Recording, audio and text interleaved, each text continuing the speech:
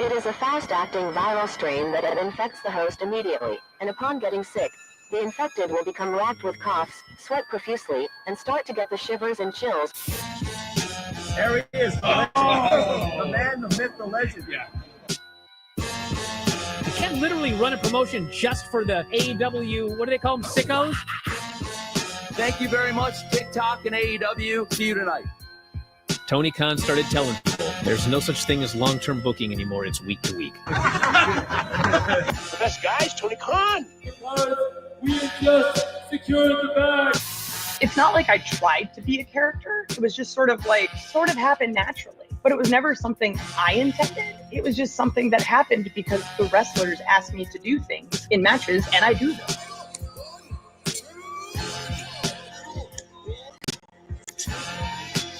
If you run a promotion just for the sickos, you're going to do 400,000 viewers eventually. Mother effing Meltzer. You know that SmackDown actually went over and everything? Yeah. You know, What's the point? the point of SmackDown. What are you getting at here? That the DVRs didn't pick it up. Did they not pick it up? Mine didn't. Let's get into everybody's favorite moment, and it is called Dave Meltzer's Dumb Moment of the Week. What would you like to listen to in your ears? I'd like to hear the flute. Well, if you'd like to flaunt your flute, then we can find you a flautist. We have just secured the bag. It doesn't help me. Okay, so complain, but I will complain. Let me out of my misery! And when I heard that, I was like, what? Thank you, fuck you, bye. Boom.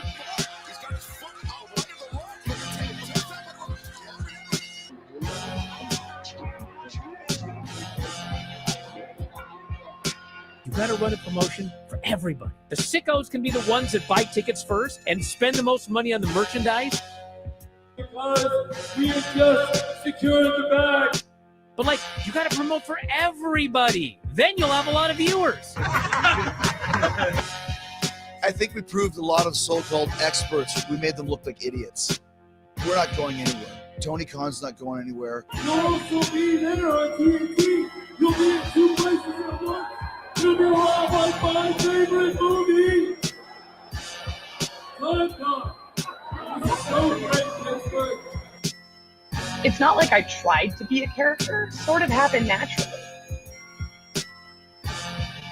the best guys, Tony Khan.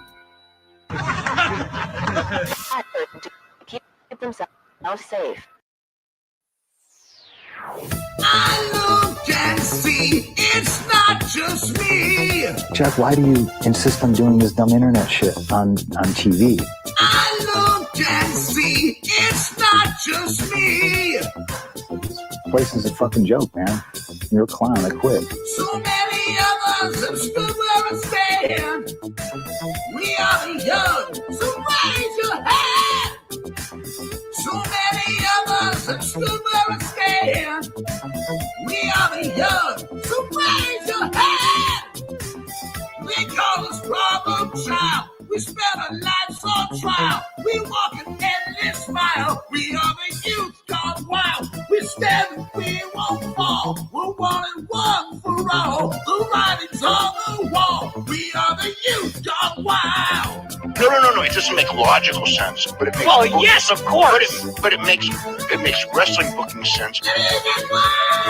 Of course, this makes no sense. Of course, okay, it makes no sense. However, in pro wrestling booking, which often makes no sense, you would do that. It's about making money. It's not about anything else. Wrestling's always been about making money first and foremost. That's it. Yes, I look and see it's not just me. Last weekend was the greatest weekend in AEW history. This is the greatest week. I look and see it's not just me. Security, my safety, my life was in danger at a wrestling show. So many of us have stood where I stand. We are the young, so raise your hand. So many of us have stood where I stand. We are the young, so raise your hand. We call this problem child. We spend our lives soul trial. We walk and we smile. We are the youth on trial. We stand, we won't fall. We're one and one for all. The writing's on the wall. We are the youth on wild. We call us problem child. We spend our nights on trial. We walk and we smile. We are the youth on trial. We stand, we won't fall. We're one and one for all. The writing's on the wall. We are the youth on wild. Wild. Yeah! If you're familiar with how we do things often here on these Wednesdays, it's a lot like one of my favorite movies, Pentagon. What? Fuck you. Fuck you. Yeah!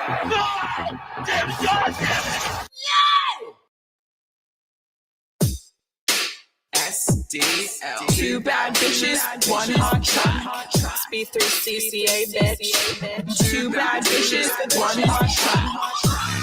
Hello, hello. It's that B3 flow. You said you know me? I think you don't. My friends are rich and you're looking hella broke. With Matt, I'm the real rough rider. Can't keep up, my arms must be tired. Slow-mo, super villain, Zack Snyder. You talk shit, but I know you're a subscriber. DSL on our lips cause we're naughty. Hannah Montana acting like Miley. We can't stop cause we're the life of the party. Got your man squirming Scotty too haughty. SDL with a dollar sign, ho. B3CCA with the 3 cause I'm cool.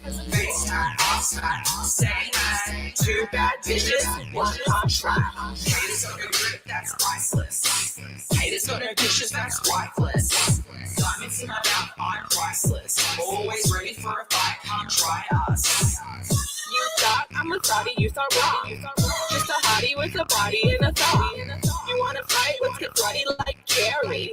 I'm queen of the prom. SDL with a dollar sign, ho. B3CCA with a 3 cause I'm cool. Top of the East, now on top of the charts. We're spending our cash and breaking your hearts. Coral. Back in SDL, bitch. Back in SDL, that's perfection.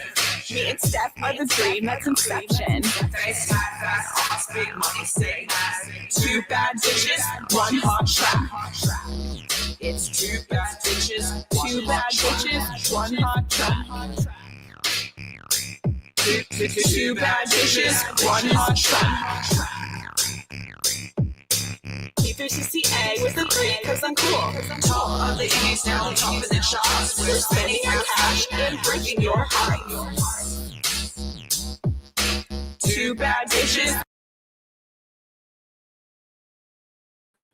Ooh, what's happening, folks? Welcome to another eclectic edition of PWT Live Show. Yeah.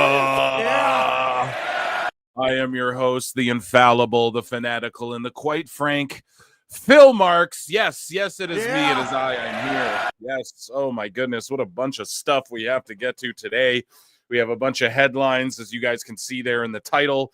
WWE and TNA are taking over. One city at a time, one city at a time, one city at a time. And what else do we got here? We got Jaida Parker's getting canceled for a couple of things back to back. Ask if I'm going to play this shit. Every single thing I say gets a song attached to it tonight, folks. I hope you're ready for that as well. Everyone run those likes up. Already 110 of you across both channels, so you might as well get those likes up to 100 or else Jericho's going to come back. What else? We have Maximum Carnage here tonight, which I will put on. And folks, I'm sacrificing for you, the PWT universe, my sanity for this Maximum Garbage bullshit.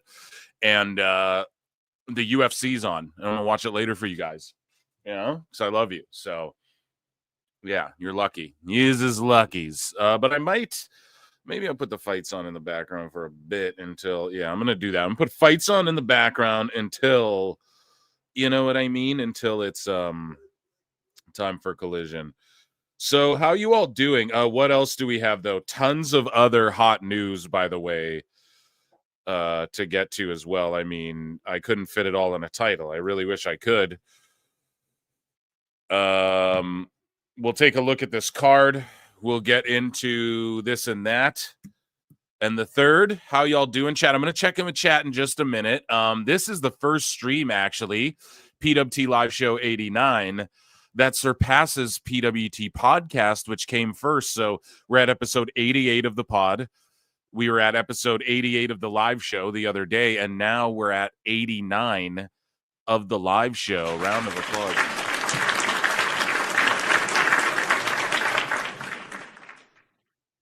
For you all. So yeah, we've surpassed the pod officially now. And why? I don't know. It's because I do 3 of these a week now, and the pods were only something I ever did really once a week. So just the math. If you do the Meltzer math, it eventually it all catches up. You know what I mean?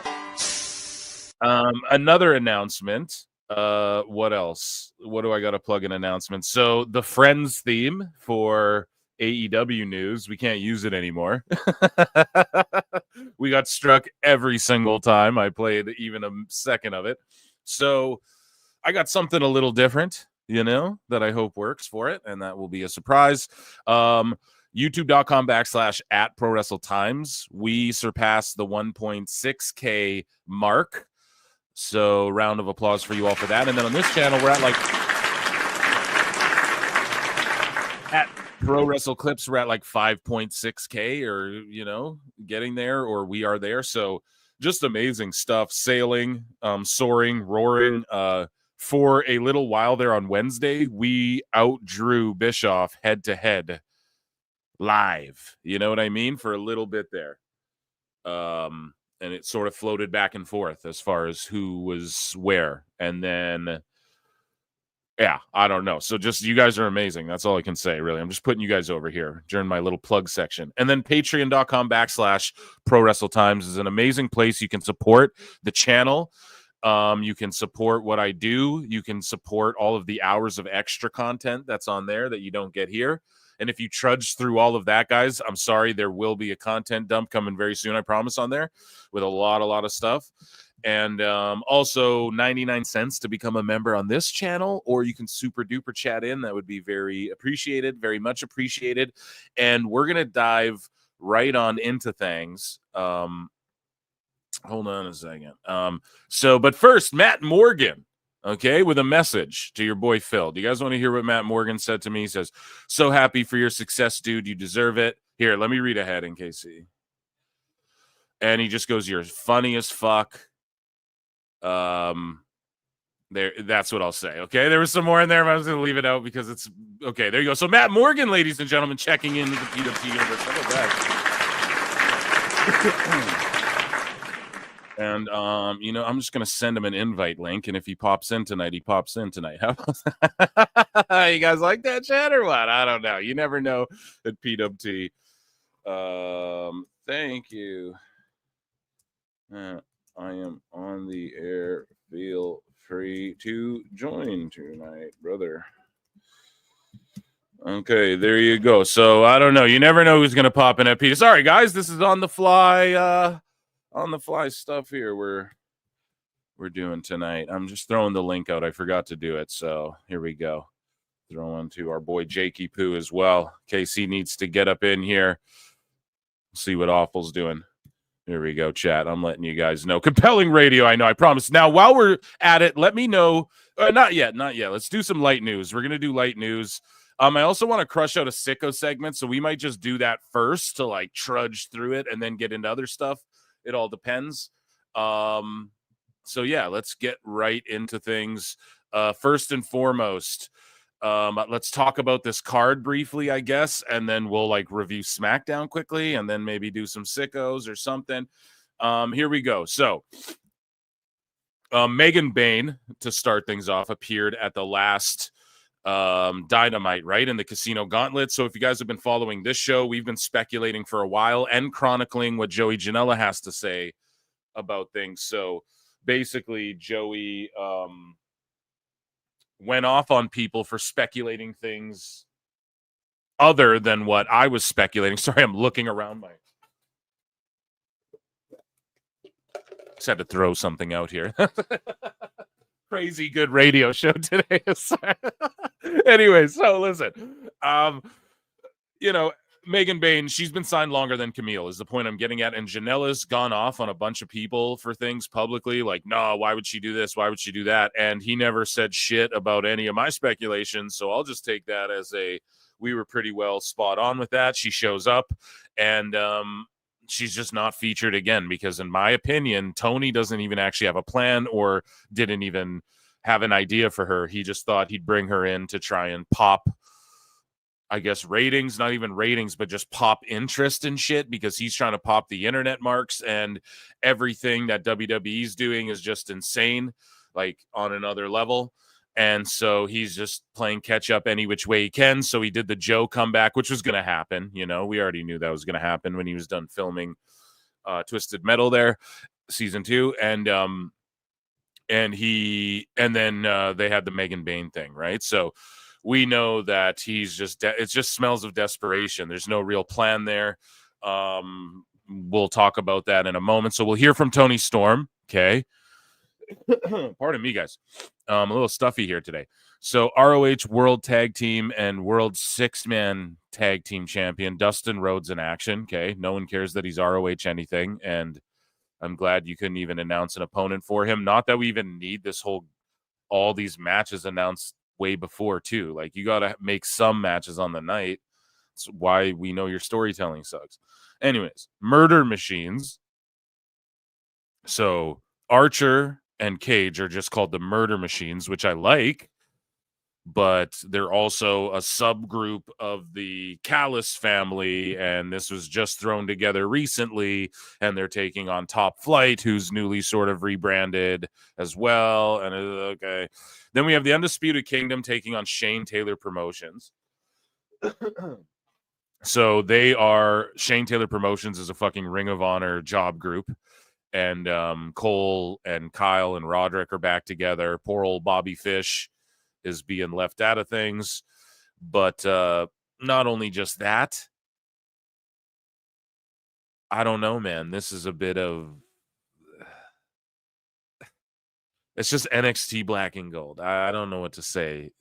The Undisputed Kingdom or era, whatever you want to call them, is nothing that they once were almost 10 years ago now. Like, when was that era of Adam Cole's reign? Like 2017, I want to say, and shit. No? Or is that a little after? I think like Joe maybe Cole was like 18.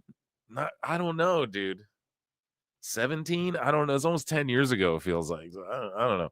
Not saying like those guys can't be together, but they already botched it in AEW, so then they just like weaseled their way into it again. Harley Cameron versus Julia Hart. I feel like we've seen this match. I feel like these are two girls who just show up and lose to whatever name is going to get a title shot eventually. Julia, they might want to build her back up.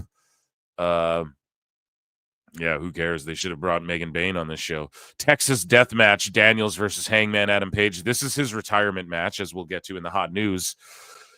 Okay, so Daniels was wearing a suit working in Gorilla, and he's like a manager guy, and then all of a sudden he's in there with Adam Page, who is just feuding for their world title for whatever reason, because they're friends. That's why. And Daniels is going to lay down for Page in his last match in a Texas Death Match. Okay.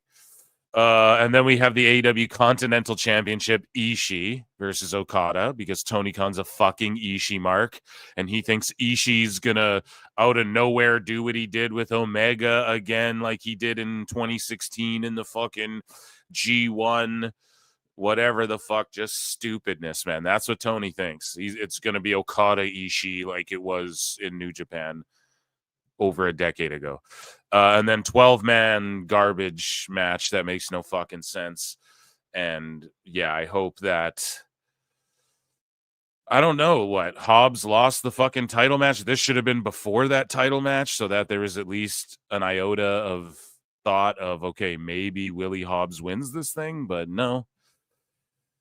That's, yeah, I don't know what to say. I've already roasted that to shreds. So is the internet.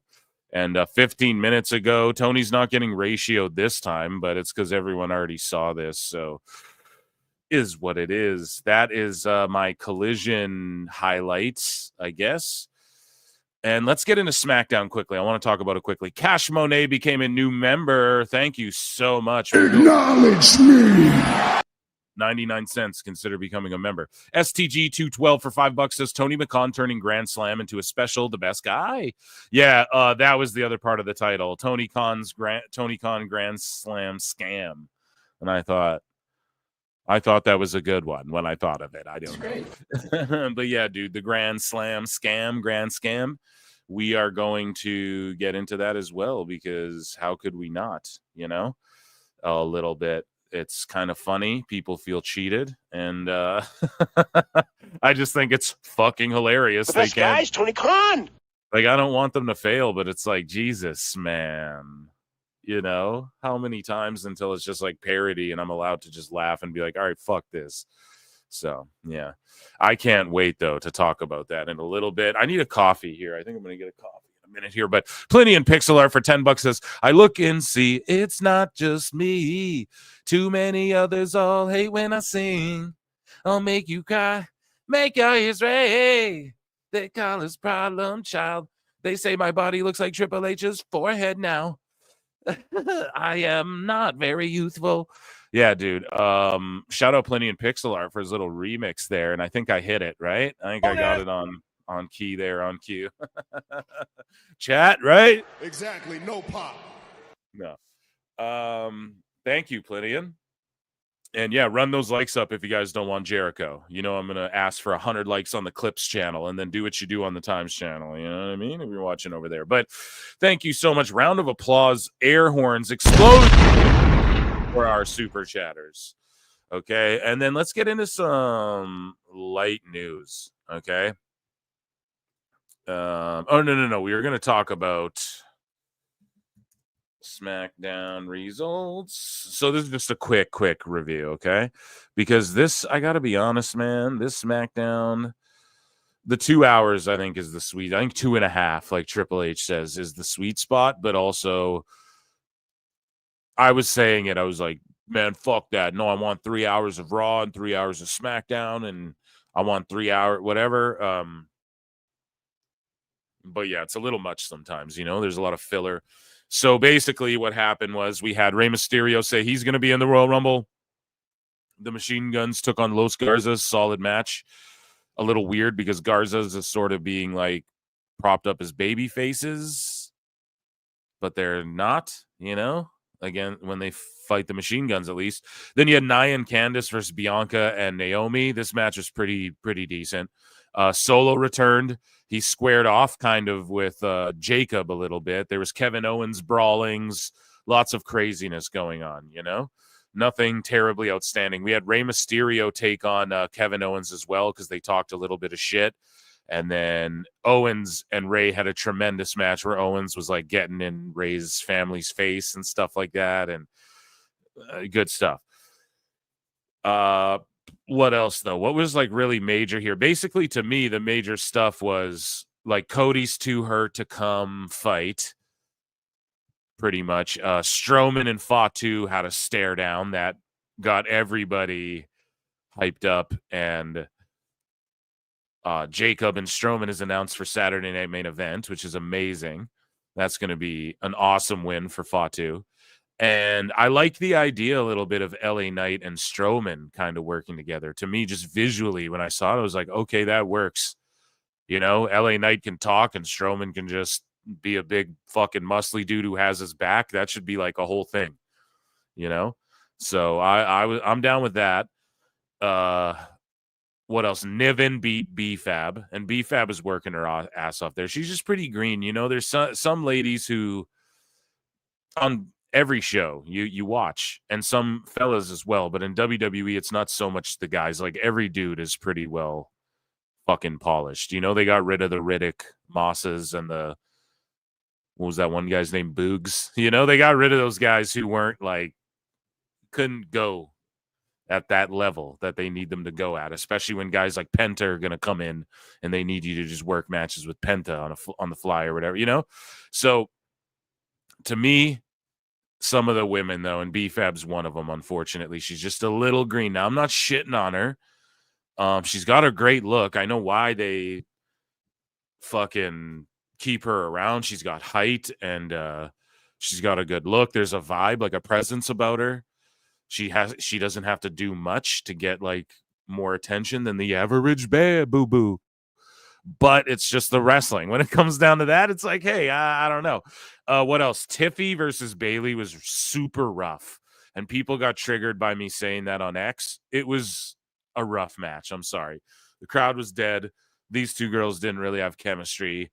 It seemed like Bailey kind of was fucking up more. I don't know. And yeah, just that finishing sequence was so sloppy and rough. Like when Tiffy tried to do the cartwheel Alabama slam, it was just sloppy shot, man. They should have saved this for I don't know when, but they're just basically Bailey. If you watched NXT as well, she showed up there and she's going to wrestle Roxanne. She's in her get other people over phase right now. So like, I think she had her moment at Mania, and now it's kind of, okay, you need to just lose to Stratton. Who haven't you lost to that we're about to build up in the next 5 years? That's pretty much where Bailey's at, unfortunately. But she could always be on commentary one day. She could be an announcer, manager, coaching in NXT. Obviously, that's her destiny as well because, like, she came through that system, right?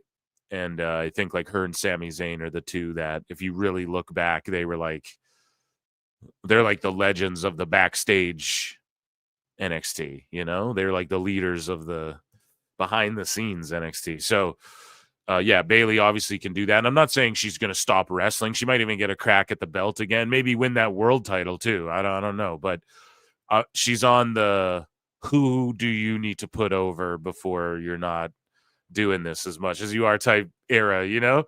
And you can see Becky Lynch is doing that too, because she built up Lyra, and it's not just Lyra. Like, you know, Becky could get that IC title. I totally see that. However, Becky's, you know, doing books, trying to get in movies, that sort of thing. It's like, yeah, it's time. And then like Charlotte, much longer does she have left? And then you have this whole wave of new women coming in. So I'm not saying they're done. I'm not saying they're cooked or, you know, they're done in 3 years. I'm not even saying that. I'm just saying, like, take notice. Bailey's just going to be losing to everyone she needs to lose to. And Tiffy deserves a win over Bailey. But overall, the show is good. The big takeaway, though, is Solo and Jacob fought too, and Jacob grabbing the mic and being like, whatever, I can talk. Like, you know what? And not mad at Solo, but just being like, nah, I'm doing, like, Solo ain't even guiding me. I'm just doing my own thing. I think we could get the Tongans and Fatu split off, bring in Zilla and fucking Hikuleo, because Zilla is a Fatu, and then Hikuleo is Shoot, Tama Tonga's little big brother, and then you have Solo somehow go back with the OG bloodline, and then that's the true, because I don't care what anyone says, the true OG bloodline, Solo's in that, like, in its final form, in its final unstoppable form, Solo's a part of that. So to me, you get Solo back over there, and then you have Jacob, and he's like, yeah, The Rock's been, like, how do you think I got cleared to even, you know what I mean? It ain't Paul Heyman, it ain't just WWE, it's The Rock, like, whatever. And I could see that how The Rock maybe goes heel again on Roman, because we need to get him beefing with Roman, even though Roman and Rock, when they do have a match, it can be sort of with respect, but then they got to beef again after to heat that up, or during it, right? But the premise of them wrestling just based on respect, we already accepted that last year when The Rock tried to do that as a babyface, come in and take Cody's spot. To me, at this year's Mania, we're getting a bunch of the shit we thought we were going to get last year. So I think we're going to get Roman, Rock, possibly, even if it's like we respect each other, because that's what The Rock tried to do last time, right? I think we're going to get Seth, Gunther, Seth, Punk, Drew in a triple threat. Like everyone was fantasy mark booking that last year. I could totally see that. Maybe Gunther, Brock, and no, I'm not kidding. I could totally see that this year, if especially if Goldberg is coming around, or unless they do Goldberg Gunther at Mania, but that's silly.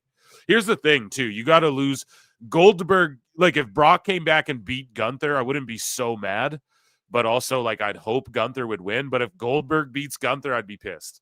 Like Goldberg's got to eat a power bomb and a clothesline and lose that match. So.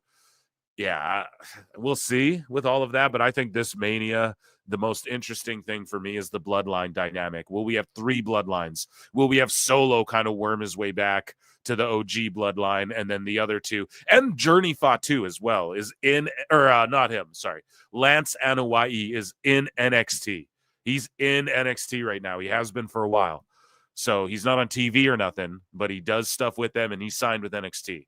No dirt sheets knew that until there was a picture of him with the NXT people. So ultimately, they have more Samoans, and it's like, what do we see happen? Like, Hikuleo's just doing what? Working out in the PC. That's all he's doing. He's probably just getting big and jacked right now. So when do they have that planned for? Who is he going to show up with? He's going to look so intimidating when he does. He's like 6'10". What comes of that, you know? So I don't know. That's my takeaways from SmackDown, my personal major takeaways, and I guess that's a brief little freestyle review there. Not really good.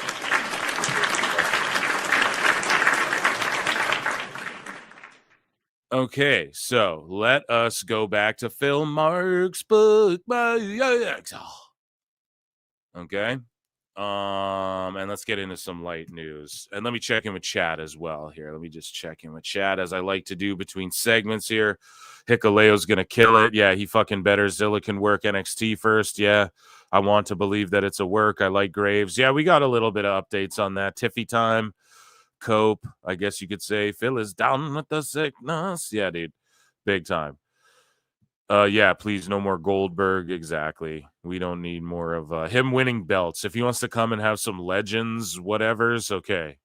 Or like tag with his son, like Bruno Sammartino style or something. All right. But we don't need more like Goldberg winning belts from guys who he should just be putting everyone over.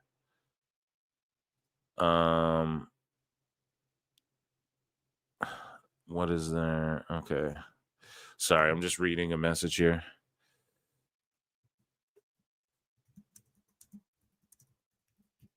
Sorry, just responding to people here. Okay, so let's get into light news here. Let's see, UFC MMA, probably nothing. Not a lot going on. There is a lot going on in the MMA world, however, none that really pertains to pro wrestling. We will check our miscellaneous folder here before we get into some TNA news. So we just got one thing. Chicago is sold out. House of Glory Wrestling. We covered it here on the show. Hog, Reality of Wrestling, TNA, right? MLW sold more tickets than Ring of Honor did at the fucking same building around the same time. People are choosing to go to MLW and shit over ROH and AEW. We covered it at the Tokyo Dome there, New Japan. So the New Japan show sold 24K tickets. The crossover show with all the same guys plus AEW guys, 16K tickets. Kenny Omega's a god. Oh, god. So this card had Ricky Starks, Santana, Zack Ryder, Matt Cardona, and Zilla Fatu on this card, and it fucking sold out. Just shout them out. Things are blowing up, okay? That's all I'm saying. We're trying to shout out these indies here, get people watching. Big shit popping, little shit stopping, okay? That's okay, dude. You're so speaking of TNA, man, big fucking news. First and foremost, here's a Genesis card. A lot of people are asking if I was going live tomorrow. I would have if you guys like begged me. Or we're like, we really want you to, but it was just sort of a last minute thing. So I'll watch it. Maybe I'll do a Twitter Spaces. Maybe I do go live. Maybe I fucking just live tweet it out. I don't know. So stay locked into whatever your boy Phil's doing. But yeah, just a decent card there. And we got Nemeth versus Hendry with the dark hair Hendry. You know what I mean? So he's about to whoop that ass. And yeah, we had Masha Slamovich show up in NXT there with the Knockouts title once again, just like Jordan Grace did last year around the same time. And it's we have news from Matt Hardy, who said he wants to appear in WWE as TNA World Tag Champion. Now, Jeff Hardy's been saying stuff like he wants Punk to be his final match. The Hardy Boys have been like, yeah, we could be in WWE. Our picture perfect ending would be us ending up in WWE. Like, they're just reaching, throwing it out there. Yeah, we really want to just come back to WWE. You know, they keep saying it publicly. We know that they're thinking it privately, and I hope it does happen. And you can just see, even by hook or by crook, they just want to be invited back there, even just as TNA tag champs. And it's fucking sad that Jeff went out the way he did, man, because I kind of do lean to the conspiracy of, like, you know, Jeff sort of did that knowing he could get the fuck out of WWE and go work in AEW. But then how did that work out? And then everybody sees the big picture, and it's important, I think, for the Hardys to be in WWE or affiliated with them. I think that's really important for pro wrestling. Just history, bro. You know? I don't know if you guys agree with me or not. One of the GOATest tag teams ever. Okay? But they did say we filmed some content for WWE that'll probably be dropping pretty soon. Yes. I saw the Dudleys did it the day before us, and I know there's just dropped recently. I think you can see us pop up, even as TNA champs, on some WWE show. I don't know if Matt Hardy was the one saying that, or if it was Jeff. But either way, I'm here for it, Conrad. I'm here for it, Eric.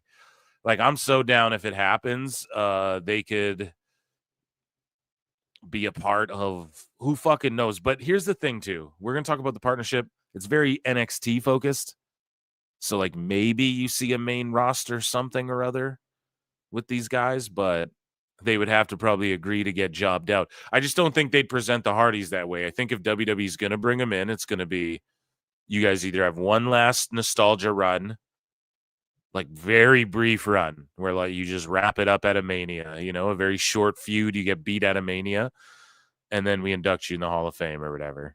That's the only way to do it. Otherwise, I don't know. But I know the Dudleys, like Bubba, you know, can wrestle, and Devon, I think, is cleared, but he wasn't when he did that ECW running thing. I think, I can't remember. Someone told me about it directly, and I totally forget what they said, but I will double check that and hopefully remember. And then Edge and Christian can still go. So I'm not saying do a TLC whatever, but to have that moment of the induction in WWE, you know, for the Hardys, with all three of those teams, I think that'd be just amazing to have.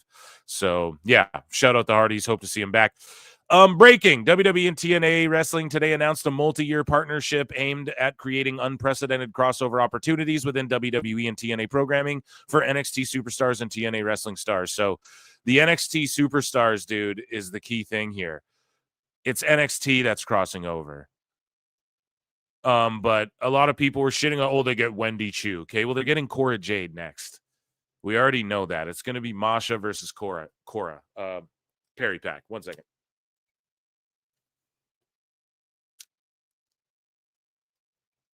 So the main thing here that we got to remember is, yes, we'll see a Joe Hendry probably pop up at the Rumble. Yes, Jordan Grace will probably just go to the main roster and bypass NXT, right? She spent enough time in TNA. She doesn't need NXT. She proved that. My whole thing is, just don't expect to see, like, maybe AJ Styles gets inducted into their Hall of Fame like everybody wanted last time. Maybe Drew McIntyre as well or something like that. But don't expect to see anyone crazy show up there, right? Jordan Grace did tweet something out that I thought was really cool. And also, can we rewind to when Husey came on like 3 appearances ago? What the fuck did Husey say? He's like, dude, I heard shit that there could be like a TNA DLC in the 2K25, like they're talking about. That could be one of the things, right? And he was talking about there could be like a Wolfpack DLC as well. Okay, now let's fast forward. If you play 2K24, you know that they added Wolfpack persona whatevers to my faction you can unlock and play in the game. You know what I mean? And he's like, you know, Conan, right? Right, guys? Just throwing it. He's telling me this. He's like, that's the only guy never in the games who's in the fucking Wolfpack as well. Think about it. So, and then he was like in a TNA pack or whatever. Now, some people were marking out, could we get that? But Husey's like, you know, no, I kind of heard that allegedly, you know? So this lends to it a little bit. And what Jordan Grace says might lend to it a little bit as well. We'll get to that, but we could see a lot of cool shit happen with this. And I don't limit this to just NXT like some people are, but as far as talent going to TNA, it'll be NXT people. We're not going to see who the fuck, name and name, dominant, maybe Dirty Dom. Hey, he went all around. It was, doing NXT shows and everything. Maybe he shows up in TNA and does so. That'd be fucking hilarious. But even that, I just think that's too much. I don't think they would fucking go that far. It would have to just be, Fraxium goes over and wrestles the Hardys or something like that. Maybe the Good Brothers go over or something like that, but nothing too crazy, But they drop a Genesis trailer and it's got NXT in the fucking logo. So let's look at this. Hopefully we don't get Don Stevens. But like it's NXT TNA. So everybody tune into Genesis tomorrow night. I mean, some crazy shit's going to pop off for sure. For sure, something wild's going to happen we're not expecting because they just dropped this quick little cut of it's NXT and TNA at Genesis. And it's like, all right, so we're going full-fledged. Jumping Jeff Farmer, I'm going full force. They're going full force with this whole crossover thing right away. And I couldn't be more excited. I'm so excited. That should be TNA's new theme, hey? So Jade Chung, who is married to Josh Alexander and will be going over to Maple Leaf Pro. Now, I know a lot of us are saying, oh, Josh Alexander to WWE. Let's see a North reunion, that sort of thing, right? That's not happening, folks. I think he's going to work with Scott D'Amore over at Maple Leaf Pro. And as I told you, motherfuckers, someone, I believe, was it Husey? It might have been Husey again, who came on this show and told us that Maple Leaf Pro has the same working relationship. Maybe it was the Mole or something said this, but they have the same working relationship basically that TNA and WWE does. So it's funny that all these people are melting down. All these dildo sickos on fucking in the IWC are melting down over this TNA WWE. They're trying to monopolize. But meanwhile, Maple Leaf Pro, which has all the resources, it's Scott D'Amore. He helped get TNA back on their feet, and he has all the money of Anthem. Like, I don't know if he has the same amount of money of Anthem that Anthem does. He doesn't have Tony Khan money, but Scott D'Amore has money, like big fuck you money, which is why he left TNA in the first place, And then he started this Fed, and they have a relationship with AEW, just so you all know. That's like their feeder system, their ID system agreement thing that they have. So Jade Chung's going to go over there for sure because it's based out of Canada, and Alexander's over there working with D'Amore. And that's good for her. I didn't really like her as the part of me as the announcer to like who making their way to the ring. I didn't really like her in that position anyways. I think she's better as like a backstage lady. However, I'm not shitting on her, and like she's leaving TNA. She just announced it, and good for her, I guess. You know what I mean? And Corey Graves doing the work shoot. Him and Tom Hannafan linking up again. What was he called in WWE? Todd Phillips or Tom? Robin Phillips. No, I forget. But Jordan Grace had this to say: Ultimate X match will happen at a WrestleMania. Bookmark this. And I bookmarked it, girl. Chat, would you guys be fucked up if there was an Ultimate X match at Mania? Would you like that, or is that too much? Right? I hope that goddamn happens. I'm leaving that bookmarked because we're going to manifest that shit. So Nic Nemeth, who before said that he had nothing to prove in NXT, and he said that before, and he also said that he doesn't think he'd do an NXT crossover thing, like that WWE door sort of closed. And as I mentioned earlier, when they had sort of because it wasn't on paper, the TNA NXT WWE crossovers weren't on paper until now. So during that part of it, I was like, yo, the people who just left WWE, you probably won't see them too much crossing over. However, with this being pen to paper, like, no, we're doing NXT, TNA crossover type shit. I mean, Nemeth, I think the door's wide open now. I think we could see the Hardys. We could see Nemeth as long as they're willing to go to NXT or as long as they're willing to, jumble their titles around a little bit. Like if the Hardys got to drop them to some NXT guys who then drop it to some TNA guys or something like that. If they're willing to play ball like that, I'm sure WWE would let Nemeth come back and do something. But again, Nemeth's return to WWE shouldn't be some NXT throwaway thing. It should be a big deal. Like if a Cardona comes back or a Cody comes back, not to that level, but like, hey, look, Ziggler's back. This guy that you all love and who really wasn't booked that great and was a workhorse is back type thing. That's how it should be treated. So I don't really want to see Nemeth crossover. However, if Hendry beats him tomorrow night, which I hope he does, and then I think Nemeth goes like nuclear heel turn, him and his brother, right? And then you don't need the belt for Nemeth. He's just like a hot heel with whatever he's doing. But if Hendry wins the belt, then we could see him come into the Rumble with that TNA world title. And that's such insane exposure for TNA. And I think that's where they're going with that whole thing, because they've done it with the knockouts already a bunch of times. Like I could see Masha not even being in the Rumble, right? And they've already done that twice. So let's see the men's world title for TNA show up in the Rumble. I don't think it'll be Nemeth. It'll be fucking Hendry. And I don't think we get Nemeth and Hendry in the Rumble. There's so many guys on the WWE roster that can fill up those slots. We won't see a bunch of surprises in the guys' Rumble. That's my prediction. I think we're going to see more surprises in the ladies' Rumble, as far as like the same as last year. I was like call-ups. This lady from another promotion, Jade Cargill's here all of a sudden. It'll be like that for the women more so than the men. Again, because the men just have so many. Like we're already looking at it going, John Cena, Punk. Like we're already invested in all the guys. We don't need outsiders coming in other than like Hendry, because we just want that pop. Other than, okay, Malachi's back. Fuck yeah. Right? The same way Andrade came back. All right, sweet. Welcome home.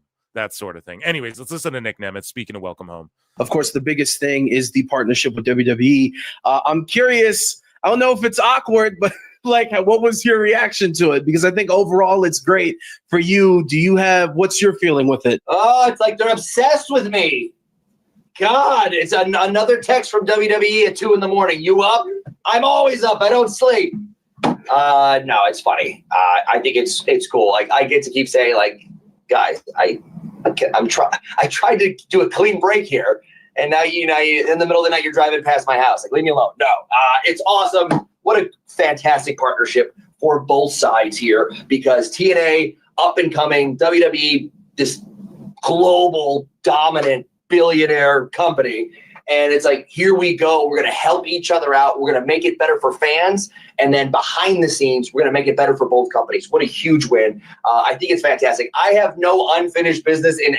See, Meltzer would hear that and go, well, TNA's not up and coming. They've been around 20 years. It's ridiculous to.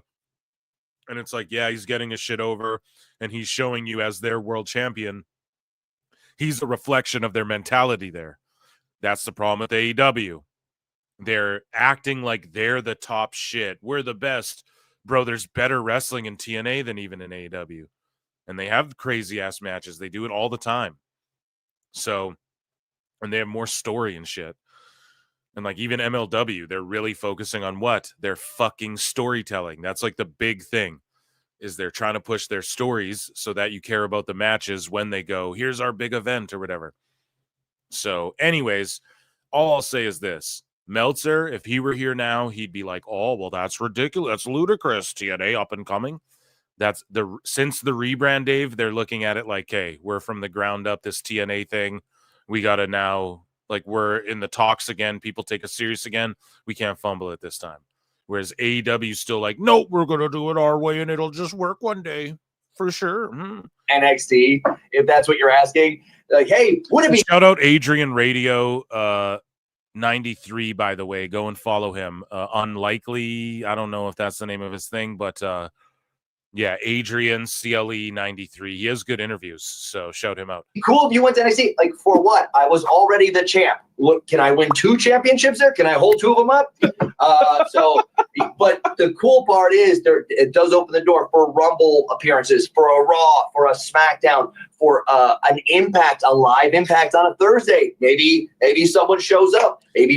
Yo, that's when it's going to happen too. When Impact goes live on Thursdays, we are going to see. That's when you could see a bigger name, maybe even a main roster guy who's underutilized or something, show up and like challenge Nic Nemeth for the TNA title in an open challenge or whatever, like an NXT guy who's a bigger name, or maybe a guy even main roster who's like lower mid, you know, on LA Knight where he was Eli Drake. He shows up maybe on a, because he's just so fucking over. Maybe he's too big of a name now too.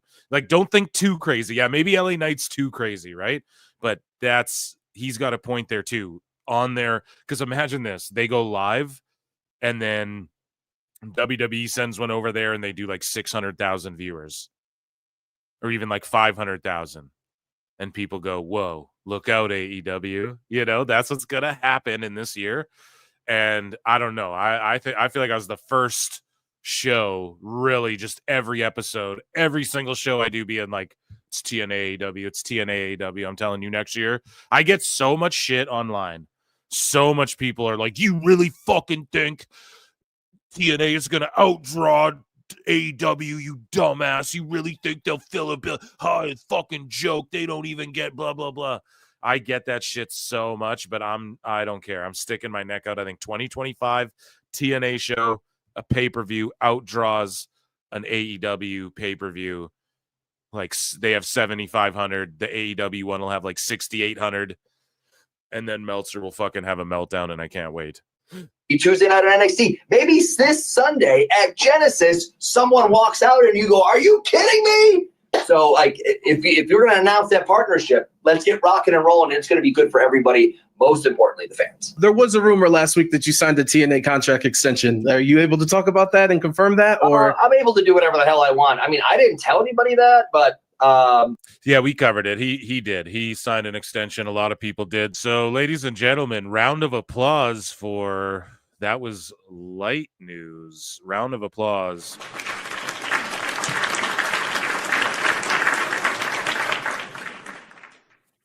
Yeah, let's run those up to 100 likes on the Clips channel, unless you fools want Jericho to come back. Frankly, I'm tired of him. Or run them up if you want Jericho, whichever comes first. But yeah, definitely we're at 74 likes. Run those up. I'm going to keep asking you until we get to 100 because that's what we do. Guys, let me know.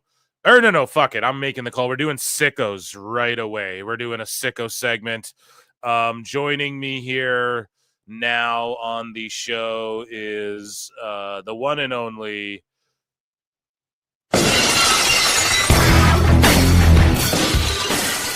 All Jake Takes On, ladies and gentlemen. How you doing, All Jake? How you doing? I'm good. How are you, my friend? Good, man. I'm doing really, really good. So we got to get into some sickos and talk about some sickos.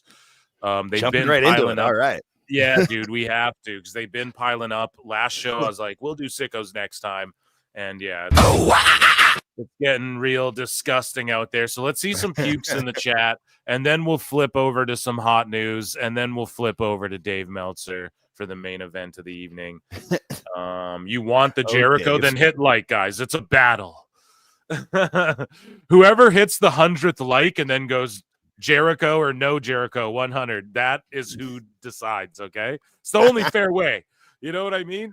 Or you super chat in, I guess. John JID, sorry, I'm just seeing these guys. I was going off there on the TNA stuff. John JID 999 for $2 says, I'm from NC. F the haters. I want them back in WWE. Okay, so you're a fucking Hardys guy, and I'm down too. I want to see them back. I don't know. I'm not talking one more run or like maybe one more big match. They put someone over. I don't want to see them like flying through tables if they don't have to be and stuff. Right. Even though they're doing it in TNA anyways, but definitely just that Hall of Fame induction. And yeah, fuck the haters too. It's the Hardys. They're legends. I mean, come on. Oh, come on now, John JID. So Plenty and Pixel Art for $2 says, Phil, what is Ultimate X? Oh, sorry, Plenty, and I'm just seeing this dude.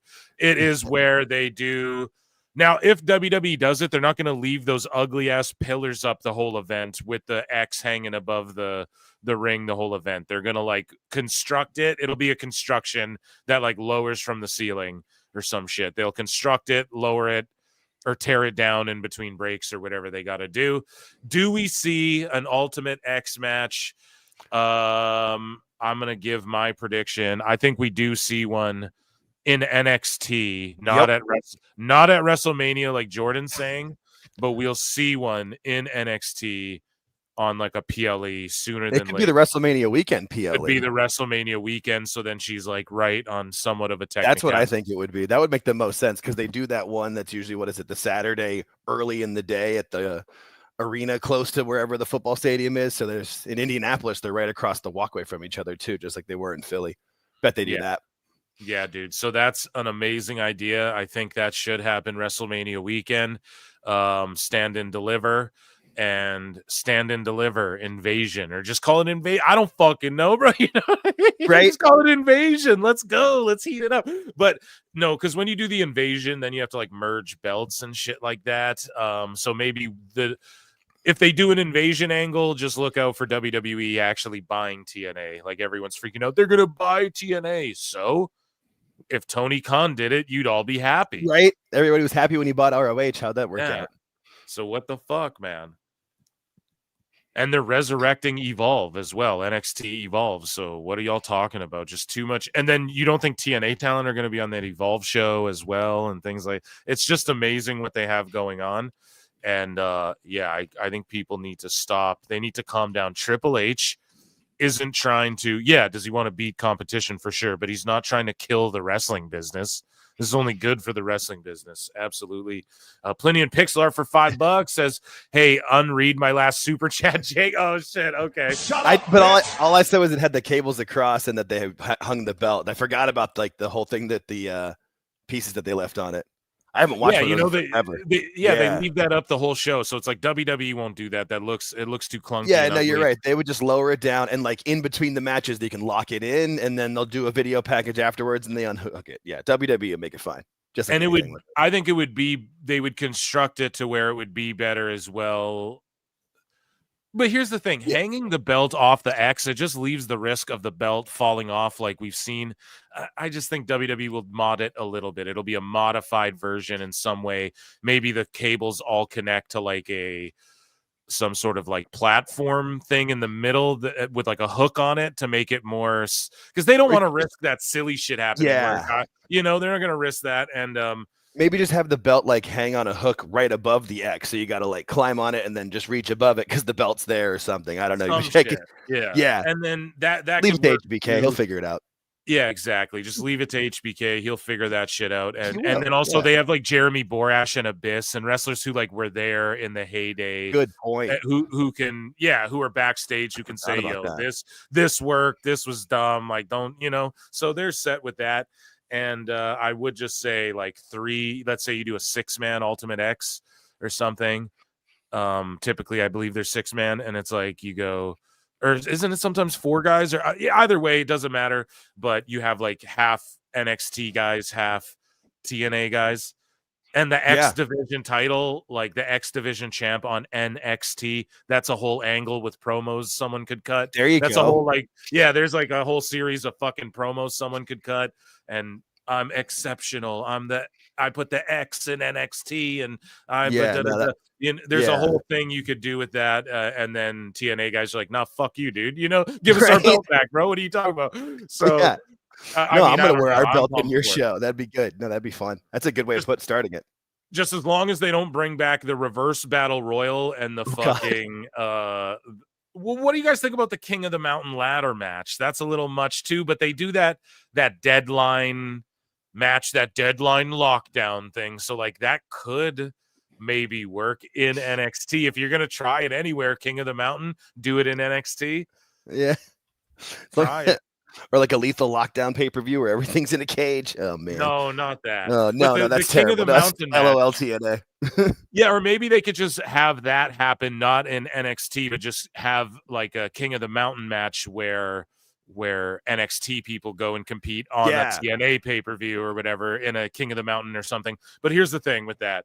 If anybody in the chat doesn't know, because I'm about to get asked again, what's the King of the Mountain match? It's where I don't even fully know, but it's like if you get pinned, you go in the penalty box type thing, and then you have to climb a ladder to win, but you can't.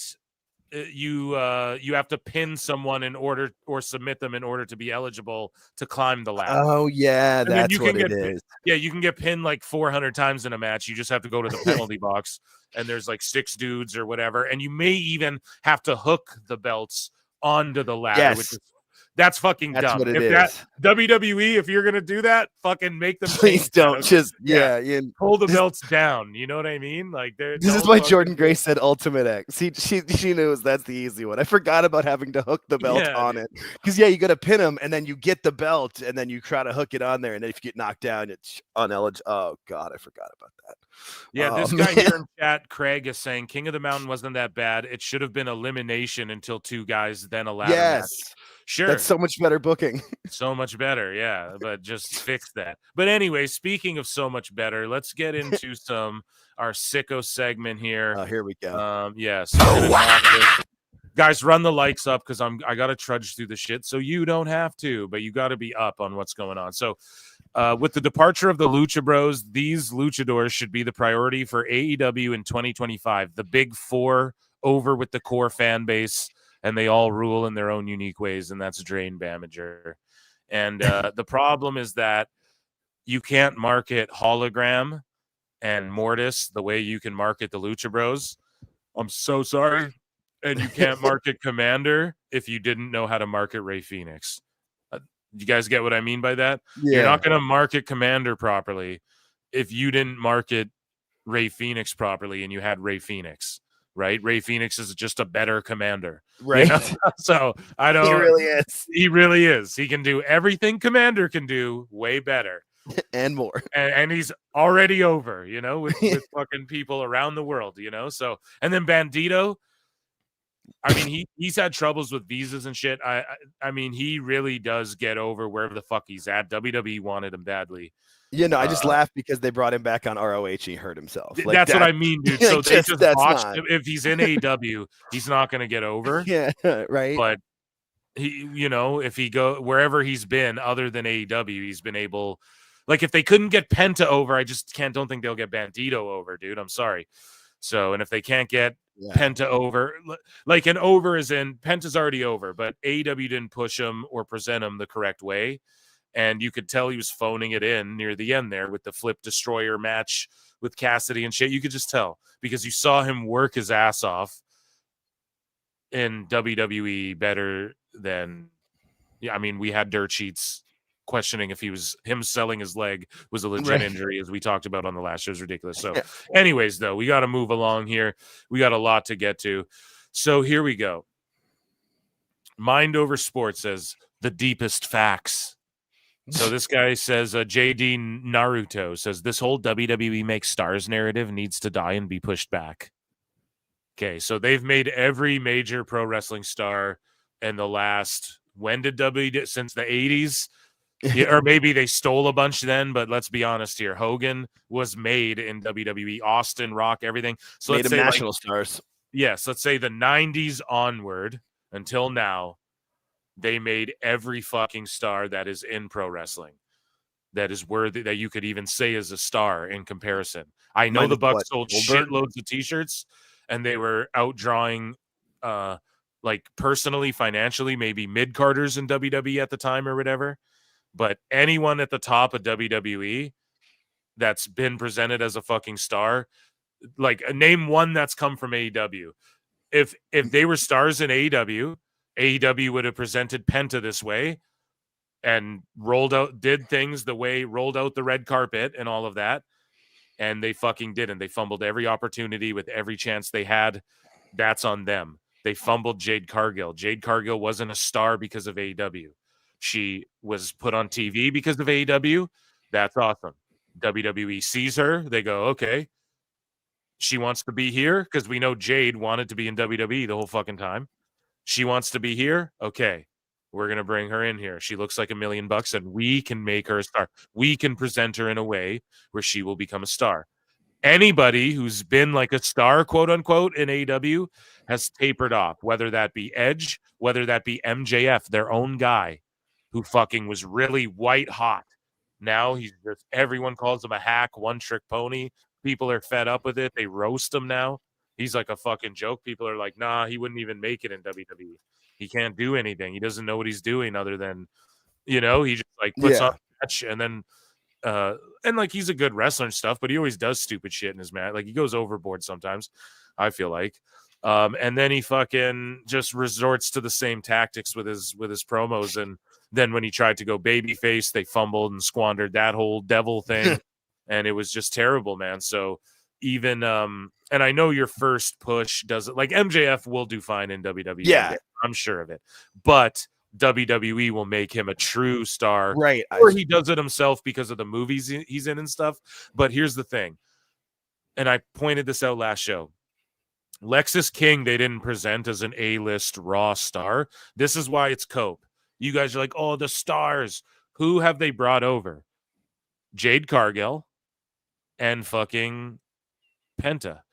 They brought Cody back in years ago. And he was already over in WWE before he left. He wasn't like over like Rover, but he already had his Cody run and was doing Stardust. Like they looked at him probably as, hey man, I don't even know. You're just going to be a goober because you're a lifer with us type thing.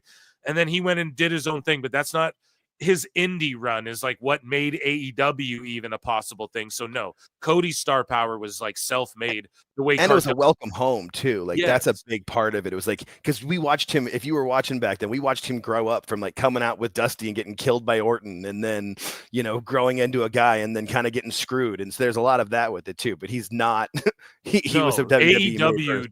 Yeah, AEW maybe like elevated what he'd be able to get in negotiating with WWE to get back there and like maybe have them, because you guys don't understand with squandered opportunity, or the PWT universe does, but these sickos with squandered opportunity, people who are actually observing go, oh, they fucked this up. We could work with that.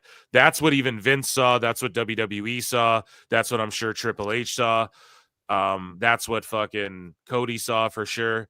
And he knew like this wave was coming. I've beat this to death already as well, but I'm just saying this, man. They saw that how the fans rejected Cody and the potential he had. And me too. I always saw it as, oh, Cody's going to try and create the next Starrcade and go fucking head to head. Like he's looking at this like we can do sports entertainment over here too in a different way, but go mainstream with this.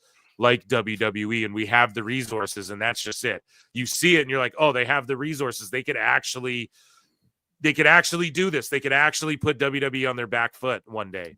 They could play catch up at least. And instead they just sort of regress the whole time. And that's where Vince and I'm sure Triple H and Cody all saw, well, they fumbled me over here. They don't know what the fuck they're doing. But if you see this vision and what I built on this indie thing and how the only reason AEW fucking exists is because of this indie thing that I was doing for all over like multiple countries, all over the world, really. And so they understood how that could add value to what they were doing. Now look at Alexis King. Okay, well, actually, let's look at Punk. He's not an AEW star. He's over. They were chanting CM Punk for fucking almost 10 years in WWE shows until he came back. So Punk's a star. Who else? Lexis King is a lower mid card guy in NXT who's in Reality of Wrestling sometimes and shit.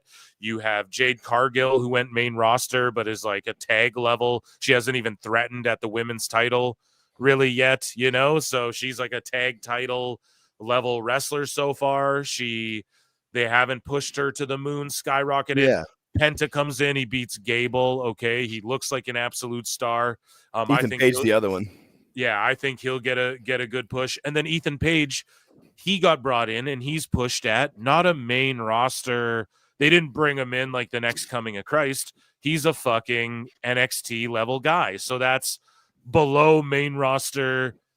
Like NXT guys come in and they're about like mid upper or mid lower to lower main roster. You know what I mean? Yeah. Ethan Page probably come in main roster at like mid upper, like just mid, and then maybe work his way upper. If he fucks up, he'll go lower. But right now he's NXT champion. So it's not like they brought everyone in and were like Cody Rhodes, CM Punk, and then Cody Rhodes. They didn't treat everyone like Cody Rhodes. Cody Rhodes comes in, face of the company. Punk comes in, vet, who's a legend. Welcome home. Page comes in, NXT champion, Lexus King. You're over here doing like mid-lower shit. You need a lot of work, but look, we can present you in a way fans like. You over here, you are Jade. You're a fucking tag team champion. Like they didn't bring everyone in and just you're the faces of the company and shit. So all this coping these people are all doing, and when they go the deepest facts. That's the fucking dumbest thing ever. It reminds me of this clip of Joe Rogan and Brendan Schaub talking where Joe Rogan's like, man, it's a big deal. And then Brendan Schaub's like, the biggest of deals. It's the biggest deal. And then Rogan's like, oh, man, it was such a toss-up. Man, the biggest of toss-ups and shit. Like, literally, he's doing that this whole show. They counted 20 fucking times. The deepest facts. What do you mean the deepest facts? Just say facts, you fucking idiot. So, like, just these people are saying, okay, this whole WWE makes stars narrative needs to die and be pushed back. That WWE monopoly mentality and propaganda is cancerous to the IWC and WWE fans and those wrestlers that's drinking the Kool-Aid. So all the wrestlers don't know better than this fucking Mark right here. And he goes, because they're hooked in those pods from the Matrix. Okay. And then this guy goes, the deepest facts, this mentality has literally destroyed the potential of the wrestling business to really go mainstream at the level it was in the late 90s. It's the most mainstream it's been in how long, bro. Holy shit. This mentality serves another purpose, to allow WWE to regain its position as the only major promotion in town. Well, it is, but it depends. Like, if you guys want to consider AEW a major, then okay, then TNA is a major, MLW is a major, all these GCW is a major, so then you're full of shit. Much to the dismay and misfortune of fans who dislike everything that culture represents. What? And yearn for real change. True wrestling fans are not asleep at the wheel. Be a truth seeker, not a blind follower. So these people are literally spiraling. As I pointed out here, it's always an Alex Jones conspiracy with these people. Always, man. It's always some fucking weirdo shit with these people where it's the bots. Oh, do you notice our hashtags aren't showing up? And then you point out to them, yeah, you guys are writing. You guys are spelling dynamite wrong. They were spelling dynamite wrong, and dynamite was the wrong hashtag. And even Tony Khan was like, yeah, and we're noticing with our hashtags, no, you guys are spelling it wrong. Y'all know that? Same with World's End. Do y'all remember that? Scully Vibes checked in with the show and World said, Ends. Yo, they're spelling World Ends wrong. They got the wrong thing trending on Twitter. That's nobody's fault but you fucking idiots. And Meltzer going, actually, it's well-read, well-educated. Really? Because there's more WWE fans. So I'd assume that since there's like way more of them, that I'd assume more of them are probably like more educated and shit. And the price gouging. Okay, well, AEW's tickets have gotten cheaper and fucking WWE's have gotten more expensive and just more and more people are buying them. So is it really just dumb low IQ idiots, or is that just a cope lie that it's always a conspiracy with these fucking fools? And so I quote tweeted and said, it isn't a conspiracy. It's not some life-altering, brain-shifting, red pill, matrix pod bullshit. You sickos are struggling and saying dumb shit like this because you're trying to reinvent the wheel, but are too dumb to know that's what you're doing. And this is what I mean. They're trying to reinvent what wrestling is. They don't know what the fuck they're even talking about. So they're trying to be like, it should be this thing.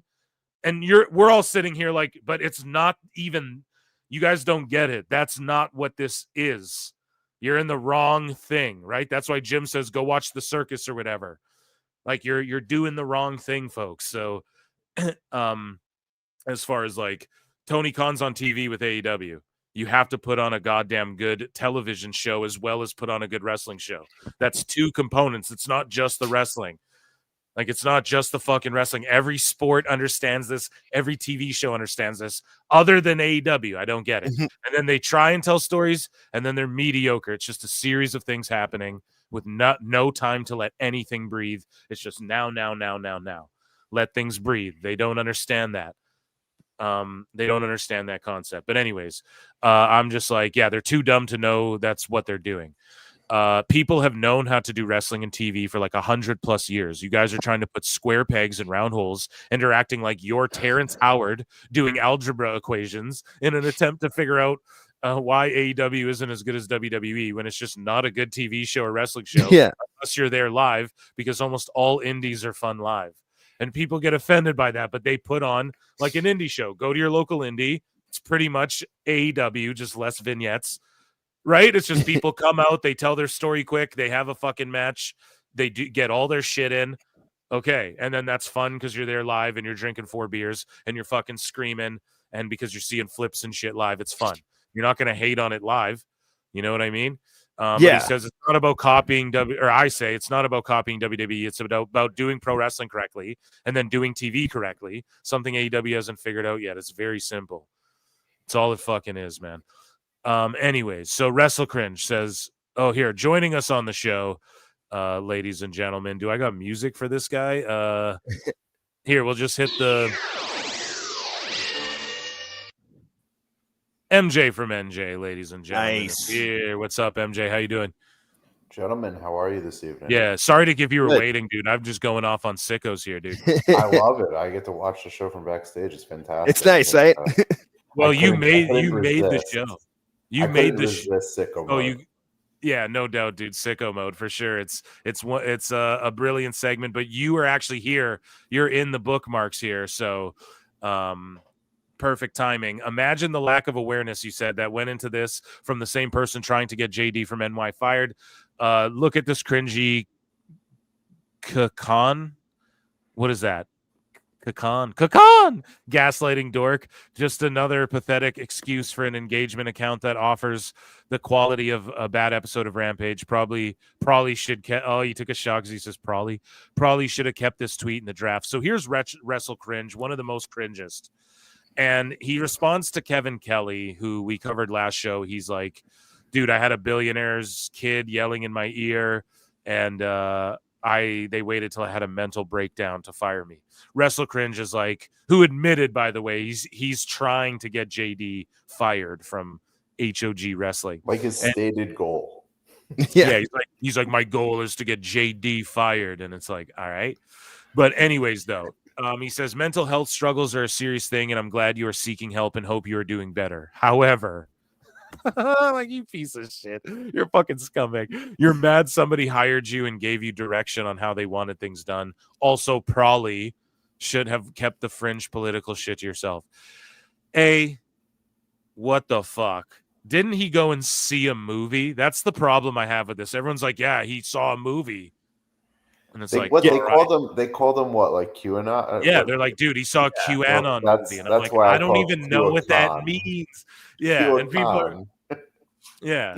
Well, I get it now. Yeah, it was like a double shot. Yes. I'm a dummy. Yeah, QAnon. That's hilarious. I fucked up the joke. No, my shout out goodness. AEW Disc, who I think came up with that a while ago, and I'm one of probably the only people that still dude. use it.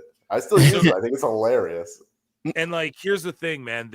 People were talking shit about him, so he went to HR. So he's like, keep the fringe stuff, and it's like, Wrestle Cringe. That's not what happened, even. So let's say it is fringe, Alex Jones shit. Listen to me. He didn't do that, though. So let's say he does believe in that stuff. Guess what? That's not what he did, or believe in whatever stuff. I don't know. Okay? I thought my whole time, I thought QAnon. I thought QAnon was like anonymous. You know those guys who wear those masks and are like, we are hackers.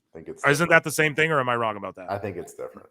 It's different. Okay, I have no idea. Okay, anyways, whatever. Conspiracy cast. The drones in New Jersey, MJ from NJ, are there drones in your vicinity right now? Can you touch them? Can you smell them? Do they have any carbon coming off?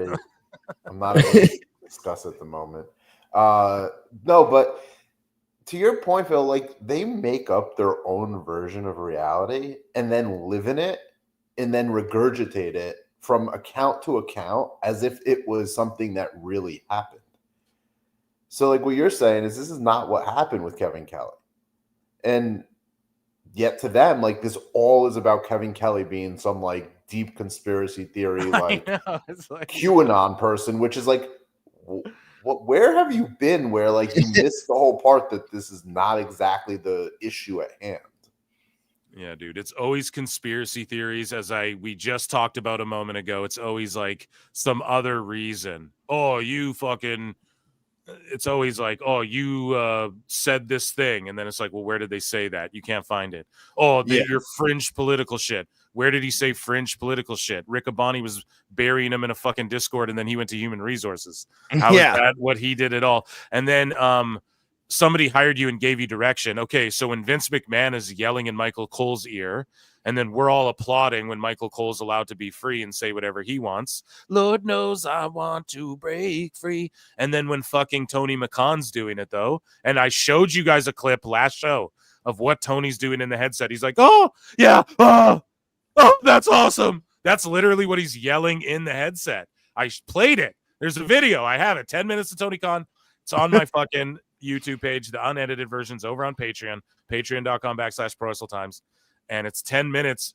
I clipped every moment he appears in All Access. I didn't edit it. I didn't edit it to make Tony look dumb. It's just every time he appears or is mentioned on that show, I compiled it in a video just to show you all.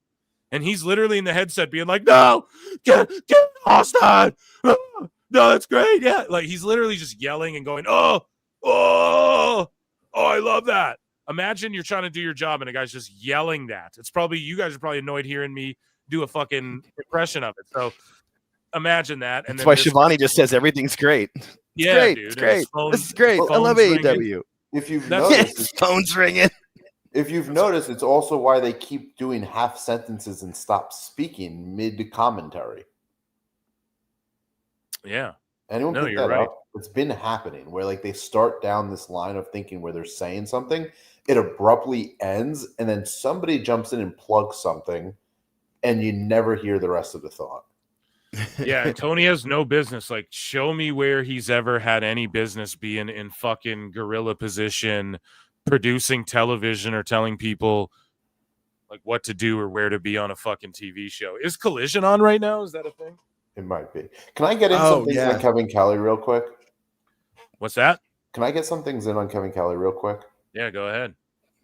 Kevin Kelly was the voice of English commentary for New Japan when New Japan was really succeeding here in the United States and when it was probably at its like critical peak. He called all the big matches. He also notoriously did this with very little direction. As we just learned, there is very little production and direction given to the English commentary of New Japan. With that said, and this goes to like a bigger issue with like AEW's hiring, they bring in a Kevin Kelly and it's not to let Kevin Kelly do what he does best, which ironically would be great for AEW because they have all this New Japan talent now that Kevin Kelly knows their history, knows their stories, was able to communicate that to an English-speaking audience during the peak of New Japan. No, Tony Khan yells in a headset at the guy, which is not something he was good at. It is not playing to his strengths, and it is trying to fit like a square peg in a round hole. So Kevin Kelly was not put in a position to succeed, and it was at the detriment of AEW because AEW could really use somebody like that. Who has more business calling Jay White and Okada and Ishii and Will Ospreay and Kyle Fletcher? Who has more business and Kenny Omega calling their matches than Kevin Kelly? Like, this is the guy that made all those talent stars in New Japan. They don't know what the fuck they're doing, MJ. That's all I can say. Anyway, it's long-winded, but like I feel it's important. No, it needs to be said. It's a valid point. People need to understand like Kevin Kelly was great and is great. But this whole narrative, and it goes back to like Wrestle Cringe to wrap this up, is like we're just gonna shit on a guy because we perceive he was no good in AEW and he said bad, mean things, mean tweets about whatever, right? Like, what is this crybaby bullshit that ignores the fact that, like, no, Kevin Kelly could have been a real value add, but AEW again fumbles somebody, puts him in the wrong position. Speaking about fumbling, Mrs. Corny, Stacy Cornett, friend of the show, could be listening in tonight, maybe later. Who knows? Probably has something better to do on a Saturday night. But friend of the show, checks in with the PWT universe frequently, and she tweets this out and goes, Please don't call my private phone or email, private message me to contact my husband for interviews or bookings. This will not get you interviews or bookings and most likely blocked from further contact. Contact at the Jim Cornette through the proper channels. Thank you for understanding. And yeah, I think I quote tweeted it and I was like, fucking amateurs or whatever. Yeah. So funny. And sorry you got to deal with that. Of course, she probably deals with a bunch of bullshit.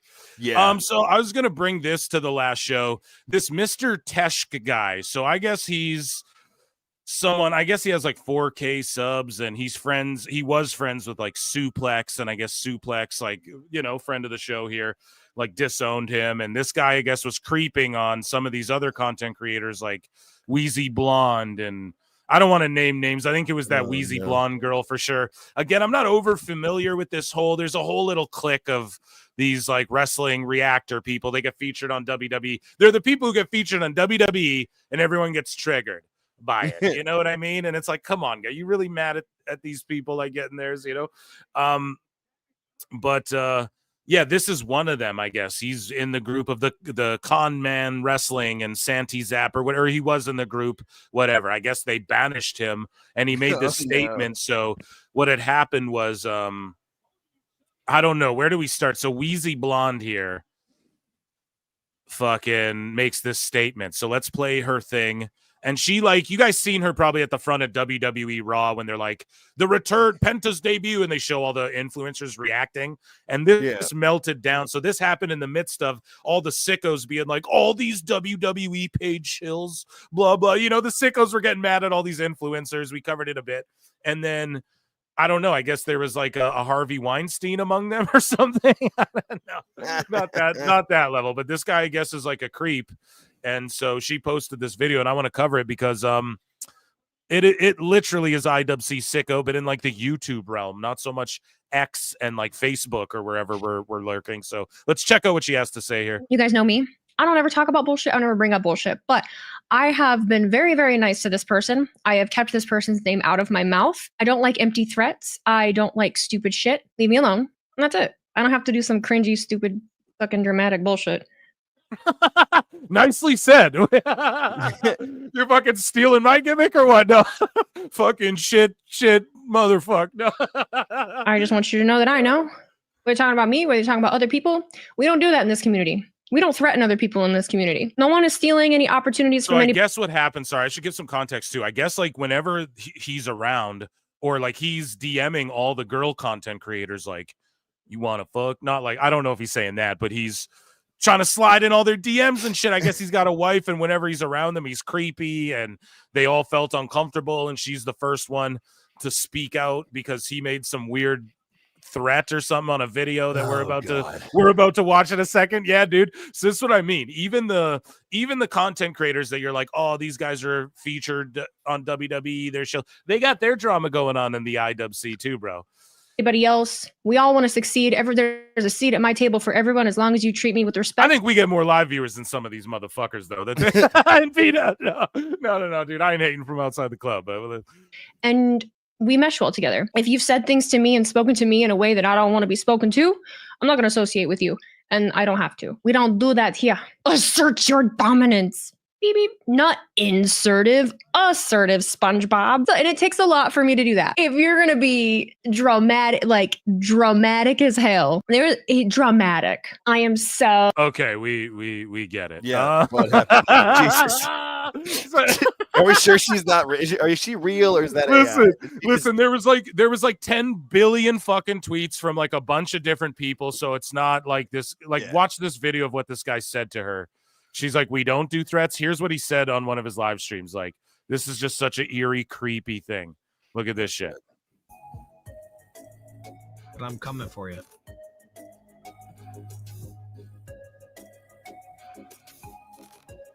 I bet DraftKings was pumped about that.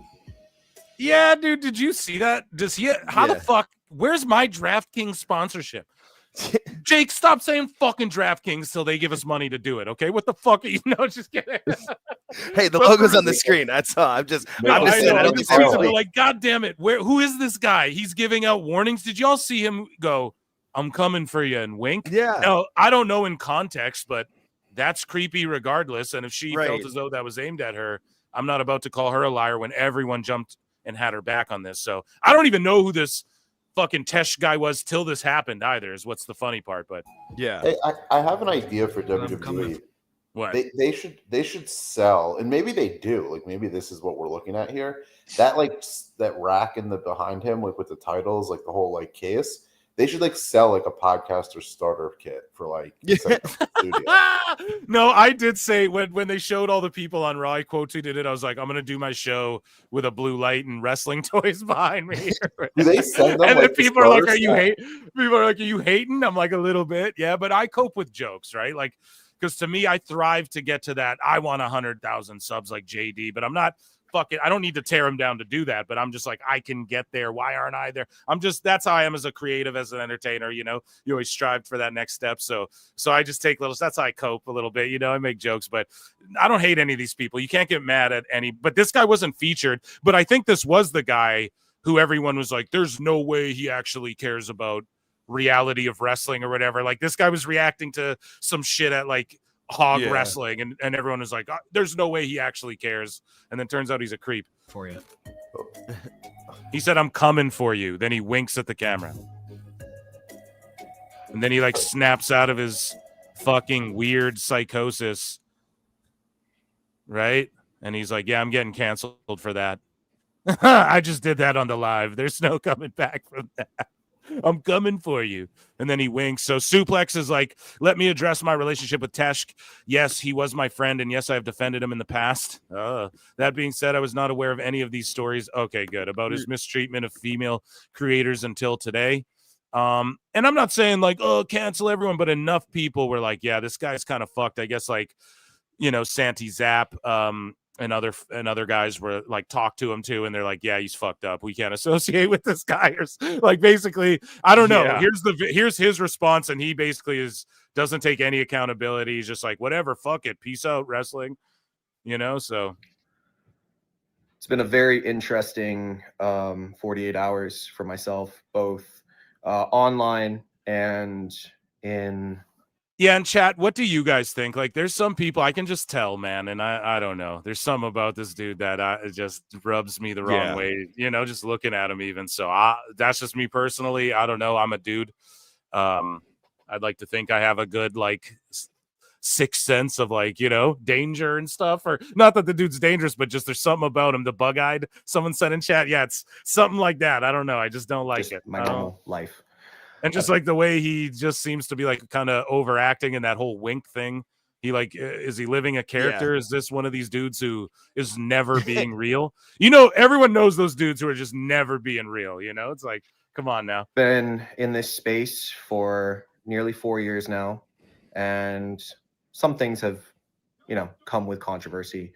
And he creeps, I guess, like you don't take no for an answer, and like in person he sort of makes passes and asks girls to be his girlfriend when he's married or something. So just real unprofesh, you know, real bush league. And honestly, IWC sickos everywhere, every level of the IWC. Internet dribble, things that, you know, you just move away from. But over the last several months, not just in the last 2 days, over the last several months, I've really began to lose my passion for content creation. You know what, man? The last few months, dog, I don't even want to do this anyways. You know, I was thinking of leaving anyways, man. You know, I didn't even really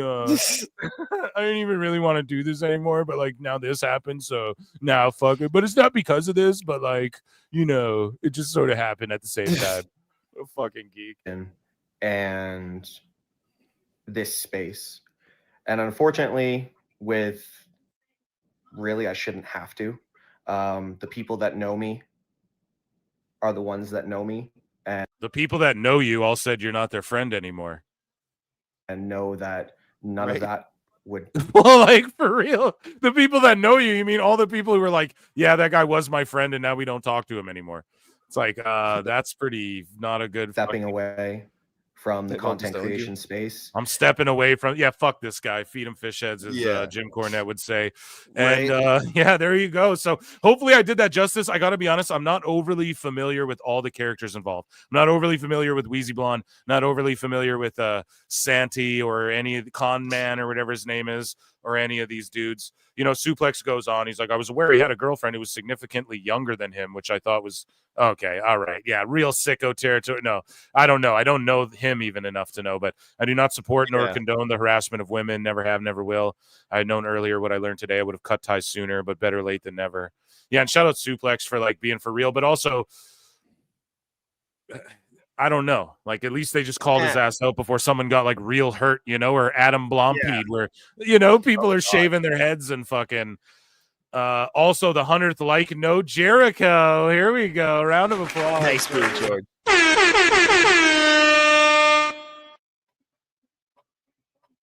Thank you, George. Top mod of the top pod. We got over the 100 likes. I only had to ask like twice. So you guys avoided the Jericho bullet, right? Amazing stuff. And George, thank you for wrangling him in. I don't know if you streamed it live, you fool.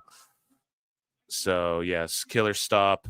Play it anyway. Thank God. I don't know. There's 200 likes up for grabs. Can I get 200? No. So, yeah, I don't know. I responded to Wrestle Cringe basically saying what I said earlier and just called him an asshole because he's an asshole. So here is Thunder Rosa, who tweeted about Penta's debut on Raw. And she goes, I'm proud when my friend achieves his dreams. I really am. Orgullosa de ser mexicana. Hopefully I said that correctly. And then just a fan on Medium says, but why couldn't AEW be his dream? But why couldn't AEW be his dream? That's so fucking funny. John Draper responds to Baydala, who made the list last show and then followed me on X and then responded to me responding or tweeting out the video about him. And he's like, oh, I made the times. He's like, oh, that's awesome. I made the times or something. And then I like forgot that he followed you. What's that? I wonder if you forgot he followed you. No, he followed me. No, he followed me. I don't know. He followed me like yesterday. I couldn't believe it. I was like, oh my God. 3 weeks ago, I don't remember. Maybe I did.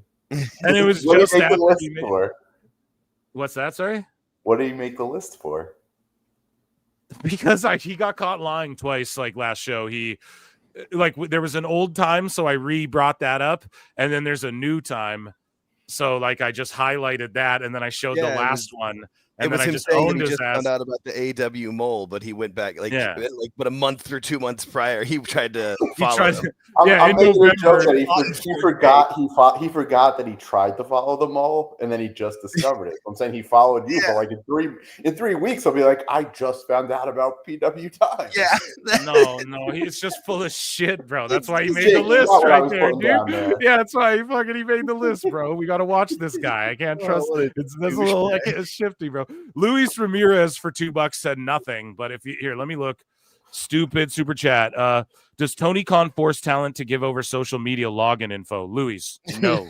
Fuck no, he doesn't. And in fact, Saraya laughed at him, scoffed at. No one's gonna tell me what to do with my fucking social media. Everyone, round of applause for Luis's super chat and question there. It fucked up.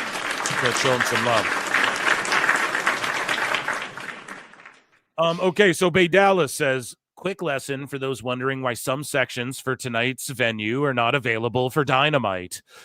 Arenas are built so that the majority of the seats have right about this, by the way. A complete unobstructed view of an event that is taking place in a center spot, wrestling ring. So he's like being condescending, trying to explain like how venues are set up for a fucking wrestling show. This is why people don't fuck with you, bro. Like, I'm sorry, you know? But anyways, he's like wrestling ring, sporting events, whatever. Your smaller concert and or theater venues have, for the most part, a permanent stage that is at the end of the facility, and the seating is designed for the majority of its patrons, ticket holders, to have an unobstructed view of the performance that would typically take place at the... Yeah, everyone's been to a show, man. When a wrestling company runs these smaller concert theater venues, They will have numerous seats and in some cases entire sections that cannot be sold due to a total obstruction blocking of the performance, considering the ring would be placed in the center or close enough to the center of the venue. When this happens, they black out those sections and do not sell them, considering it just doesn't matter because every building they're not full. So it doesn't matter. Right. He is right about the configuration. Yeah. There's a question as to like, well, why the hell are they running these venues? But it also doesn't explain, like, they're not hitting their setup anyway. That's what I mean. So it's like, why even say this? It doesn't matter if they go big, small, other than that like gaming place that everyone's like, they should keep doing more shows from here. That's the only place they really filled up well. Even the Hammerstein looked kind of ugly. I'm watching Collision right now, and it's the same. Like, it just looks dark. Some of the seats up top look empty and shit, and it's just glib. And if they had did this earlier, they could have saved themselves, I guess, the humiliation of being roasted for it. Yeah. So, and then the cope from people like Baydala, like trying to explain to people, yeah, everyone's been to a stand-up show, bro. You know what I mean? Everyone knows, man. We've all seen a concert like you talking about. And then Draper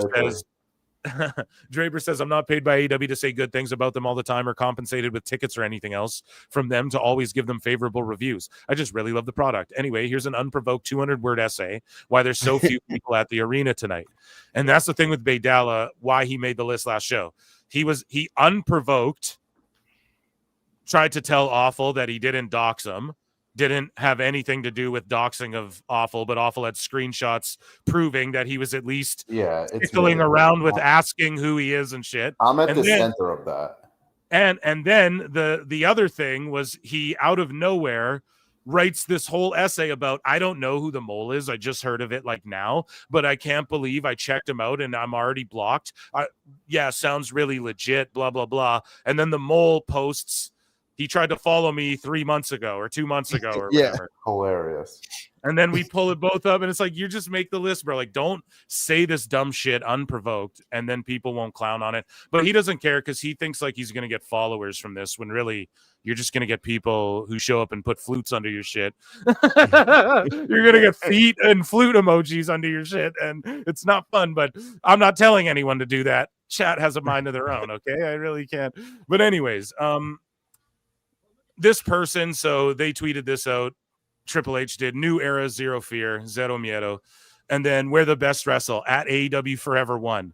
You love AEW. You never miss it to get wrestlers from that brand, not even NXT. Thanks to our king, Tony Khan, for making you a better roster. And this person has 10K fucking followers, I tweeted out. Because I looked at their account. Because this is why. If you go full Awful Wrestling, you'll get 10 or 20K fucking followers. If you go full, I lick Tony's nuts, you'll get 10 to 20K fucking followers.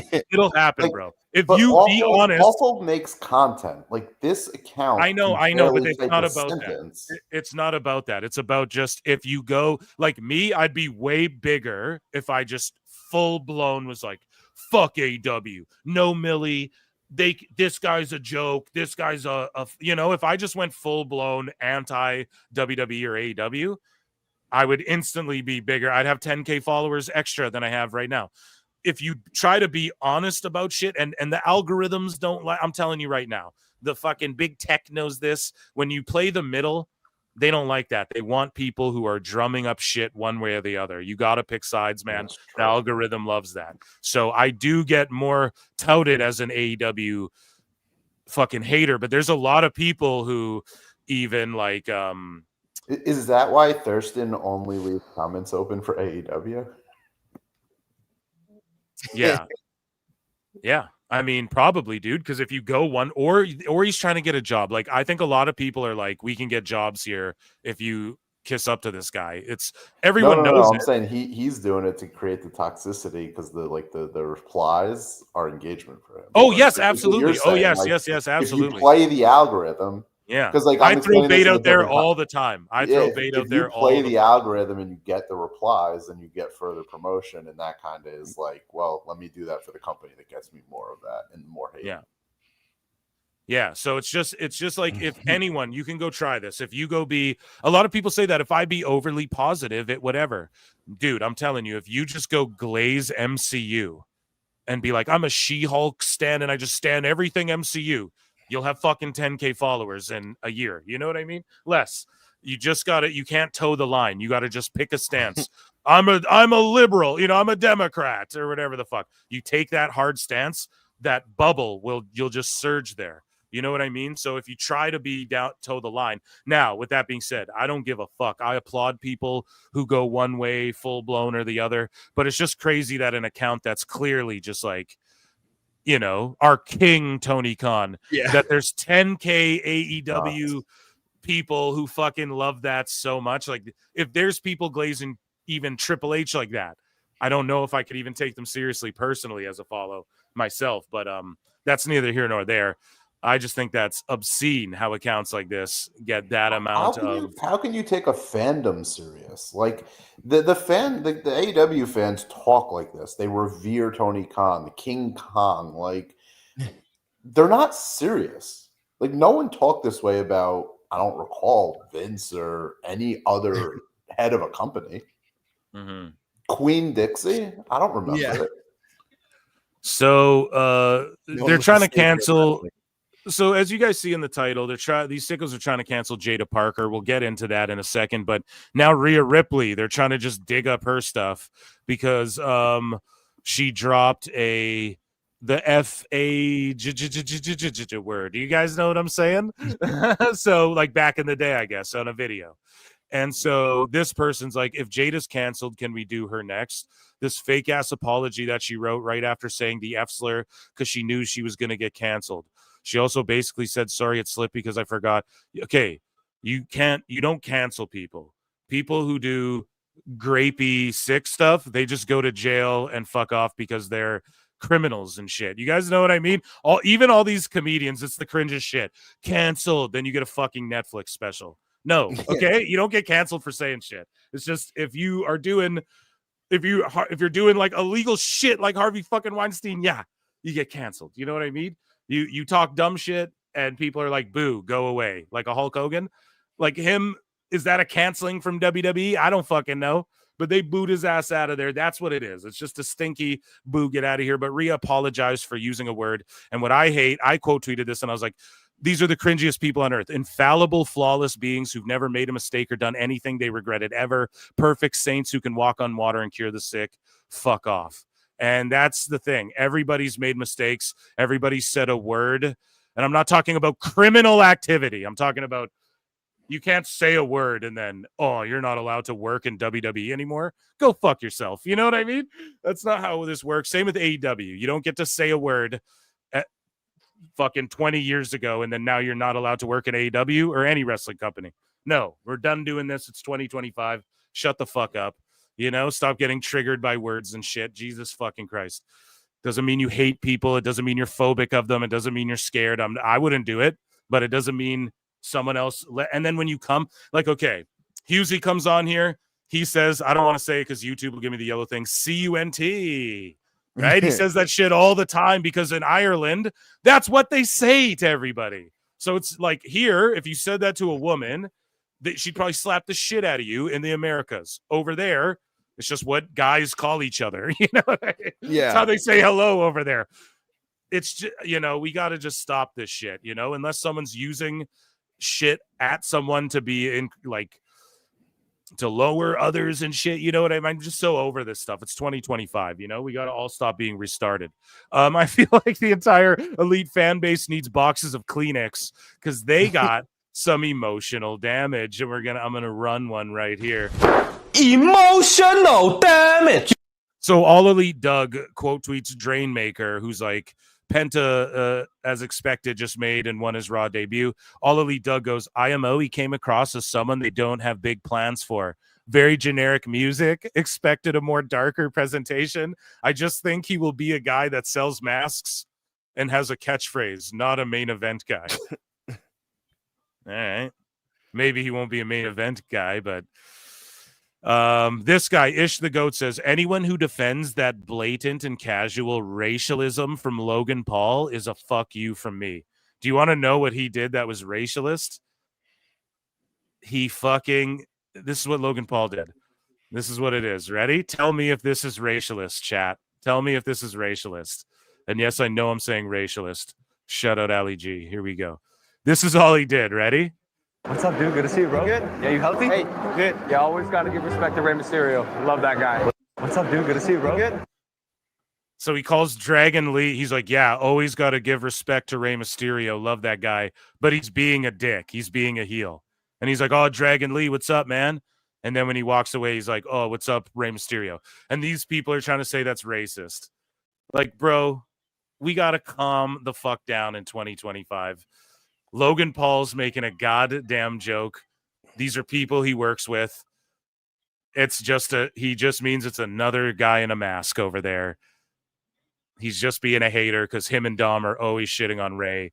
That's like part of their shtick, you know? Yeah. So I just fucking can't handle the sickos this is part of their collapse. They're starting just desperately grasping at straws to try and fucking cancel all these WWE people for anything they can think of. Right? Now, when it comes, if you want to talk Logan's crypto scams, okay. That's a other conversation. That's a different story. Yeah, you want to talk this? Okay, that's a whole other thing. I tried to make that a story in wrestling. Certain reporters did not want to cover it. People just don't care about that shit in wrestling, bro. None of them like bought NFTs or buy cryptos. No, but you know what's funny is that they will care when they can use it to try to like exactly WWE. Right. Like they'll dig into the treasure cove of like what can we throw as far as mud at this company, and then like 3 years later they'll care.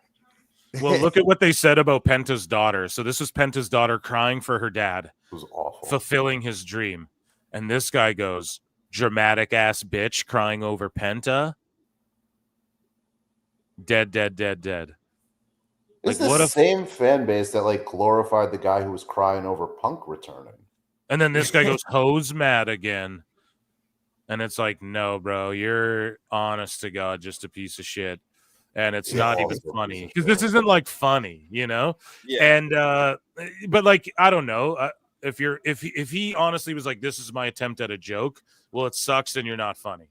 But I don't know. It's just like, fuck you, man. You're really this mad. And I bet if I go on his account, look, yeah, Monet's in his profile pic, I think. Like, or no, that's Chelsea Green. Yeah. So who knows? Maybe I don't know.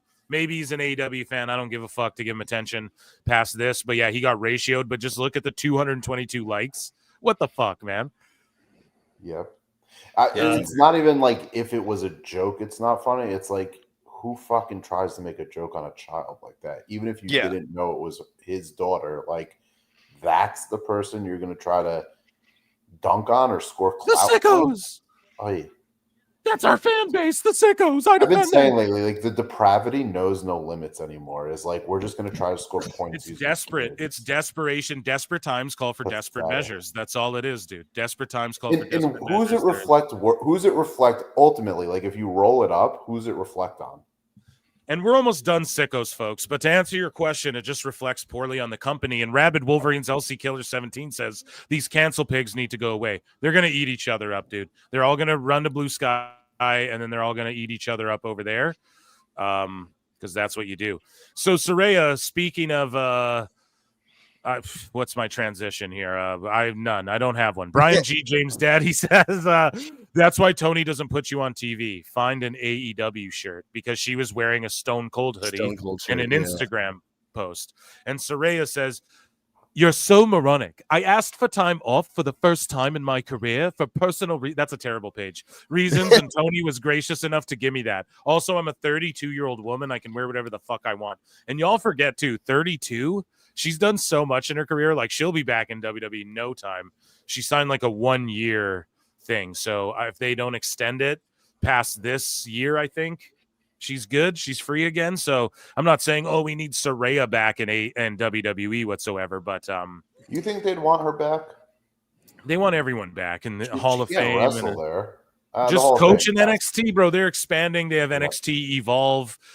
They're just expanding everywhere. The Mexico, they're going to start popping off there. I'm the one that new program that they're going to do with the upstarts. Is that the Evolve? She just fucking NXT, just anyone. But I know she kind of wants to wrestle too. Maybe they let her wrestle again. Just NXT, bro. Yes, working with the upstarts. Just she's got to be. She came through the ranks quicker than anybody anyone. So it's got to be her as, in the end, one of the people who's there coaching or giving advice and stuff like that. I totally see that. And I know people shit on her, but I mean, Tony was willing to give her all that money. So what would you do? You know, what would you do if you've done everything there is to do in wrestling pretty much, and they're telling you can't wrestle over here, but this Mark will give you a bunch of money and you barely got to do anything, and he'll give you fucking $1 million because you're Paige and The Rock made a movie about you. I'd fucking do it, you know? So either way, moving along here. Thunder Rosa.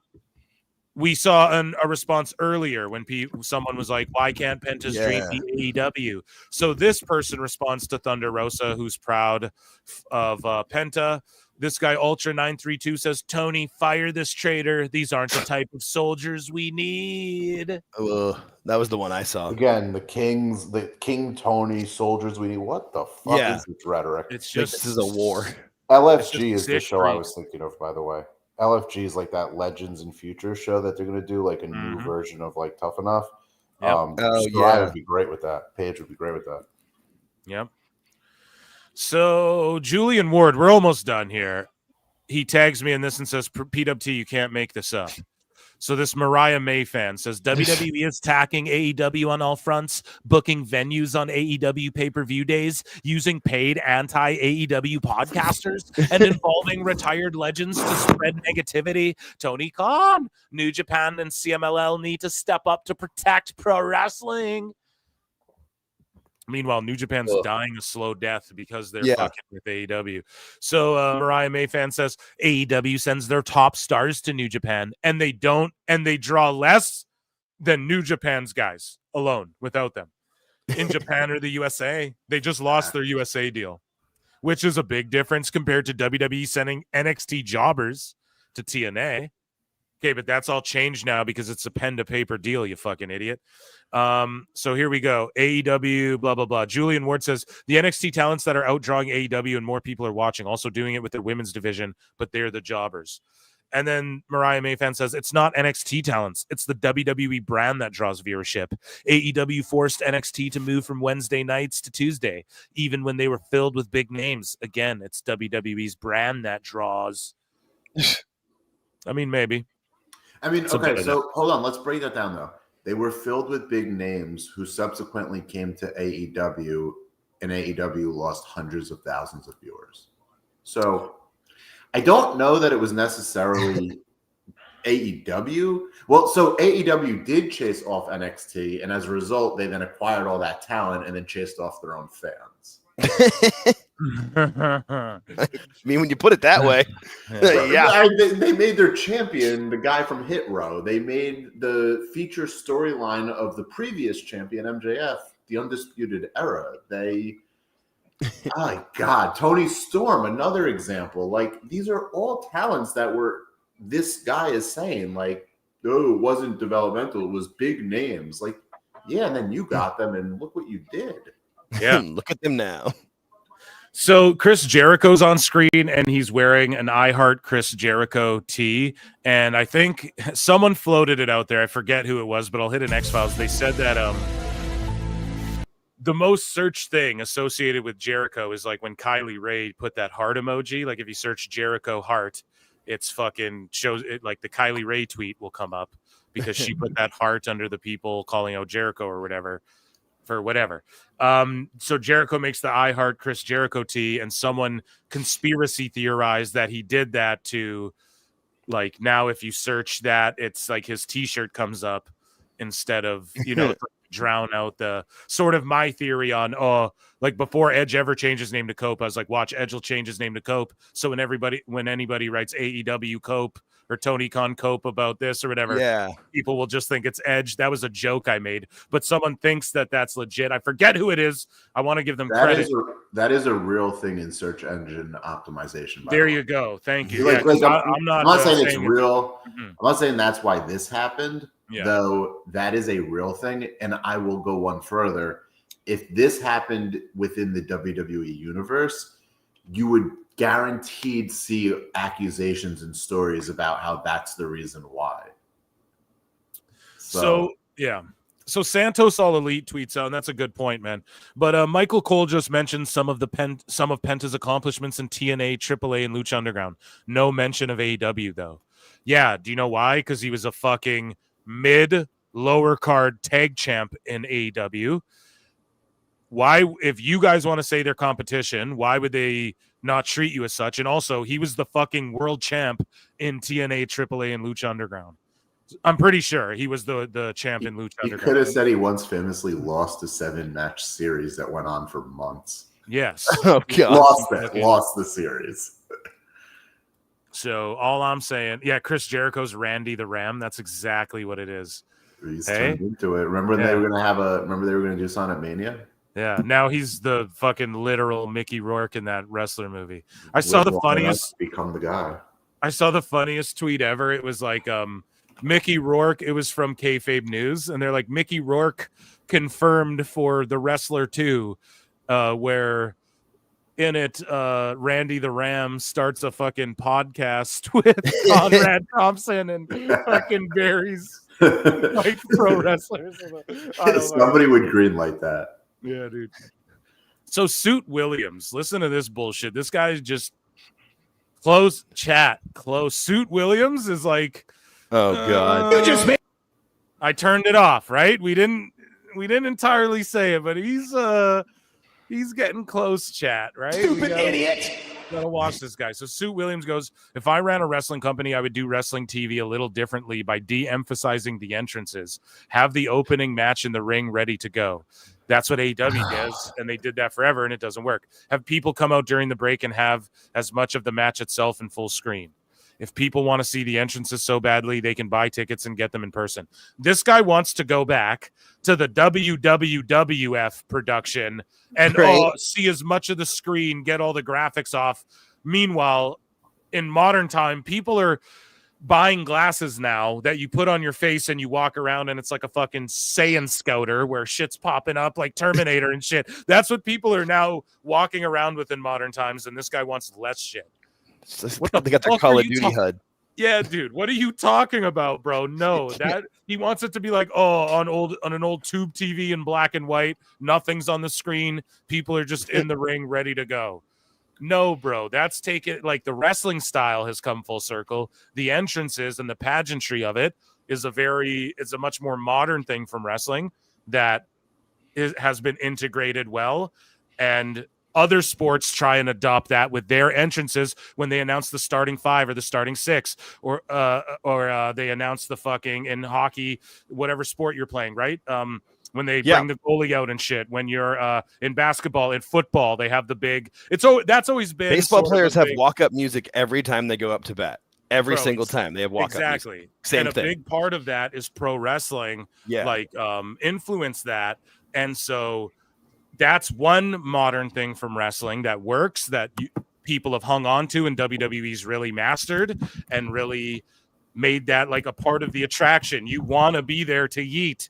You want to be there to go, whoa. You want to be there when Punk's music hits and to fucking go, it's clobbering time. Like, that's part of the experience.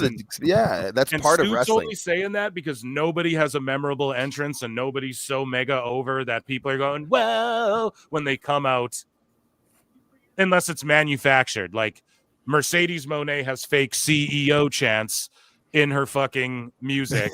It's same with the spray. That's like sort of in his music. Yeah. So then it's fucking manufactured. You hear it, it's almost not Spotify. Real.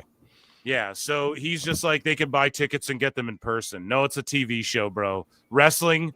So what you're talking about is you just want to go to matches, go to your local indie. You'll see that, bro. Right?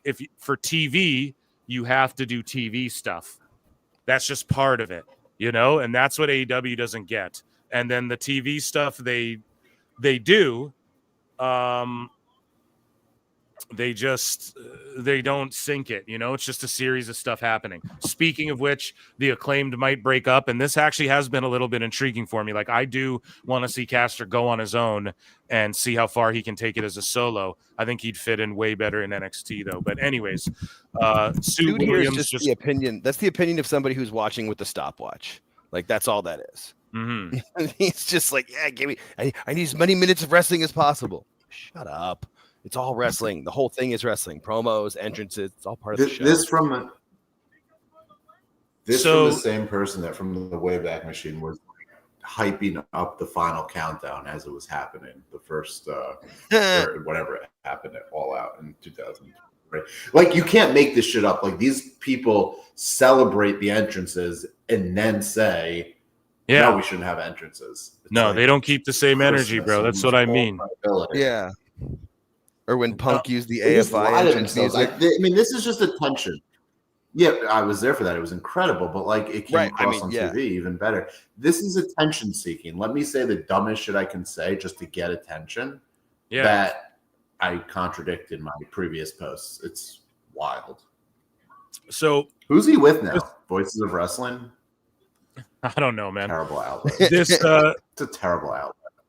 This iBeasties or Beastless, whatever the fuck. This is the same dude. I'm pretty sure he hangs out with Elbu. He's the same dude who said Roman Reigns is like Hitler.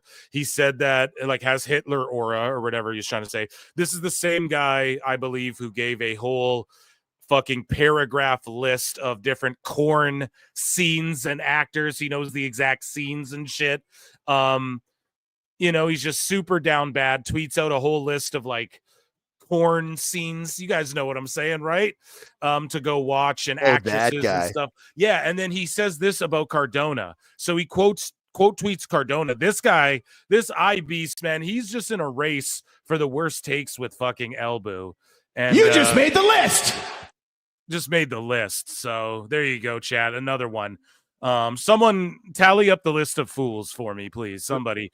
But anyways, he says, I truly believe I've changed the game, quoting Matt Cardona, which he did. You know, he took after Cody Rhodes a bit, but he did change up the game, at least his game, and he helped bring value to a lot of indies like GCW. He helped a lot of houses, man. So anyways, he says, no, you haven't. You haven't made a dent on making the landscape of wrestling better. No one talks about Matt Cardona. No one thinks about Matt Cardona. What the fuck, bro? He posted that little trailer for the complete Matt Cardona and it got like millions of views, dude. What the fuck are you talking about? No one thinks of Matt Cardona. The only time you get brought up is when Cena lips your on-screen girlfriend while you was in a wheelchair holding flowers. Of course, that's what you remember, you sick freak. Calling you a B-plus player would be generous. Shut your mouth and watch your wife on Friday nights. Like, first off, Cardona would beat the shit out of you. That's the very first thing this fucking idiot needs to understand, right? In Minecraft, right? Cardona would fucking pick this dude up with one hand by his neck and lift him up like a Kevin Hart movie, you know? Where his feet's dangling because fucking The Rock picks him up or something, right? So, like, I wouldn't talk that much shit. Also, Cardona has made a dent. He has changed the landscape. He has helped a lot of these indies draw houses. He's the guy that Tony Khan is like, oh, like, we'll take him from GCW to fuck Ricky Starks over and blah, blah, blah. Like, he's the guy they chose to do that. He's a guy that has been over just in whatever he's done, and for this guy to be like, no one's talking about you. He posted that complete Matt Cardona thing, got millions of views on it, more millions of views than fucking Okada and shit got for their AEW debuts. And I can't wait till Cardona returns to WWE and absolutely fucking shoves it down this guy's throat. No Diddy. I cannot wait for that for these wrestlers to prove Elbu and all these goofballs wrong, man, who just hate on them. They don't care about wrestling, bro. They just want McGraps. They don't care about wrestling. And Chelsea Green obliterates this goof. Chelsea Green obliterates him. She goes, the fact that you've got your panties in a knot about someone speaking highly of themselves, believing in themselves, and knowing their worth. Get your head out of your ass and realize he revolutionized professional wrestling by using social media. That alone changed the game. Put the keyboard down, go back upstairs to your mom and eat the dinner she cooked you. Don't make me embarrass you. Damn. And then Ryan Statton's like, don't make me embarrass you. Too late, LOL. And then, yeah, she's like, talk about my husband. Watch what happens. And then fucking Satin, that little weasel. No. And Yeah. then fucking Steph DeLander quote tweets, and she's like, shut the fuck up, dog. I love that. Just shut up, dog. Good stuff. Good stuff. But yeah, just absolute like shitheads here. Just what did Matt Full Cardona on ever do? They're just mad that he went and talked to Ariel. That's all it is. Meanwhile, they don't get it. They're so dumb. They don't understand that Ariel has beef with UFC, which is half of TKO. Like, it's a beef that Dana White will never let go. Okay? He'll never let go of it. Meanwhile, he's like cool with WWE. So you got to understand there is a rift there. He's not trying to fucking shill. It's not his fault that Tony Khan gave him a shit ass interview and then won't let anyone go on there other than people like MJF who, and this is why, because MJF's and Tony's in on MJF's work of like shitting on everyone and blah, blah, blah. So he's like, okay, you can do it because it's like your thing that I'm in on, you know, the whole no-show thing and calling him a mark. And that's all stuff Tony's been in on. So MJF can do it, but fucking no one else can go on Ariel. Otherwise, he gets fucking mad. Why? Because he had a bad interview. But now we're seeing people, indie wrestlers going on Ariel's show, WWE wrestlers. It's amazing. AEW people are more than welcome. You know, it's not his fault Tony had an awkward interview with fucking Ariel, and then Ariel was like, this guy's a goof. water.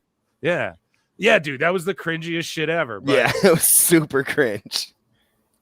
Hey, boys, my connection's going to die out here in a little bit. So let me say goodbye to you guys. Have a fantastic show. I'm going to catch it in the chat. Everyone, round of Got applause MJ. for MJ. You're welcome back anytime. Round of applause, ladies and gentlemen. You can follow him at some X error. And also at WrestleGraph, if you still got that going on. I believe you do. And thank you, MJ, for popping in. It's amazing. They just showed Swerve with Travis Scott. Did y'all see that? Did y'all see that, chat? Miss October 30 for $2 says, leg day. I'm hurting, but I love the show. I need to get back into the swing of things, man. I fucking, yeah, for sure. I need to fucking, dude, over Christmas, I just ate cheesecake, drank so many beers, ate so many tacos, right? Ate so much food. Fucking, What?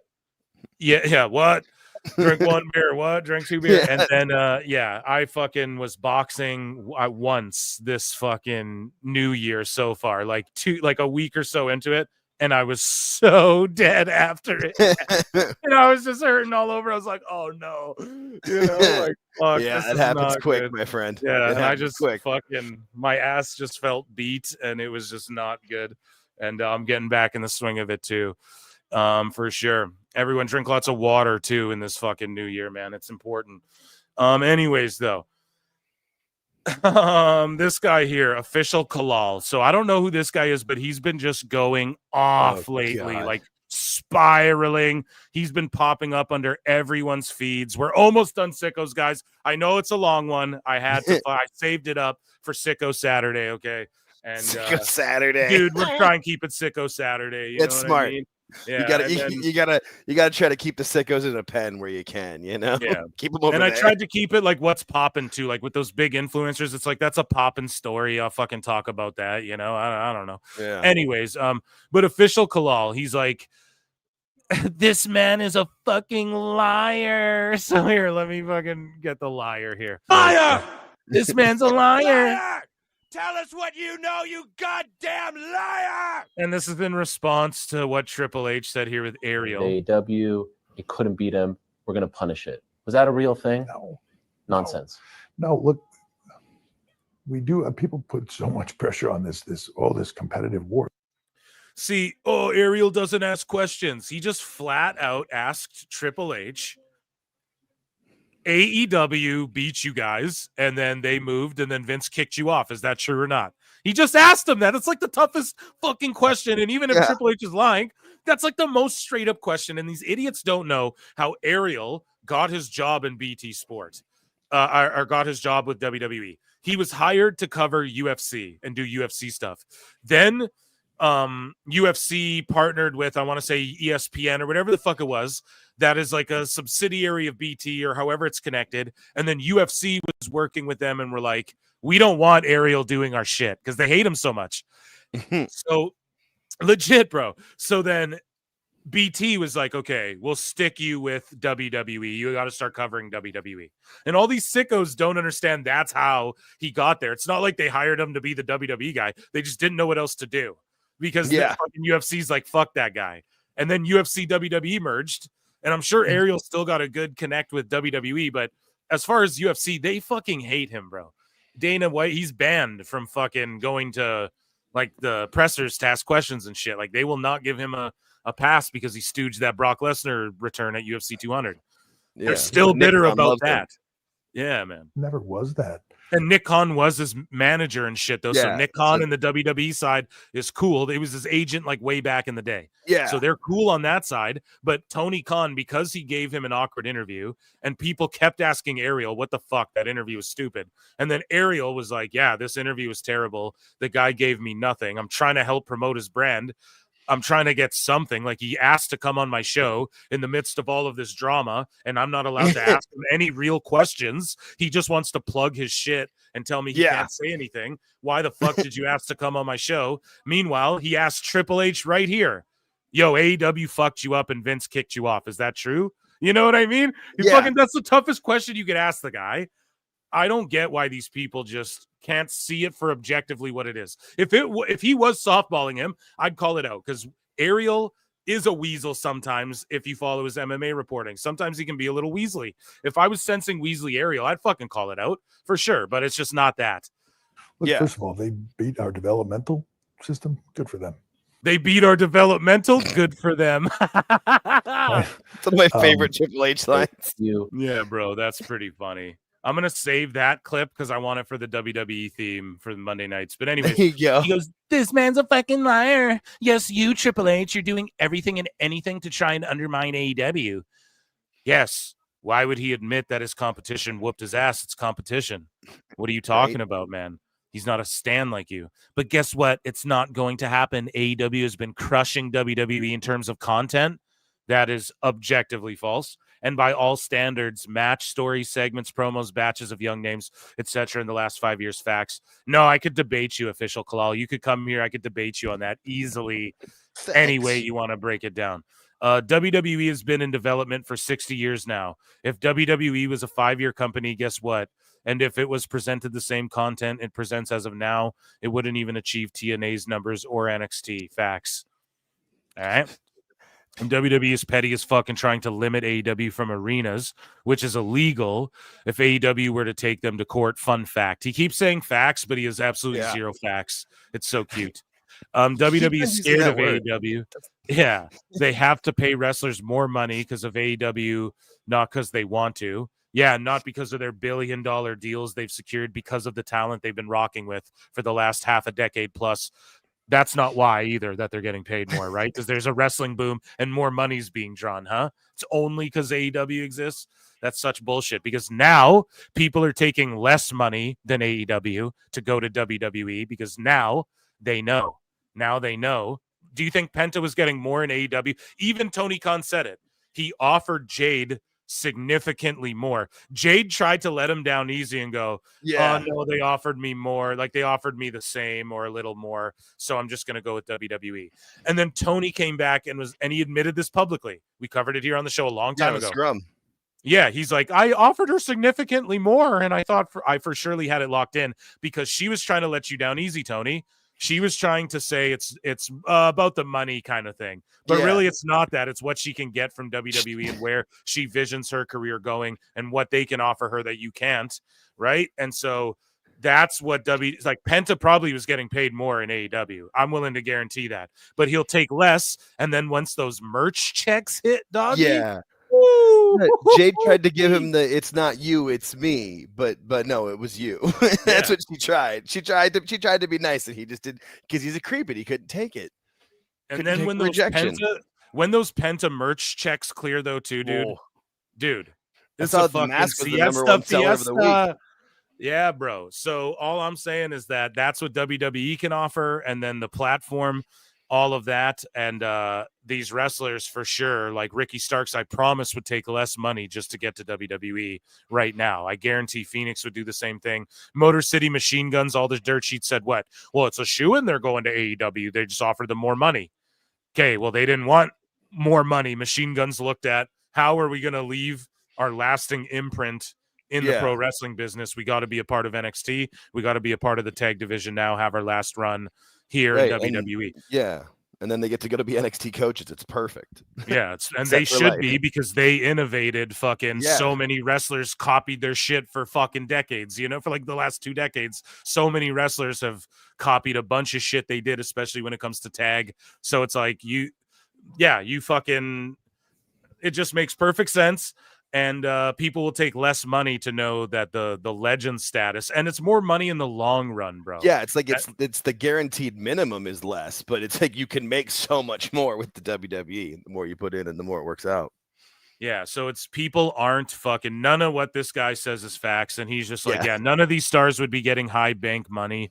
It's only because AEW is competition. Many wrestlers have jobs and support their families and a new home. So it's funny because it's like, well, fuck all those wrestlers that WWE has to pay more. They'd all be jobless fucking bums with no homes. But over in AEW, people have new families and homes, and it's so good. Isn't it good that he's paying these wrestlers here? But fuck WWE for paying these other wrestlers so much money. Fuck them. That's literally what this guy's saying, man. And he's just, it's so stupid. And no wrestlers like this shit. They don't get behind this. I'm telling you a fact. They don't get behind idiots who say stuff like that. AEW Defender says, if you had the power to end an AEW story, which one would you choose? I quote tweeted it, and I was like, these aren't stories other than the MJF versus Jarrett one. And that would be the one I'd end, because I don't want to see sickos pretend to like Taylor Swift after comparing her to WWE and calling them both McDonald's. Huh. Why am I saying that again? Weird. MJ from NJ responds to this Soul Step guy, who responds to SaskTel and this, or SkyTel. This guy says, SkyTel, fuck it. TK should just release Starks, Phoenix, Miro, Black, and anybody else that's heart isn't about growing the, I'm dyslexic as fuck, the company they work for. That heart isn't in it, or what? Yeah. And then this guy goes, I actually agree with this. Flood the market. Put WWE in the position to have a bloated roster. You'll end up with, they already have a bloated roster, brother. That's they're already in that position. You'll end up with a lot of current WWE wrestlers not happy with being unused or just stuck in catering hell. Yeah, I mean, I don't know, but why do you want that for people? I thought it's about supporting all wrestlers and all this shit, and homes for the wrestlers and jobs. Now it's, I hope they're in fucking catering hell. It's so stupid, man. Funny how that works. Yeah, exactly. Good for me, not for thee, right, Jake? You know that. Yep. So I'm just trying to breeze through these last ones here because I want to get out of these sickos, man. We got to do something fun. This is just getting depressing here. Right. The lead-in to get at you. Yeah, so I wrote the lead-in game is being played again, and I'm not trying to diminish Kenny, but 831,000 viewers for Kenny versus Brian Cage. However, like 120,000 or 130,000 people fucking tuned out during the match. So it's like, what does that, like, I don't want to diminish Kenny, but that's because of the lead-in, bro, and that's like an old trife conversation.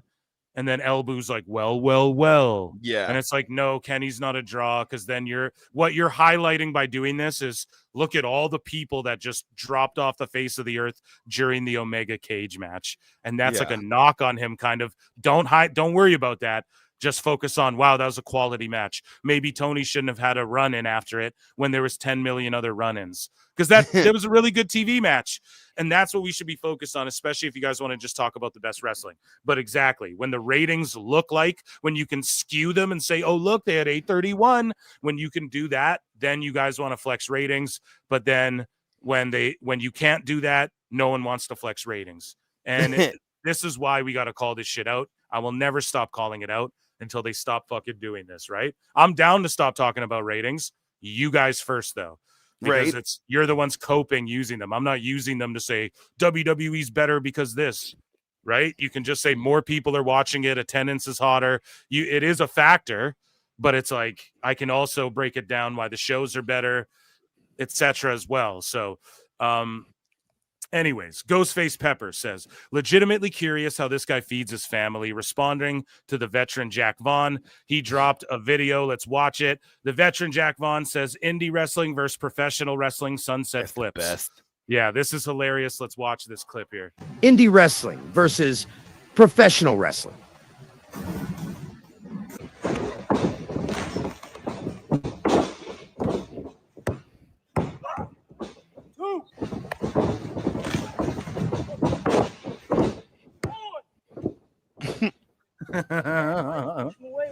Then he explains it.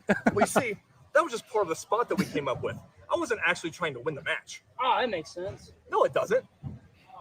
Slap my thigh. Slap my thigh. So good. Shout out Jack Vaughn. Shout out OVW. And then this guy's like legitimately curious how this guy feeds his family. And then Jack Vaughn goes, by not spending all my time crying about wrestling on Twitter. Bam, bam, bam, bam. So AEW Defender says WWE fans are going far out of their way to avoid giving AEW any credit for Penta's star power. Meanwhile, AEW fans are upset Kenny Omega wasted this time introducing the trios titles with the Death Triangle rather than being Roman Reigns. And I quote tweeted it and said, Penta was a star before AEW would have been one with or without AEW and was always destined to be a WWE superstar. He was shelved and other luchadors were favored over him and his brother, two guys who were day one all elite. You don't know what you've got till it's gone or some such bullshit. Boom. Over 100 likes. Nice. Didn't even notice that. Nice. And then Suit Wrestling. Yeah, this guy quote tweeted his dumb thing that we talked about earlier and said, I saw this tweet the other day, and this is how I knew people don't understand wrestling for real. And that's sort of what the guy was saying. And that, ladies and gentlemen, was our overly long, too long of a Sicko segment. Let's give a round of a fucking applause for me and Jake for having to trudge through that shit. Anthony Strano for $5 says WWE is limiting AEW's arenas, not the barely 2,000 people showing up. Yeah, dude, it's like you can't even fucking you can't say that when it's like they come to town, no one gives a shit. You know what I mean? And like this is all you can point to. Tokyo Dome just happened. The stars of New Japan Wrestle Kingdom drew 24K. The next night, all of the same guys mixed with the AEW top guys like Jack Perry, Kenny Omega, Bucks. I know you're like, Jack Perry, a top guy? Yes, because Tony Khan perceives it sort of like maybe not a top guy in AEW, but it's one of his guys he sends over to Japan and shit. But yeah, they got outdrawn by nearly like 8K tickets. Yeah, nearly 10K. That's crazy. So the New Japan guys in Japan draw better than New Japan and AEW. That's fucking nuts. Rabid Wolverines LC Killer 17 for $2 says puppy videos are more over than Collision. Yeah, I mean, I don't really know. Dustin Rhodes is facing some guy named Priest or something. I have no idea. But while we're talking about AEW, let's get into some AEW hot news. Round of applause for our super chatters, guys. Consider becoming a member for it's like 99 cents. Patreon.com/prowrestletimes. And there's hours of bonus content if you want to support me over there as well. And then also hit the like and subscribe if you don't mind. And yeah, those are my shameless shills there for now. And or super chat in as well if you want to support whatever I'm doing. And yeah, let's get into where is Moose? Yeah, Moose Knuckles been missing for a while. Hey, maybe just working or something. Because that happened before too. He dipped out for like a while and then he came back. So I think that's sort of the ebbs and flows, but someone should check on him. I don't know. Anyways, let's move along to AEW news, ladies and gentlemen. Let's go to AEW news. And here's the thing with AEW news. We can't play the Friends music because I got flagged every single time, but I do have an intro for AEW news, and it goes a little like this. Here's the new official one because we can't use the Friends theme because we got fucking dude, if every time it was like 15 flags on the last video. Like, shit, I had to edit them all out. It's like, oh no. But here's the new. What happens with one-hit wonders, though? I mean, they've got to have the rights to their one song and make money off of it. And like one of the biggest shows ever. But here's the new intro for AEW news, ladies and gentlemen.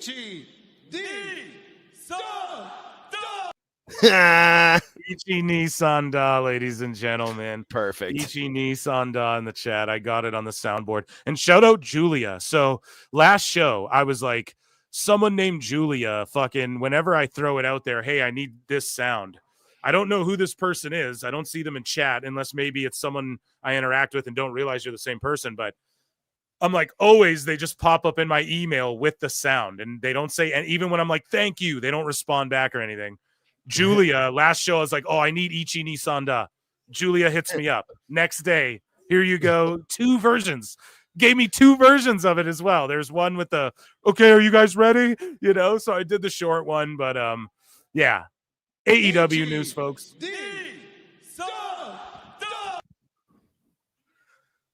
So good. According to PW Torch, although most assumptions are he'll return to WWE, Malachi Black had told some people in AEW in the last year or two that he was burned out and just wanted time away, and perhaps even mentioned potentially retiring.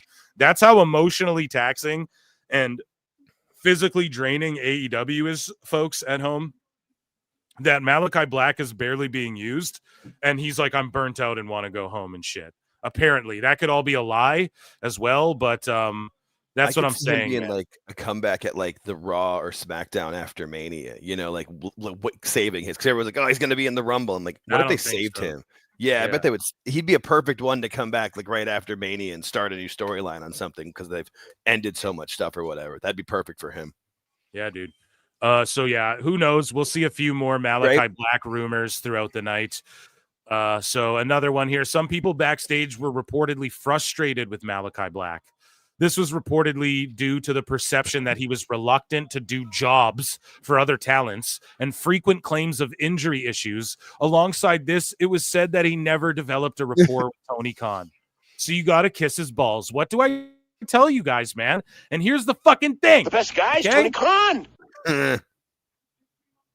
It's always a smear campaign when people leave that company. When people leave WWE, it's never a smear campaign. It's, God damn it, I thought they should have did more with me, but I'm grateful for my time there.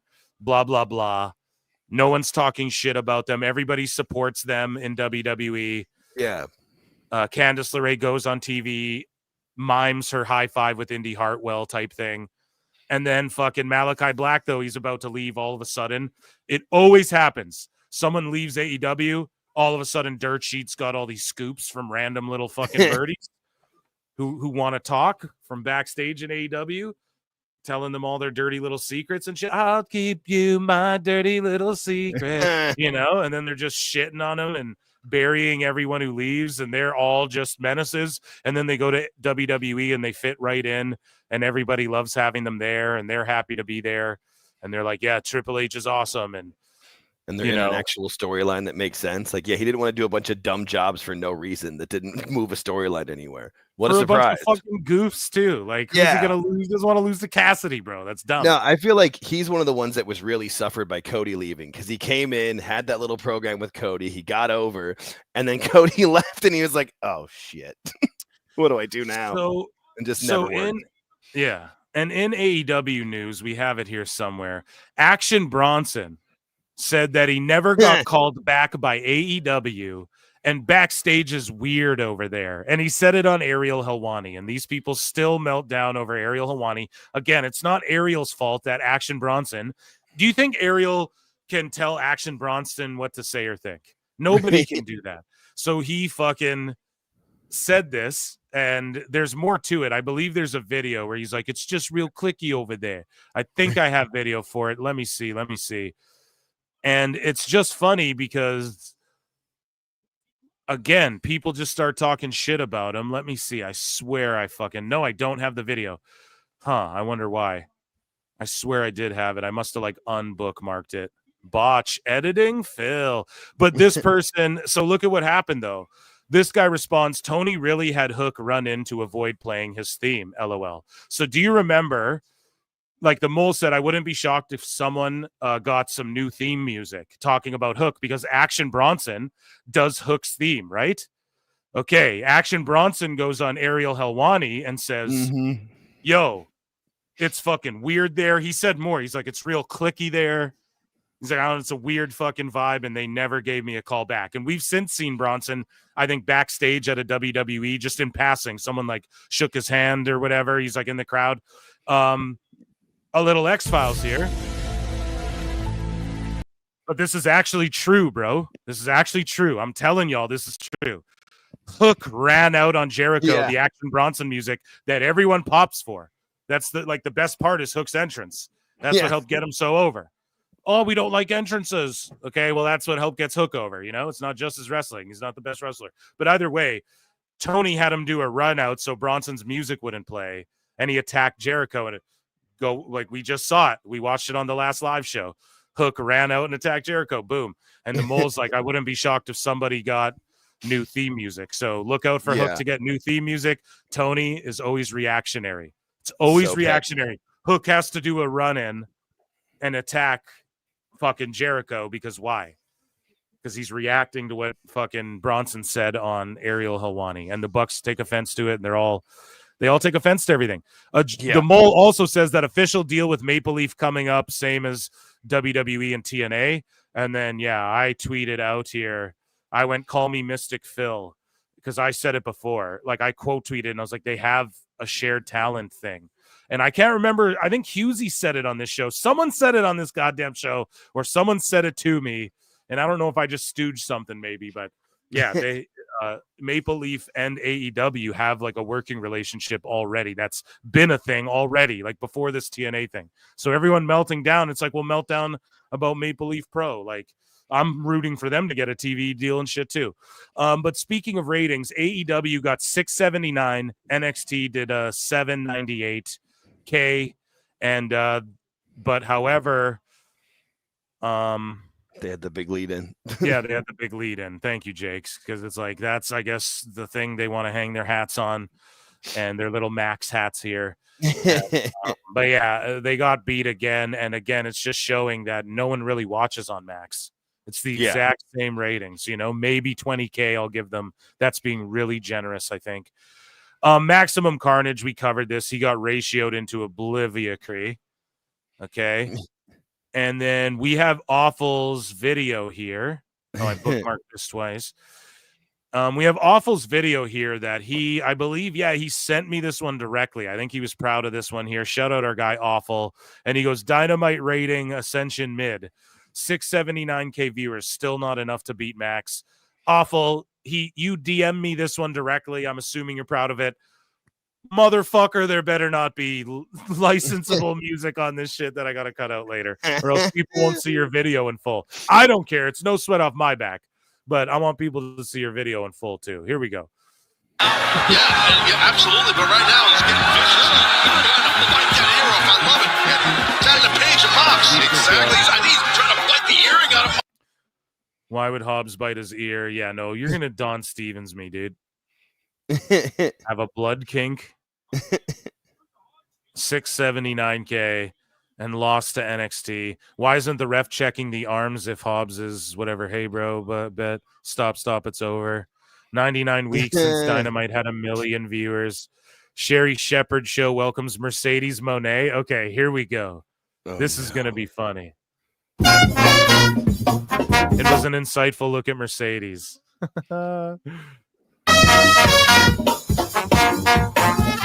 What was that thing that you knew what you had to do, but it was a shining light that it just came down to my soul and said, Mercedes, and my plans are for you to go forward and to not go back. And I want you to be the #1 woman in. I want you to be the number. Listen to how she said it. I want you to be the #1 wrestling champion of TBS.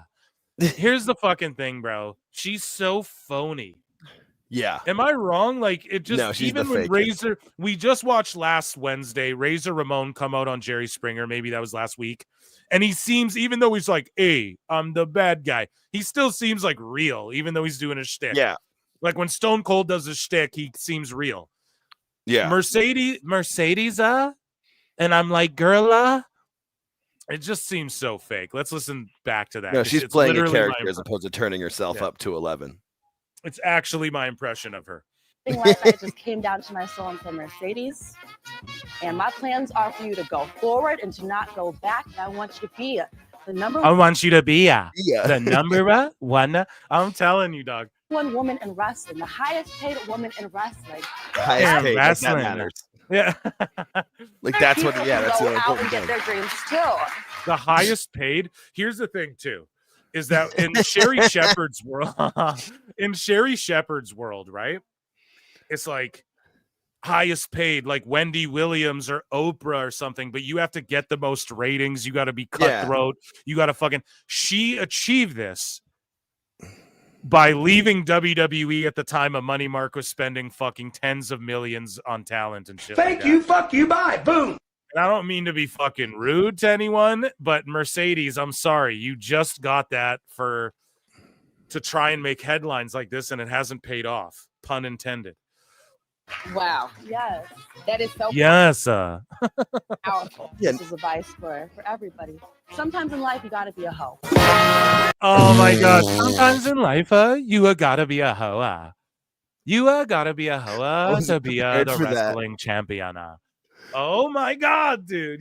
Sometimes in life, you gotta be a hoe. Somebody needs to clip that and then play the Godfather's music starting. Like, you know how like Cody's music starts with the thing before you play that and then the Godfather's music. That's what I need in my life. Jesus, I did not know she said that. Oh my God. I gotta save that for the soundboard too. Yeah, that's Sometimes I was in gonna life, say- you gotta be a hoe. That's what a good the one. fuck are you talking about, man? I guess like Vince would say, you gotta learn to eat shit and love it, pal. And Yeah. I don't know if that's the same as being a hoe. Eat but- shit and call it ice cream. That's what his line was. Eat shit and call it ice cream. Oh my God. Lodi 7005 for $2 says Nita best guys, the Tony Khan. The best guys, Tony Khan. Sweet like heroin. Thank you so much. Okay, moving along here. We got a lot to get to, folks. A jam-packed show tonight. So even Grok. So JD. Now, really, I don't play too many clips from our guy JD on the show. But now I might do it a little bit more because this was actually something interesting that I didn't think of to do. So Grok is confused by Tony's booking. That's right. AI can't make sense of it. So let's listen into this here. Oh, no. Yeah, even Grok can't make sense of fucking AEW and Tony Khan's booking. And shout out JD and Chi-Town Smart. Is it? Yeah, man. You can't. No. Cease and desist. There's evidence of confusion and criticism amongst fans about this booking decision, with some questioning the coherence of the Death Riders character arc and their sudden alignment with the learning tree. Given their initial promos and philosophy, this reflects a polarized view on how this alliance fits into the broader narrative of AEW. In so many words, it fucking sucks. It does not say that. It said it's confusing. Yes. Oh my God. The AI. Grok! You confused AI? Tony confused AI with his fucking creative. With his fucking creative gabagool. Keep All the right. cannoli, motherfucker. This is how we're gonna defeat Skynet when it takes over. We're gonna have to just show it. Tony yeah, Khan dude. booking. And That's the all Terminators we do. are gonna explode. Oh my God. This is Jake, how we do it. You figured it out, bro. Oh my God, dude. We Got confuse it. It's what I'm here for. With Saving the fucking world. Tony Khan booking, dude. We just feed it Tony Khan's storyline since the inception of AEW and ask it to explain fucking different storylines. And then it's like, the not compute. Be like Mars Attacks when they play the music and the heads explode, but Terminators. Same idea. Yeah, I mean, we're ready for the AI takeover. I mean, it is insane that Grok was like, I know it's confusing, and that's all we're trying to say. And it's also like, so the Death Riders, they're trying to tell a story there, but it's so confusing and they don't know how to, like, what is the Death Rider story? Someone explain it.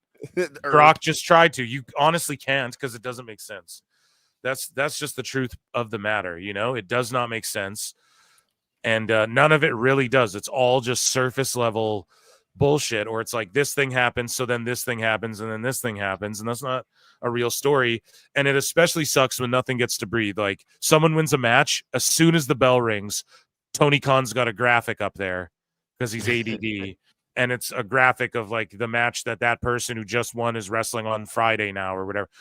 they just consistently fuck up, and there's no time to ponder anything. There's no time to really, like, it's just week to week, you can tell. So even Grok is confused. I am not shocked by that.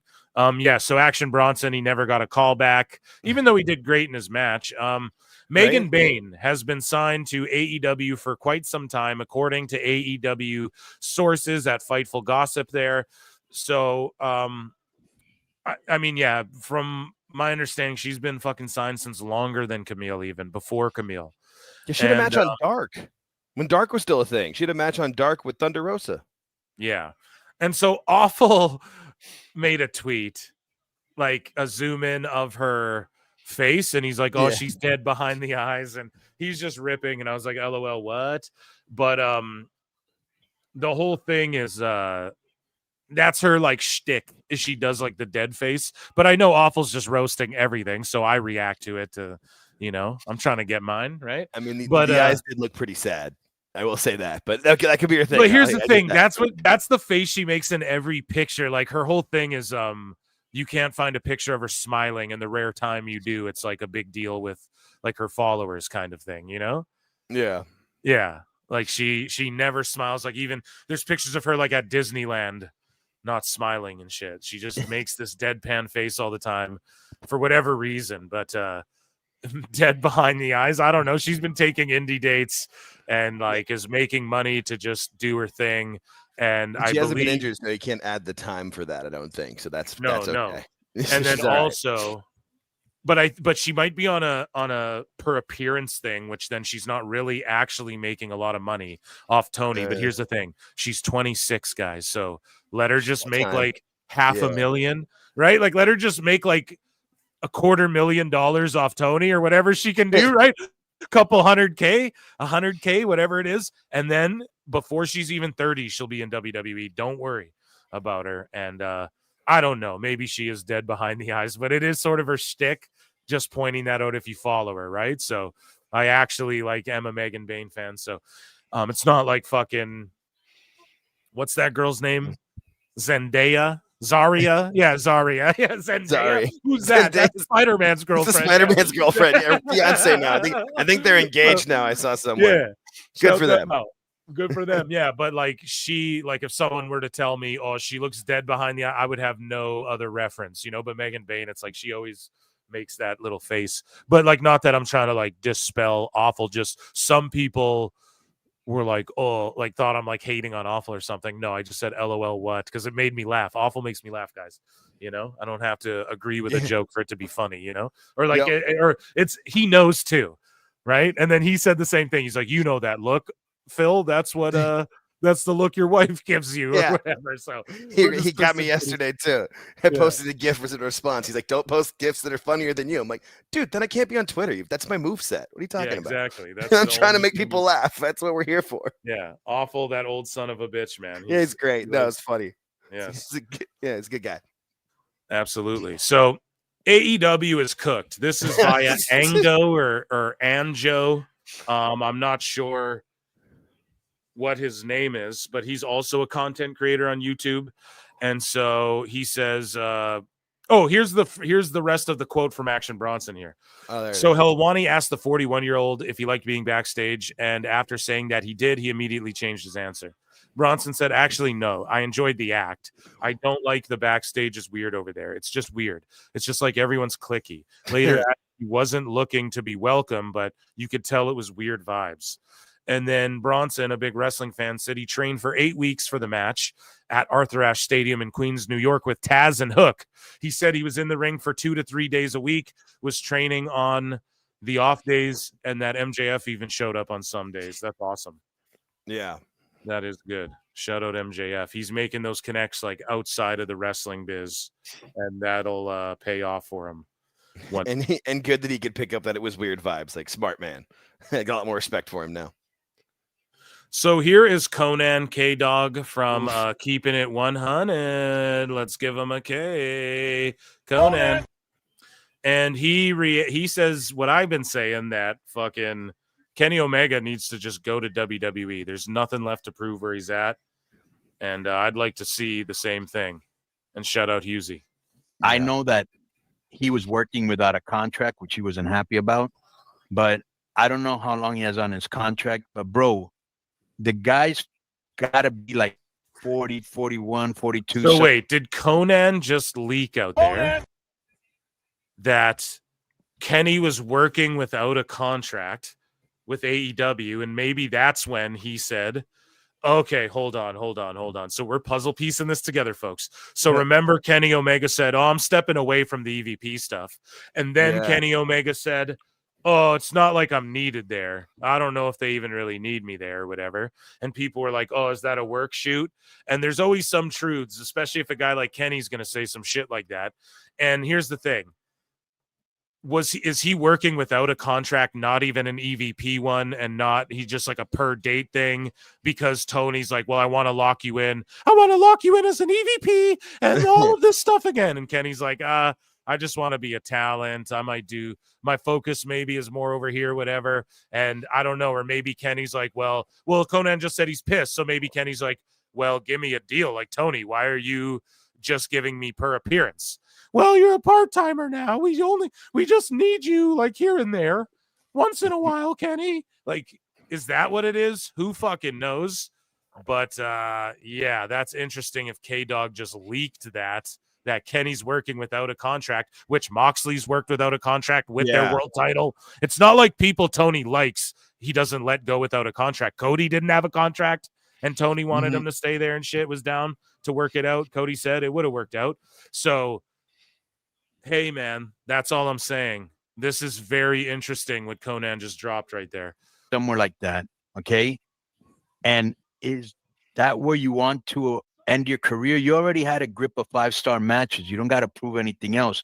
Go to WWE and get the star treatment and don't be a big fish in a little pond. I know that he was working without a contract, which he wasn't happy about, but I don't know how long he has on his contract. But, bro, oh, sorry, that looped and I didn't realize because Conan just never. I'm not gonna roast Conan. I love you, K-Dog, but yeah, fucking yeah. You don't need to prove anything. Go to WWE. I totally fucking agree, 100%. Probably AI. I see that popping up all over now. Yeah, I try. Is it AI? Yeah, I think. Oh yeah, look at Tony. Tony's eyes are definitely AI. Yeah, he said it on the show. He's like, I'm getting good at using the AI now or whatever. I fucking use an AI image enhancer to like really sharpen the features, but I try to avoid it. But when the guy was like, if it's something like, oh, Roman Reigns is like has Hitler aura. So then I go on Grok and then I put him in like a Yahtzee, but like not with a swastika or anything, you know, but I put him in like a Reich, like just like a military jacket, you know, like that sort of thing, like an old school. I don't type in Yahtzee, I type in like old school military. So sometimes I'll use it, but typically my favorite thing is I like to play with pictures that are already on the net. It takes more time, but like it just looks cooler that way because it's real. You can kind of tell if someone just groks like Tony Khan as this, or on my Christmas episode, I grokked like everyone in Santa costumes. I was like, hey, Triple H and Santa as Santa, Tony Khan as Santa or whatever, because then that, like, where else am I going to find everyone in Santa costumes, you know? So yeah, like that's a time to use it. But when it's just, I don't know. I make thumbnails fucking all day, every day. So for every video that comes out on my channel, so or on both channels. So yeah, I understand the use of it. And yeah, it helps a lot of creators. And yeah, some are pretty good. But anyways, though, Pete in Texas for $5 says, no, Phil, the Elite got in the ring and announced NBA contract, Bucks, Hangman, and Kenny on Dynamite. See, that's what I thought too, dude. So maybe we can get some clarity on this, or I don't know. Maybe I'll float it Hughesy's way, or next time Hughes hits me up, because he's always like, Phil, come hang out and chat, like when Conan's live and shit. So next time he messages me to do that, I'll like float a super chat and maybe ask the question, and Hughes will make sure it gets through. So yeah, we'll do that. But yes, thank you for that. And because maybe Kenny's was only for a year or something, or maybe they were just fronting, you know? Kenny could be a world heavyweight champion. I think his style would work way better in WWE as well. I think they know how to present him in a way that just elevates him past what he is thus far. You know what I mean? But yeah, shout out Conan for leaking that, if that's true. So some Sicko wars go down, right? Arguing over AEW. And this guy, basically, as you guys can see from the title, the AEW Tony Khan Grand Slam scam. Okay? Will you eat green eggs and ham? I will eat them at the Grand Slam scam. Sam, I am. But Ingus Gold says, are we fucking serious? It's not even a pay-per-view. I'm paying over $1,000 to attend a TV taping. So it was announced, it came out, that the AEW Grand Slam in Australia, which some people are like, well, man, Grand Slam's never a pay-per-view. It's always just a Dynamite. And it's like, yeah, but here's the thing. Fyter Fest was a pay-per-view once, and then it was a TV thing once. They flipped that up a bunch of times. Like, I swear to God, man, they've done some events that were, if you look it up, I'm sure there's more than that. But all I'm saying is that they do these fucking, who knew that? I just thought they were doing, what is it called? What is this one called? Sorry. Grand Slam. I just did the rhyme scheme. How could I forget? I thought they were just going to make it a PLE or a pay-per-view or whatever. I can't believe they're going head-to-head with the fucking All-Star game. And it's going to air it like on tape delay. It's going to air at like 1 a.m. or some shit. I don't even know. People broke it down. I bookmarked some tweets. But this guy paid over $1,000 to attend a TV taping. And he's like, we're being so for real right now. Tony Khan, go fuck yourself. 13K people for a TV taping. So there's only 13K there. They had to downsize the building. WWE draws 17K for TVs. And not only that, it's a TV taping, bro. It's not airing like it airs after at like some other time or whatever the fuck. I would be so pissed. Like, why? So people talk about gouging. Oh, you fucking gouging the fans. So then when Tony has to go, yeah, we did a 1 million gate. He already tried to flex the amount that they sold for Grand Slam. He already tried to be like, it'll be a 5 million gate or whatever the fuck he was saying. Maybe that was all in, but they were saying like a 1 million gate for this Grand Slam already or whatever the fuck. Okay, dude, I said it. That's like not even a third of Moxley's contract. But on top of that, you're gouging the fans to achieve that, and it was a flex. So all you fucking dumb shill marks who have made the list, all the people going, oh, you cheered for capitalism, make the same thing here when Tony goes and flexes his capitalism. Make the same thing. Make the same comparison when Dave Meltzer goes, oh, well, they're making money now, 3.6 million a week. Then keep the same energy, say the same thing, because that's them celebrating capitalism. But you fucking won't. Good for me, not for the cherry-picking assholes who just want Tony Khan to fuck them. He doesn't care about the fans. I broke it down. If he cared about the fans, he'd run smaller buildings more frequently, which he's doing more of now. That's why I don't harp on it as much. But he just doesn't care. He's never cared. He just wants McGraps. He just wants to do his thing and be a billionaire. He can't relate to normal people. Get stars from Dave. And then Real Philly P, the Phil with 2 L's, because he's always holding fucking L's, goes, that'll look so cool on TV, though. Why? Why will it look cool on TV? A Raw? Yeah, so Raw looks cool on TV? Yeah, I thought so. I don't give a fucking shit. When has Grand Slam been a pay-per-view? That's not an excuse. That's not a fucking excuse. But yeah, I tweeted out, I'm like, let the Sicko Wars commence. Cue the Loki music. Dun, dun, dun, dun, dun, dun, dun, dun, dun, dun, dun, dun. Shit, man. So yeah, it's happening, and the AEW fans are getting mad at each other. Report, some in AEW wanted to end the Mercedes Moné Camille partnership with a blow-off match. And I was like, no shit, bro. You fucking think? Like, stupid idiot.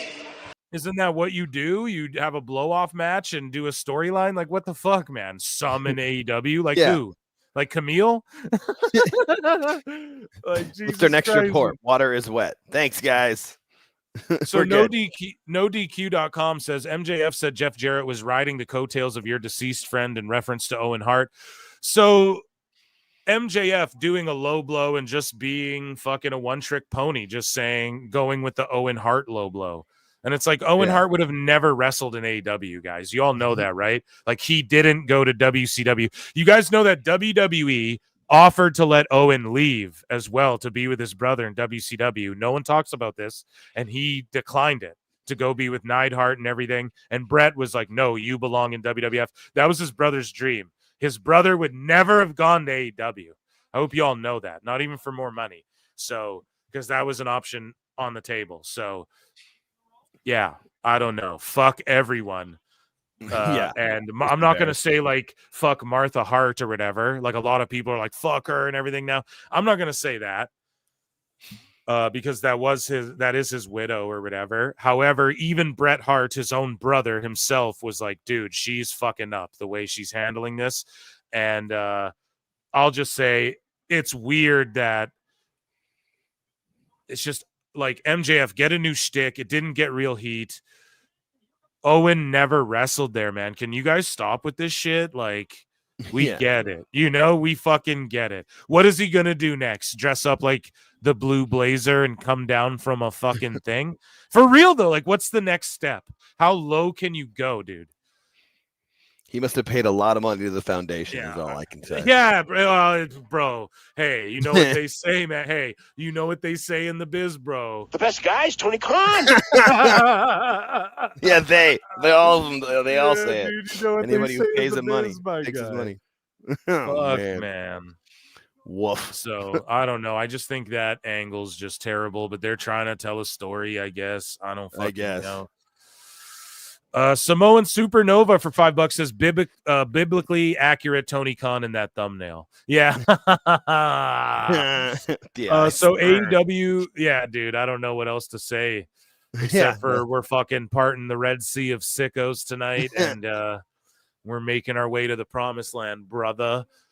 Samoan Supernova, one of the coolest fucking names in the chat. I love that one. Thank you for that. And then George Capture for $5 says, so AEW is planning on having a TV taping at a stadium? Yes!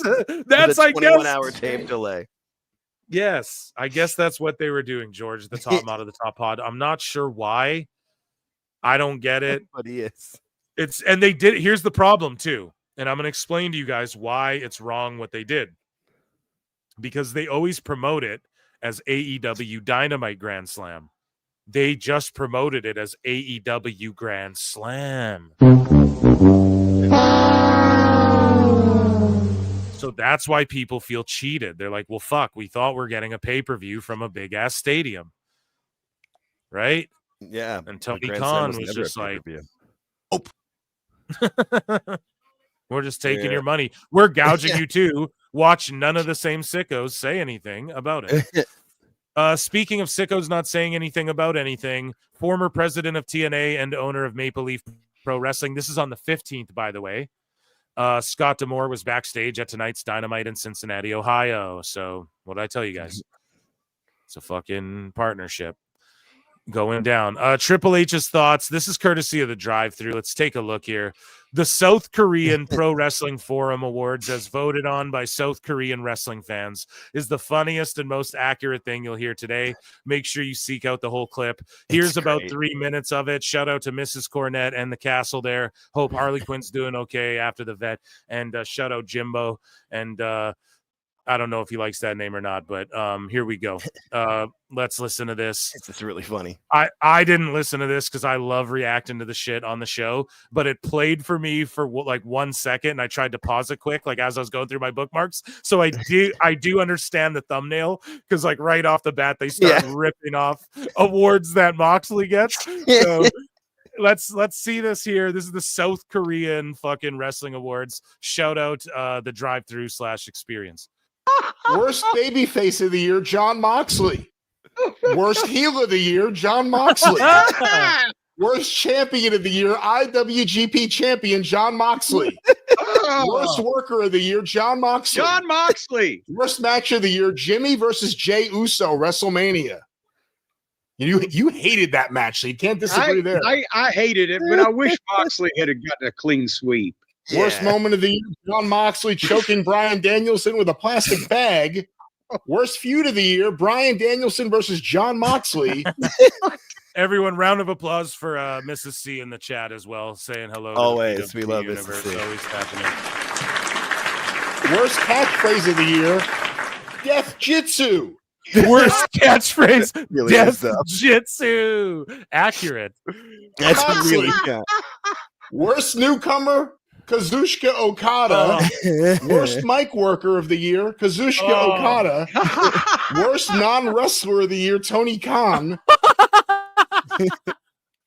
Yes, that's the best one. Oh my god, worst non-wrestler, but he got in the ring and took the pile driver, so he counts, right? As like a character on TV. Oh my god. The best guy's Tony Khan. And they talk about him enough. Amazing. Making shit, matches dude. through Shivani's dumbass. Oh god, this is Most great. overrated of the year, John Moxley. Most underrated of the year, Chad Gable. Yeah. Okay, so these are legit. These are legit. The only good award is fucking a WWE guy. Well, Chad they Gable. start in the full clip because I've listened to the episode. They start trying to go for like the best stuff, and they're naming stuff like Cody versus Roman was the best match. Cody's the best wrestler. Like, and like, oh, we'll get to the negative, and then it just goes completely downhill, and it's so funny. This is great. That's absolutely hilarious, man. Yeah, Let's they continue get it. into this. Jim just loses it because it's just so perfect. These South Koreans are on it. Well, I mean, let's be honest. If we're being It's objective true. here, you could say, dude, like Moxley's story has been the shits. Terrible. So And he worst was a heel babyface and at the beginning of the year. Yeah. yeah, and everyone's tweeners, so it's like you could give them both. You know, most Yeah, overrated exactly. Moxley for sure. They built like pay-per-views around him. He goes to his hometown, sells 1,000 tickets. You could say that, bro. I don't know what this means. Christian Awards. Yeah, Chad man. Gable. Fucking let's go, dude. Jesus. Let's go. Yay, Jesus. Let's Yay, go. Jesus. Let's see who baby Jesus I picked. am abstaining from this award. Yeah, yeah.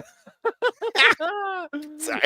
Let's I see who messed up. fucking Jesus chose as the fucking. I wonder who got this message from where. Let's see. Dead from Wyatt's 6th debut. I don't know what that means. Worst move of the year. Is it because Christian is always talking about people's fathers being dead? Oh, maybe. I guess it's something like that. Maybe the translator didn't. Worst do move of all the their year. work. John Moxley sleeper hold. Worst gimmick of the year. John Moxley. Worst John news Moxley. of the year. AEW releases all-in London security footage. The worst news. That's true. That was the worst news they could have fucking ever given the world. And then the worst segment. Hopefully it gets voted as like worst segment or something. Oh. Worst theme of the year. It's Our Moment. DIY's theme song. Yeah, that is trash. Worst brand of the year. AEW. Worst event. Not even a AEW, just overall. Not like I wonder who's factored in, but not even like one of these fucking mud show where they're like where Joey Janela's like lighting his boot on fire and shit. Not even one of those. Hey, it's fucking AEW, the worst. Not a deathmatch brand. place. To the year AEW Wrestle Dream 2024. Worst featuring John Moxley. Worst part-time wrestler of the year, Adam Copeland. Oh, worst booker of the year, Tony Khan. Yeah. Tony Khan. Worst main event of the year, Bryan Danielson versus John Moxley. Damn. Wrestle Dream. Worst face turn, Adam Cole. Worst heel turn, John Moxley. Botch of the year, Adam Page sneaks out early during Jay White versus Christian Cage on Dynamite. Wait. What did he just say? Should we bring that back, Jake? What did he just say there? Because Adam Page like left a match early or something. It was in the show. I wasn't watching. I remember that being vaguely talked about. Do you remember what happened where he like popped out? He was supposed to like interfere or some shit, and then he popped and he was just laying. Yeah, he was just laying there making that face, and it got memed. I think that's what they're referring to. I think, yeah, I'm not quite sure. I don't watch. Thank close God. enough. And ladies and gentlemen, Collision's done. I'm now throwing on the UFC here, which I'm way more excited for. Maximum Carnage was maximum ass. So And it was a tape show. Finally, they taped Collision on Thursday, I heard. Maybe right after Dynamite. Who knows? I'm pretty sure it was taped. I don't know, dude. They're in Cincy 1,000 people. So worst entrance, John Moxley. So, what are your thoughts on the popularity of John Moxley in South Korea? Well, John, more importantly, what do you think about your popularity? I don't have any witty comebacks because I didn't know I was going to sweep the fucking awards. I'd like to thank Tony. Oh, shit. I'd like to thank Pak Song Nam for representing me in Korea. Cream of some young guy. I'd like to Definitely not Ricky Dozan. Definitely not Ricky Dozan. Man. Oh my God. That shit is great. You know, they have a better handle on the wrestling business than the American fans do, unfortunately, over there in South Korea. Not all of us. Are these Leo Garibaldi's Hey, I'm Canadian, Jim. So Yeah, that's why. children or something? It does make you wonder about the international. Yeah, well, it is because WWE's real global. So the international side of things, they like superstars. You know what I mean? So that was just spectacular. Oh my God. So just to further this news here, AEW Grand Scam Australia will not be a pay-per-view, rather a special episode in place of Collision. It was announced on last night's, and it's on All-Star Weekend with the NBA. That's like on TNT and shit. It's so stupid, man. It was announced on last night's Dynamite that it will air on TNT and Max in Collision's usual time slot. It will also air on tape delay. It's a good 21-hour tape delay. In the internet age. I don't mean to laugh so hard, but it's like, oh, it's great. It's so funny. Me. You gotta be shitting me. They can't do anything right. Report: unhappy AEW talents more open to joining WWE following Penta's debut. And I quote tweeted, I was like, yeah, no shit. Fucking star. Of course. Yeah. So here, I was playing this on my phone trying to sleep the other night. And this is I should try and get M. Dickey on the show. I should reach out to the guy. And this is a game called Wrestling Empire. It's the greatest mobile wrestling game. I think it's for Switch as well. And it's like for computer. I implore everyone, download it, start playing it. It is if AEW had any sense about them, they would have just paid M. Dickey $1 million and then would say, just make your game, but with our IP or like in our wrestlers and shit. Right. And I guarantee you he would have did it. And because he's just an independent game maker. And this is what you do for this game. He constantly updates it all the time. So it's constantly being updated with new shit. And you just pay $5 once a year for this game, or you can play it without paying anything. And then there's just like ads will pop up when you're playing it here and there, Yeah. It's not like one of those shitty iOS games where you're like, fuck, it's a freemium. It's not like that. It's just you pay and then you can fully customize everything. Anyways, if you're unfamiliar, but I grabbed this screen grab of fucking Brian Knobs or Jerry Sags or whichever nasty boy this is. And I wrote AEW catching strays in Wrestling Empire. And so this guy goes, the tribalism has to stop. Taking cheap shots at each other is only acceptable if we're the ones that started it. And here's the thing, though. I only grabbed this one because I was reading it and it popped me. He was saying other shit before, like, just enjoy wrestling, everyone, even if what we're doing is utter shit or whatever. Like he was doing the complete sicko narrative in this game. So he updated it and added all of this dialogue. This is before a match or whatever. And so, yeah, I just thought this was hilarious. This popped me. Everyone go play Wrestling Empire. Shout out M. Dickey. Triple H's thoughts had this to say. Alvarez just informed everyone that Hobbs made a one-legged comeback. So Hobbs just returned here at Collision tonight, which was taped because he was limping out there and looked pissed off. Well, guess what? It's confirmed. Brian Alvarez confirms, okay, that he took out the Death Riders off air because they ran out of time.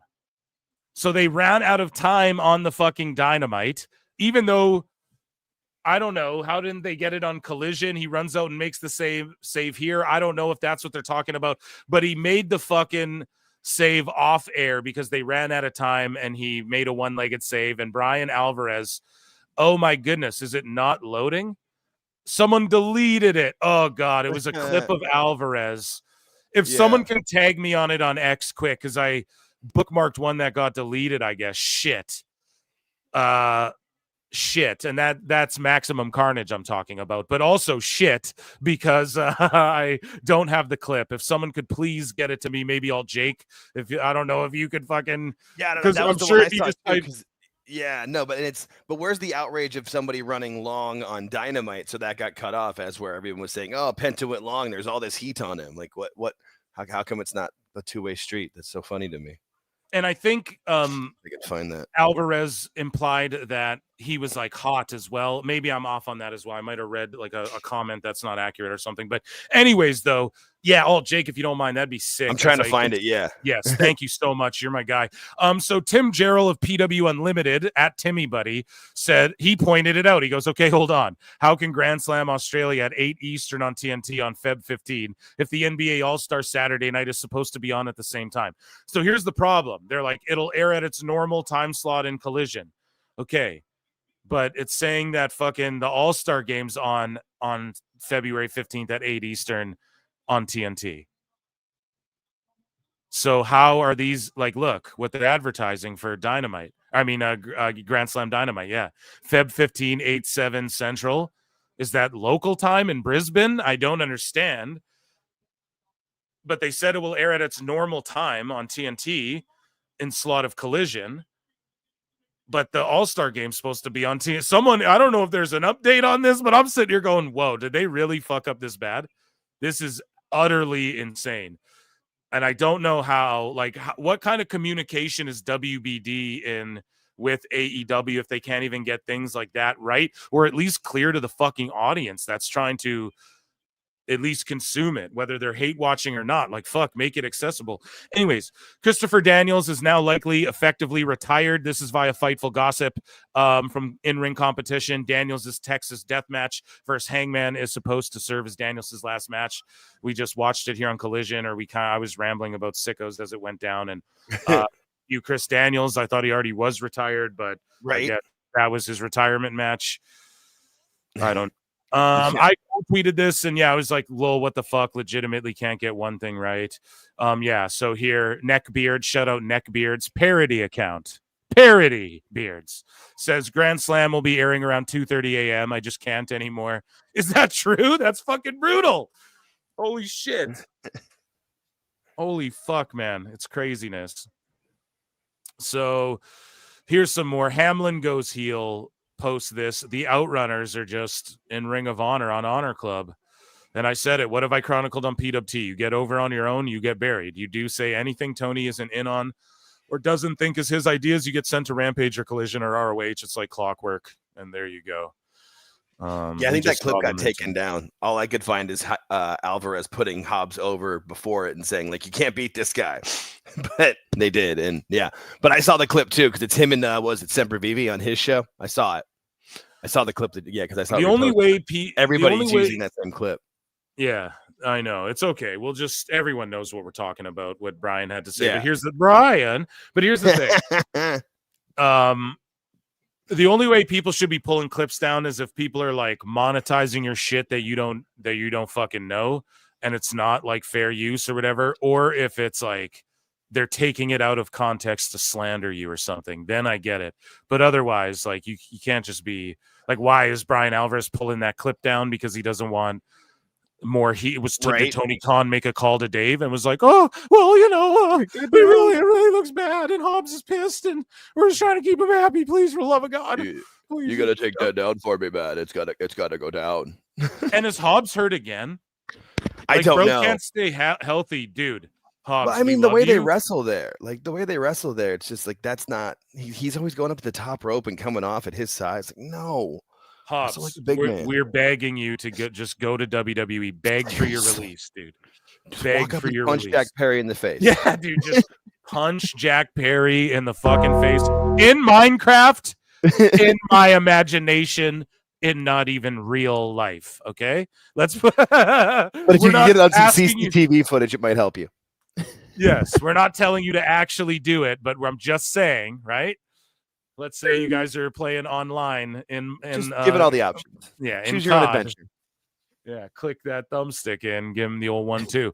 So Maria Kanellis Bennett tweeted this out, and her contract's set to expire with AEW, and she's just not being renewed. And I mean, a female legend, a diva legend, I would say, right? Like, I know people are like, oh, people got mad when I said Stevie Richards kind of a legend, but I just mean as far as a dude that everyone knows in wrestling, maybe not a legend, like he's not a world she champ, was but over at a time when there was a lot of people watching still. It wasn't quite the Attitude Era, but it was right after. Yeah. So for divas, I mean, divas, she's up there as one of the ladies, who's most memorable. Everyone had a crush on Maria. But anyways, she says, Dixie Carter once told the locker room some of the best advice I ever heard about any business: grow or die. In other words, you are either growing your business or your business is dying. The best guy's Tony Khan. And she ain't getting renewed anyway. So she's like, fuck you. I'm going to say what I think. I always say adapt or die is what I say, but that's the same thing. That's the way it's in my head. It's adapt or die, but it's the exact same mindset. You got to always be moving forward. So Meltzer said what? Oh God. Puts this together. Why isn't this in this is in Dave Meltzer's dumb moment? So we're gonna circle back to that because this Aaron Rupar guy, who's got almost 1 million followers and is a political journalist, is like, man, this AEW shit ain't hot. He's coming out. He's like, man, this shit ain't cooking right now. So we're going to circle back to that, but it's just crazy like how mainstream wrestling is. So people look to AEW because everything else is booming. And then they're like, okay, AEW's the alternative. Let's see what the fuck is this. Oh, this is ass. Yeah. Could you imagine watching Raw on Netflix and then seeing they're on Max on Wednesday? Like, oh, there's wrestling on. What the hell is this? So speaking of what the hell is this, Jake, we got AJ and Big Justice. The energy at the Cowboys game is wild, and they were with Tony Khan at the Cowboys game. Tribalism's okay here. We were rooting against Dallas, we were rooting for Dallas, but that's okay in football, but not in wrestling, unless we're winning.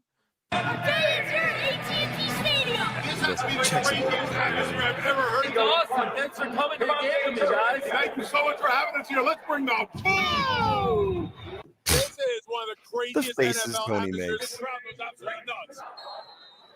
End of the first quarter. The game is 7-7. The Dallas Cowboys cheerleaders have taken the field. Can't wait for the second quarter. Bring the boom.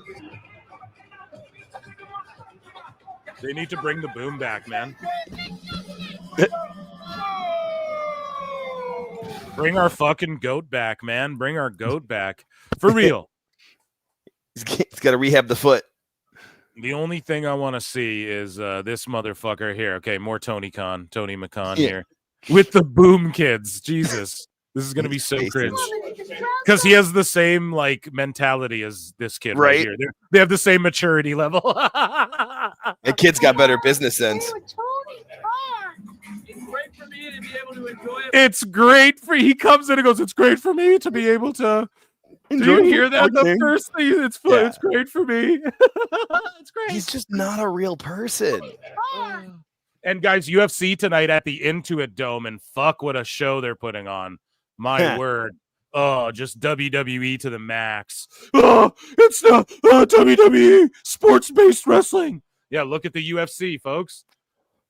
It's great for me to be able to enjoy a football game without the stress of working as much. I like to come and watch working and have fun, but it's also great just having a good time. I like to come and watch the great players, but it's also great to come and hang out with such a great family.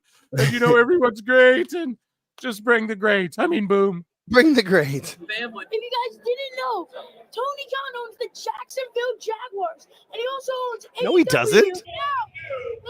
Yeah. His dad owns them. No, he doesn't. Jake's like, hold on a second, you 8-year-old. Yeah, wait a minute. Liar. Yeah, don't be lying on your fucking TikTok. Jesus, what the hell? Yeah, they can't ban that shit quick enough. No. Just saying, like, wait a minute. Yeah, I don't know, man. Yeah, his dad owns the Jaguars. This is what I'm saying, man. This is where, the bootlicking of Tony comes into people. And that's where the narrative goes like, oh, he owns this. He owns that. No, his dad owns it. It's his dad's money. He didn't make any money. George, no, he doesn't. Sorry, I didn't mean to be so loud. I was just like, smack me in the face. He owns the Jaguars. No, he doesn't. It needs to be said. And that, folks, that right there, round of applause for AEW news, ladies and gentlemen. We're going long tonight. Fuck it. Huge turnout, guys. Nice. We've had over 300 the entire show across both channels. So PWT Universe crushing it. Let's keep going. We got some WWE news to get to. Consider becoming a member, 99 cents. Consider hitting like. Consider hitting subscribe. Consider checking out the Patreon for hours of bonus content. Consider sending in a super chat. Appreciate you so much. Simone Supernova for $5 says, Nice. If I was a wrestler that loves the sport that I compete in and currently couch rotting under an AEW contract, I would leave after Penta's match too. The only problem is you can't unless you fucking, you know what I mean?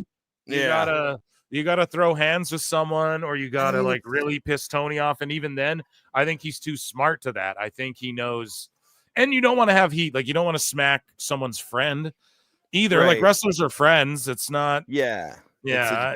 And I mean, It's a like, the thing about situation. Penta, like, Penta's like the recency bias, but like we were saying earlier, like Ethan Page, Alexis King, like there's so many that are not so many, but everyone who's come over has looked way better than they ever did in AEW very quickly.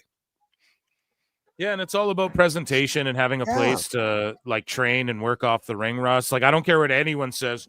Oh, having a PC. Yes, every major sports team has a training facility where they can work out and hit weights. Shit, colleges have amazing training facilities. It's so dumb, and they want to talk about Yeah. sports-based. It's like, okay, yeah, the UFC doesn't have a performance institute that's the exact same as the PC, where people can go and train and eat food, and there's a fighter hotel right by there, and you know, everything, living quarters. Oh my goodness, and then Mrs. C becomes a new member. My goodness. That's awesome. Thank you very much. Round of applause again for Mrs. C in the chat here. Amazing. And Harley thank you for Quinn, becoming a honorary member. Yes, honorary member. Yeah, that's a 2-for-1 there. That we Yeah, Cowboys right. still suck.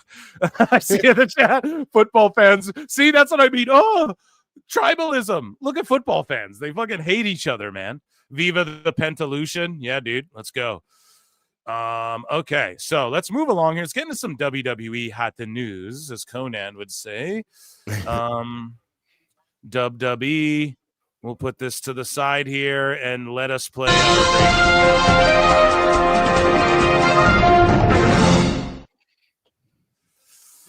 Okay, so Jaida Parker got caught up in some bullshit. So, I'd love to. So here, let's go back. Basically, she was spotted in a video with Jey Uso, I guess, who's like a married guy, and she was like rubbing his leg, and I guess people zoomed in, and some people are like, no, it's not that. I tried to look at the video. It's honestly hard to tell. I think I have it bookmarked. And then she liked a thing about like trans athletes, like you know, a ban in, I think, college D1 sports or something like that. And she's a D1 athlete, so she's allowed to have her opinions on these things. And she just liked an Instagram post. I mean, come on, man. We can't, I don't know. So people were like, we got to cancel Jaida now. And it's like, God damn it. Are we really doing this still? So basically, she tweeted out, she's like, I'd love to. Clotheslinings wants to be messy, because this person pulled up a video, which I think I've bookmarked here, of Jaida. Like, they're like, look, it's the same pants she was wearing, and she's rubbing Jey Uso's leg and shit. So people are, it's just so messy now, and people are coming after Jaida. And I say it all the time. These people just, I don't know. They're just so dead set on destroying everybody without getting a chance to really, everybody like, they don't and know everything. Jada. They never ask like, well, why is this your opinion? If you really are curious, you just want to like hurt WWE. I swear this feels like that's all it is. They're doing Whatever so well. do. You just want to destroy anything. Like I told you guys, desperate times call for desperate measures, and we're just seeing them going nuts on Triple H, going nuts on Jaida, because everyone loves Jaida, and they're like, look how real she is. Let's go after her. It's everything, man. They're trying to shift the narrative. Punk's a cancer. Everyone's talking about how much they love Punk. We're gonna get to that in a bit. Yeah, Obafemi's like, he's amazing, you know? So talk specific matches that he helped him with. Yeah, no, he's a terrible guy. Yeah. So basically, though, this person got messy and was like, fine, because ignorance is contagious. But what they're not going to do is come at my name because my opinion doesn't align with theirs and clearly don't know how to educate themselves on the real definition of being transphobic. Don't get nothing twisted. I support LGBTQ community, but I'm a woman who also played in D1 sports. And if y'all can't understand that, I don't know what else to tell you. Yeah, I mean, I'm all about just like start a trans division. We've talked about it, you know, in pro wrestling. I don't have any qualms with it. I think it's I don't know. I mean, but as far as like her liking that, she competed in those sports, so she would know firsthand what her opinion is on that. If it affected her, no one asked, "Hey, did this affect you or something?" No one fucking knows. So to try and cancel her for people just having opinions, I think is crazy. But yeah, either people way, are acting like she went on like a massive tirade of like 10,000 tweets of saying bad things about it. It's like she liked it, bro, and that's my problem, because they Yeah. were like, they were saying a lot of people were like, "Oh, she wants to make this huge deal on social media." And it was like, no, you guys are making the huge deal that's out of the this. worst part. She didn't say shit. She was like, what the fuck? You guys are digging videos up of me. Like, Yeah. And maybe, the thing with Jay's crazy, because the video, like, you can't argue to me it's not him either, as much as you can argue to me it is him. You know, it looks like, damn, it could be. So I think I might have it bookmarked. I mean, again, I'm not trying to blow up. I might have not bookmarked it because that's people's personal business and shit. But I got to inform everyone. That's what PWT does here. We let people know what's going on in the times, okay? Pro Wrestle Times here. We let people know what's going on. So I'm sorry. I don't even want to speculate with the J video and all that, but just, I guess, to give my opinion, because that's what you guys come here for. Stay out of people's fucking personal business. You don't even know how him and his wife get down either. They could be cool with that shit. You don't know. So anyways, it is 2025 as well. Other people's business, Bro. man. And in 2025, there's all sorts of people and relationships in the world. It's not your place to even judge or even stick your fucking nose in the business, you know? But anyway, so let's move to something happier, okay? Please. Pentagon visits a sick child in the hospital, offering him a mask, his signature, and a hug. Let's fucking see this right here, dude. This is after his Raw debut. He's already doing the Make-A-Wish stuff, and they're pushing him as even though he breaks people's arms, the sacrifice is the name of the move. Gonna have to sacrifice an arm. They said try to break Gable's arm. They purposely didn't say break his arm. They made sure to cover it. But yeah, it's like a medical facility and not a hospital. He hyperextended it really bad, where it's kind of broken, but not really. But yeah, he's out here full on babyface. Fucking signing masks, visiting sick kids. Let's go. You gotta love it. Mira, todos van a mostrar ahora aquí. Mira, todos se lo ¿Y los firmaron. conoces a todos? No todos. ¿A quién? Pero más el favorito. Eso. Sin cara. And look, man, this poster here is signed by Andrade, Bandido, Sin Cara. Look, you see Penta there. I think this is El Hijo, El Dr. Wagner, that I think he's in the bookmarks here. I think WWE's trying to scoop him up. Es tu paisano, Andrade. Andrade. Yo mero. Y el mero mero. Todos lo firmaron, hijo, pero estábamos esperando al mero mero. That's awesome. Muchas gracias. Gracias por traerme, de verdad. No, gracias. Se tiene que ir volando, hijo. Una porra. With the face paint, too. I wonder if he charges an extra $10K like Sting. Guys, I'm obviously being humorous. It's a sick kid. He didn't charge. I know. I'm an asshole. Sorry, guys. I'm the jokester. I got to do it. You have to. Say. It's a low hang. It's right there. It is. Okay, a Juanma. Una, dos, tres. Alabío. Alabó. Alabim, bomba. Juanma. Juanma. Ra, ra, ra. Hey. Amazing stuff. He gives him a hug. Awesome.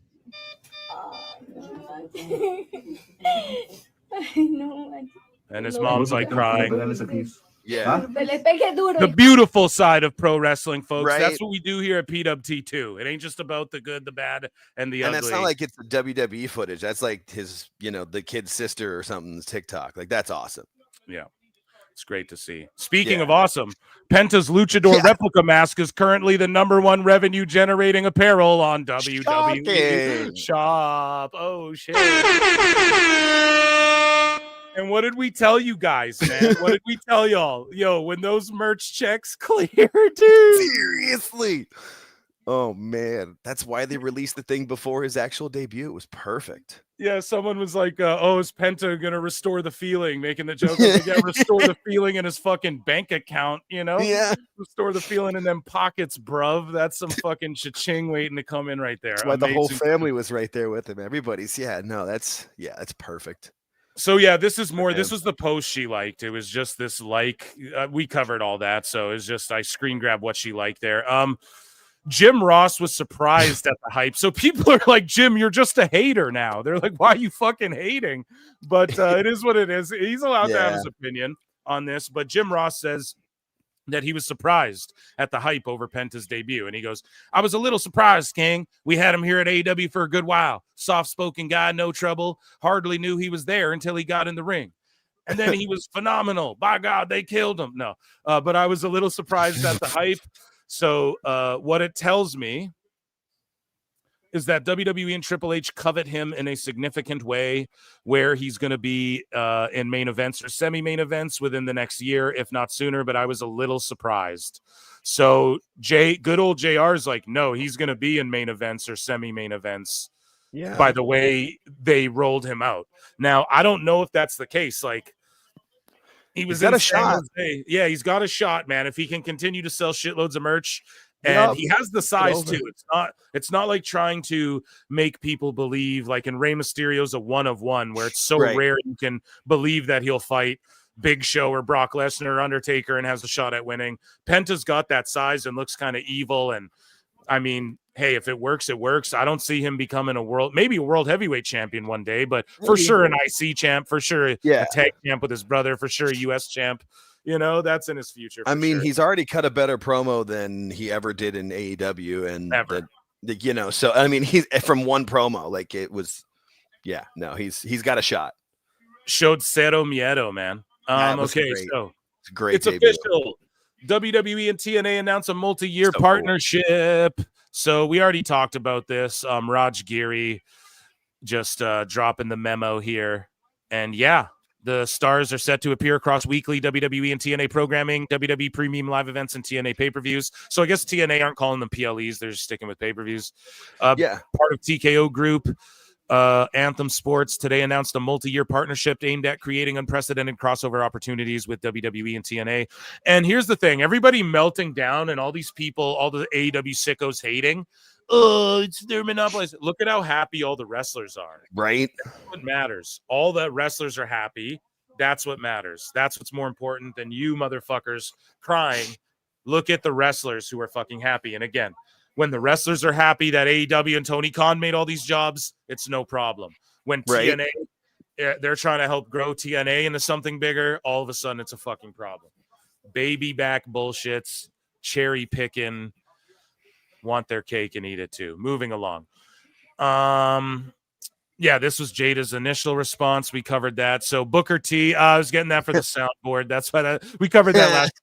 Logan Paul says if Nick Khan can match the $250 million offer he's receiving to fight Conor McGregor in India, then he won't consider stepping away from WWE for a certain period of time. If the fight moves forward, then he'll step away from WWE for a certain period of time. He can call the shots and do what he wants. I'm telling you this, Dana White is dead set on no, Conor's not fucking doing that. He's like, there ain't no fucking way he's doing that. And he'll fight like next year sometime. So, or this year even, I think he might have said sometime. But this year. But here's the thing.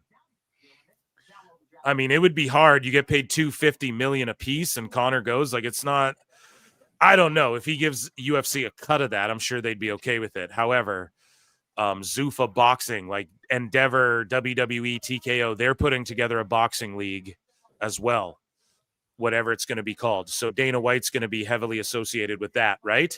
So maybe they're the ones who put the fucking match on and take a cut of the money, but Logan Paul might not let them do that, like take a cut of it. He's like, no, I can just get the 250, do it on my own. But Dana White, who has a lot of influence, is like, no, Conor's absolutely fucking not doing that. So we'll see, guys. I'll keep you updated, but if Logan Paul dips for a cool 250, I ain't blaming them. And AEW marks again, who are going to go just a part-timer. Hey man, you guys cheer all the wrestlers who go and get the bag from Tony. This is getting the ultimate bag. This is getting a fucking like Joe Rogan level bag to where you don't need money ever again, you know? So go and do that. I don't blame him at all. Josh Alexander put out a tweet, and we talked about him earlier, but he edited the tweet Okay, so this is the latest version of the tweet. But he said, Sunday, be prepared. Be ready for the fight of your life. You're going to quit, Mike. It'll hurt me to see you fall, but I'll be doing you a favor. You're not ready to be the one. I'm saving the big trouble of finding out. This will be as raw as it gets. And he capitalized raw. And it's on TNA Genesis, and I quit match. Mike Santana, Alexander. God's Gift quote tweeted it and was like, why did he capitalize raw? He went and edited it. So I don't know why he edited that. I don't know if someone asked him to, or if he just felt like, oh shit, I can't imply anything there. But I don't think he'll show up on the main roster. Alexander, I think, is going to finish up in TNA along with Jade, his wife, and Jane, his wife. Is that from the Jetsons? So yeah. Anyways, though, Dynamite 679, NXT 779, and fucking Shawn Michaels leading that. Well, I won't say hoe train because the women's roster is really the most prominent thing in the fucking Mercedes NXT. might. Yeah, Mercedes none of them are might. hoes, but yeah, Mercedes might call it a fucking hoe train. So there you go, Pimpin' Michaels. Jim Ross, though, talks about Corey Graves. And he says that Graves needs to get over being upset at WWE because change is a part of the business. And he says, how many times has that happened to me, King? Several times. Yet here I am, jolly, happy, and healthy as an old horse. I've got nothing to complain about. It's just part of the life we have chosen, folks. I honestly do feel bad that Corey feels left behind, but I don't know. Maybe he has been. I just think you got to look at Byron Saxton and go, listen. If you look at Saxton, just play the position they want you to, and you'll have a fucking job. And, you know, Corey is maybe like, no, I want to be more than that. I want to wrestle. I didn't get to do that. So now I want to do commentary at the highest level and the biggest shows. And I think him and McAfee and Cole are the Holy Trinity. I think they should put them all together instead of putting Graves down in NXT. However, this all still could be a work. And also, it could have just been a temp thing. Who knows, man? Who really fucking knows? Go ahead. No, so there's a lot of different avenues it could be. I still feel like it's a work to set up Corey versus Pat, but I'm not sure. I think you do Graves, Pat, and Cole. And then when Pat has to leave, you still have Graves and Cole there. I think that's the Holy Trinity, man, right there. So anyways, moving along. Was it the Rumble last year where their commentary was great? The three of them. Whenever it's those three, I make note of it. I tweet it out. I mark out for it on the show. It's great. I fucking love it. So anyways, though, moving along here. Sources close to the situation. This is Chris Featherstone, PhD, who directly is in contact with the Lucha Bros, in my opinion, as we've been chronicling here on the show. It seems pretty much like he's directly communicating with them, you know. But sources close to the situation, there's no heat on Penta, and that whole story's made up. Told ya. Lindsay Dorado, cat's out of the bag, time to get Lucha lit. So he returned to NXT. Lindsay Dorado at an NXT house show. And he also makes gear, I believe, for a lot of the boys and stuff. So shout him out, and hopefully he's back. Lindsay Dorado was prominent in the 205 Live. He was part of Lucha House Party for a bit. I think he should stick around because he didn't really get his fair shake, you know? Like, in my opinion, I don't think... Yeah, I agree. The way he could, and they're really making a play at a lot of luchas and Mexican talent. Why? I'm telling you, the Performance Institute of UFC, the UFC PI, is about to open down there in Mexico. They're going to build a PC down there. I'm not saying NXT Mexico, but they're going to start getting talent running shows there, and it's going to be great. And you're going to see PLEs there on the main roster. They're going to blow that market wide open the way UFC has. And they've done it before. UFC knows how to do it. They're targeting it. We've chronicled it here. Victoria was in the crowd at SmackDown. Former two-time women's champion. And she signed a Legends deal. She'll be in games. Some people are saying, oh, make a Rumble return. I don't know about all that. But she did. Was it 2021? I think she was in the Rumble. Yeah. She had was it the Widow's Peak? That move was badass back in the day. I always give her credit. Yeah. So moving along here. Wade Barrett confirms he will be on this week's Raw in Dallas following reports that McAfee will miss the show. So Big this college football lends, game on Monday. and this lends credence that Corey's actually pissed. You know what I mean? So I'll give him a you what? Because that's kind of fucked, man. That kind of like, why wouldn't Corey just be up there? Well, they're bringing Wade in because I think Corey might actually legit be pissed. So Let's see if something happens on the show. I wonder if something happens or something said. I feel like that's maybe where we'll know if it's an angle. Like if something happens with Corey on Raw, I could see it becoming an angle. Or not. Who knows? Maybe he was just really mad. So Braun Strowman set to take on Jacob Fatu after they squared off on SmackDown last night. Fucking tremendous. That's next Saturday, PWT live show. Yeah. Pat McAfee appears. He's set to what the fuck? Pat McAfee appears set to miss WWE Raw. Like, what's going on, Wrestle Talk? You using fucking Chat GPT to write your shit? What the fuck, man? Anyways, football playoff national championship in Atlanta.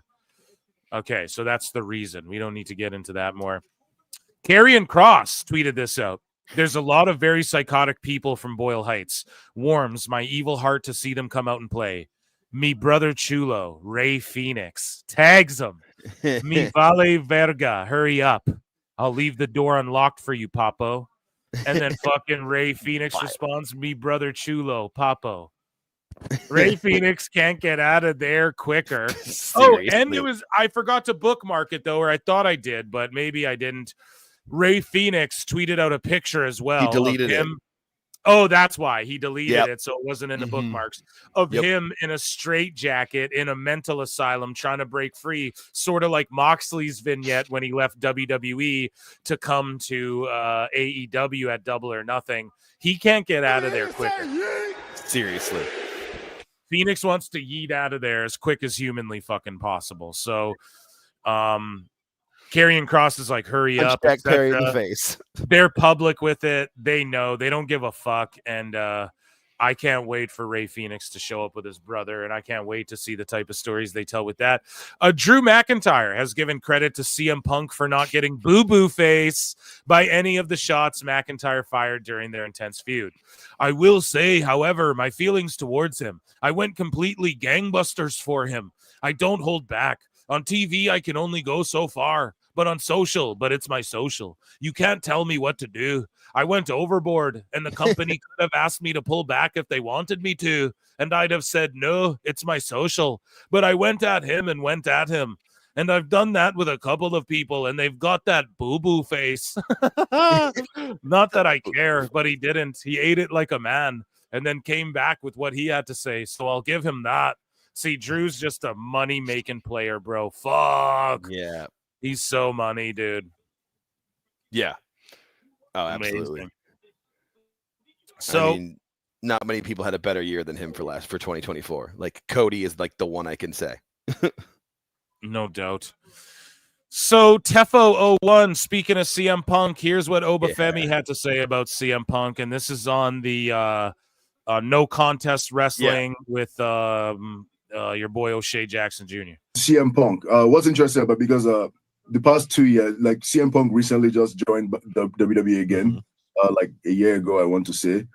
And for a while, we weren't allowed to talk about him. So a lot of people ask me, who are your favorites? And I would want to say CM Punk. And I couldn't. So he just stooged when Vince was there. Yeah. They wouldn't even talk about him. Right.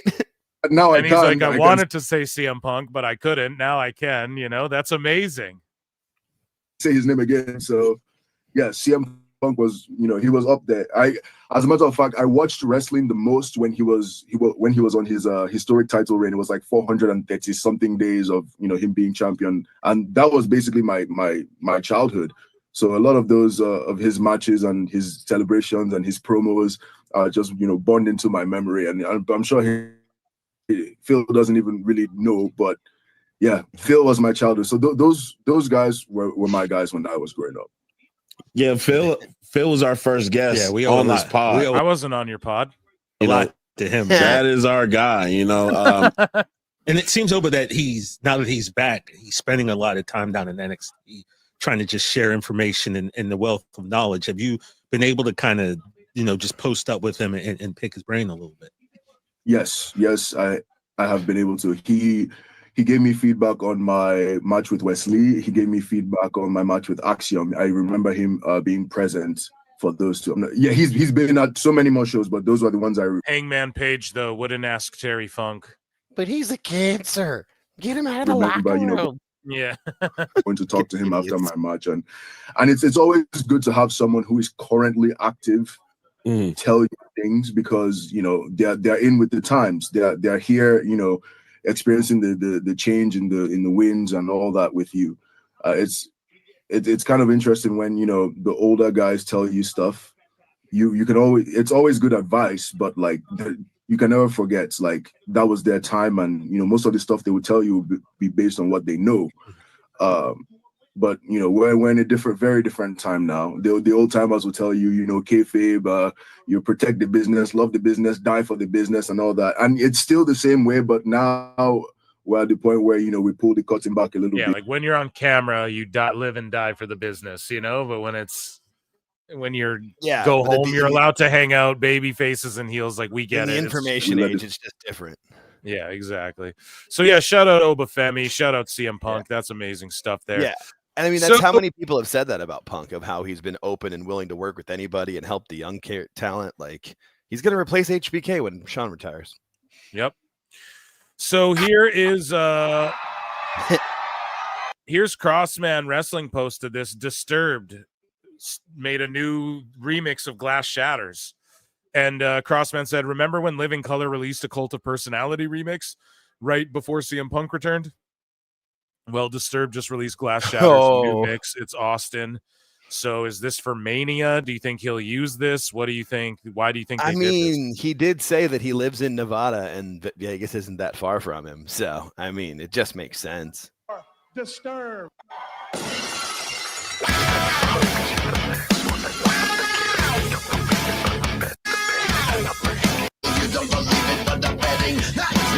I always liked this remix. It was one of the good ones, like, because they did a bunch of different remixes. Like, that one was good. The Run DMC DX was the best one. That was the best one of all of them that they did back then. Because but I mean, that's when they worked into the mainstream, like just like now with Travis Scott coming out on Raw. Like, try to say it's not mainstream, but it definitely is. Well, round of applause for WWE News, folks. That was WWE News. Jamie Earhart becoming a member again, a new member here. Jamie's Thank you very much, my guy. And Samoan Supernova for $5 says all Phoenix has to do is say "Time Cop sucks" in front of Tony, and he'll be Raw bound in a week. Yeah. Oh man, Time Cop is the worst movie I've ever seen.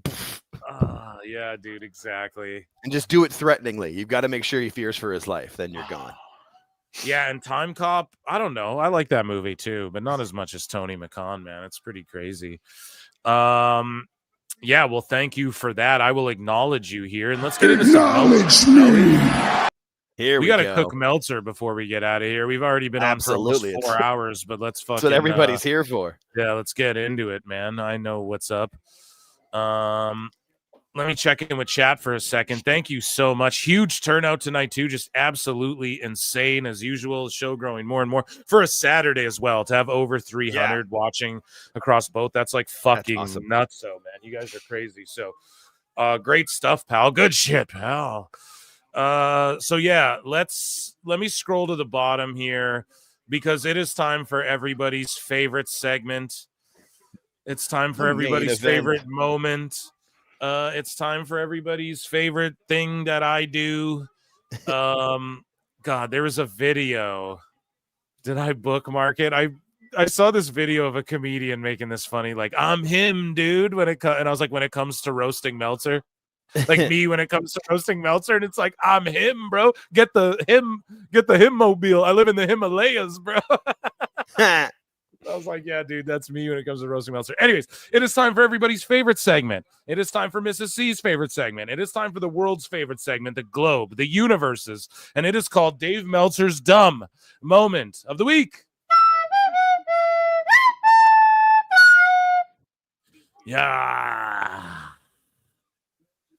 So Penta has arrived. We covered that one already. Dave Meltzer's reaction to MJF saying that Jeff Jarrett is the last thing people see before their favorite wrestling promotion dies on last night's AEW Dynamite. Now, you know Dave loves this because TNA and all. And remember a long time ago, too, the question of should Jarrett take over booking in AEW? And then everyone was like, no, or Meltzer said, no, because Tony Khan wouldn't like that because it would imply like he booked TNA and TNA, like, look at what TNA is. So it would make it look. And so just pure goonery going over there. But Meltzer goes, actually, I heard, from many people tonight, from many people, many, no name, just many. Okay. Right. Many people tonight about that line. I don't know that line should have been okayed.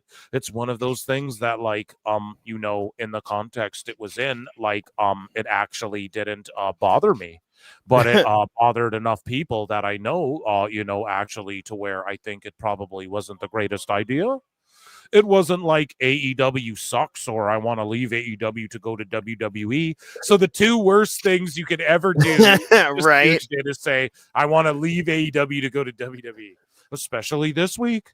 Boy, would that be a terrible thing to put on your own TV. But it was still like, I think the idea is that even though there's like, like no danger at all of AEW going out of business, I think the idea is that even though there's no danger at all of AEW going out of business, because bro, it's because Bischoff and everyone who's like, bro, AEW will go out of fucking business if this doesn't turn around.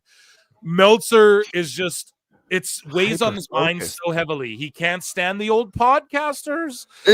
Like Bischoff, all these people just weigh on his mind. He's so interested in proving them wrong. And I was right, even though, Dave, what were you right about? You text Tony, and then you're just trying to say that AEW's good. But now he's shifted the goalpost to they're going to beat WWE. I mean, this is what people want to see.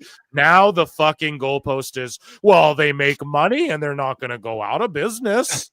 And it's like, cool, WBD's not going out of business today either. Look at the bullshit, man. Like, they get fucking, they're the clown of their, the Jaguars aren't going out of business either. They're the fucking clowns of the NFL, man. I'm from Canada. The Toronto Raptors aren't going anywhere. They're a fucking joke. You know what I mean? So it's like, come on, dude. This is full on cope. Dave was more upset about Thunder Rosa's tweet about Penta, even where she didn't name him, but, inferred to him, than he was about MJF bringing up Owen Hart. I know. He was more offended. Jesus Christ. Or this Jeff Jarrett thing, too, about like, this is the last thing promotions see before they die. He's more outraged. Yeah, that bothers him more. At Thunder Rosa. So he's like, no danger of going out of business. Maybe never, but certainly next for the not 3 years. After that, I suppose if they collapse, there's a chance. Probably not, but there's always a chance. But there's that narrative out there that they're on death's door and they're swirling and all that. Bro, so he's literally saying what Bischoff says, death's door, swirling the toilet bowl or whatever. That's the vernacular that Bischoff uses. So it's just on his mind, right? And the other thing is that, bro, they are creatively, like, if this doesn't turn around, they're going to be fucked. They're just, next year, is it going to be down to 400 watching Dynamite? Right. And then what, Dave? Max, though, it's inconsequential. We've proven that time and time again. And that's why you don't have the Max numbers, because it proves that 15,000 people watched it on there, if they're lucky. So the whole thing, Dave, is this is just cope. This is grade A cope. And I don't know what this has to do. Like, he's trying to say, well, AEW's not going to die, and this is the last thing. The Jeff Jarrett thing, was this implying that AEW's going to die? No, that couldn't be the case. He gets so literal. Like, bro, they're working a fucking storyline. They're working an angle. That's sort of a shoot. That's a good line from MJF. Let's be real, because it's better than the Owen Hart one, which was just stupid. This one is actually good, right? And And it's just stupid to me that Dave would try and even cope over this the same way he got upset over, oh, it's ludicrous to say Rey Mysterio's even the best. El Santo? Yeah, Right. Dave, 100 years ago, El Santo was the best. 85 years ago or whatever, he was the best luchador. He wrestled in the 50s. They're just it's a kayfabe, right? Like they're just getting it over. They're trying to get Penta over and say he's the best kept luchador secret. They don't mean literally, bro. They know that. Well, Why and are Cole you even taking said the wrestling show shit literally, Dave? It's pro wrestling. I'm the wrestling guy. I know everything about wrestling, but I study the business, but I get triggered by kayfabe. Like, I don't get it, man. And Cole even said some people consider Penta to be the second best luchador. And I'm sure some people do. Exactly. Jesus. And then he goes, there's a sliver of truth to that. This reinforced the idea that there might be a sliver of truth to that thing that doesn't have a sliver of truth. Dave, what if it has a sliver of truth? What if WBD gets dissolved and they just go fuck and they separate into different companies and then they go, we don't want AEW anymore. No one wants it.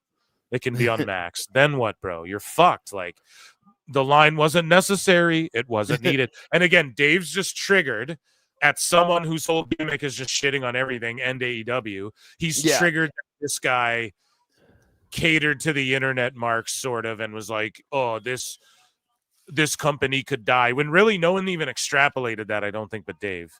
He's just burying Jeff, So Dave just getting so defensive, man, on Tony's nuts, bro.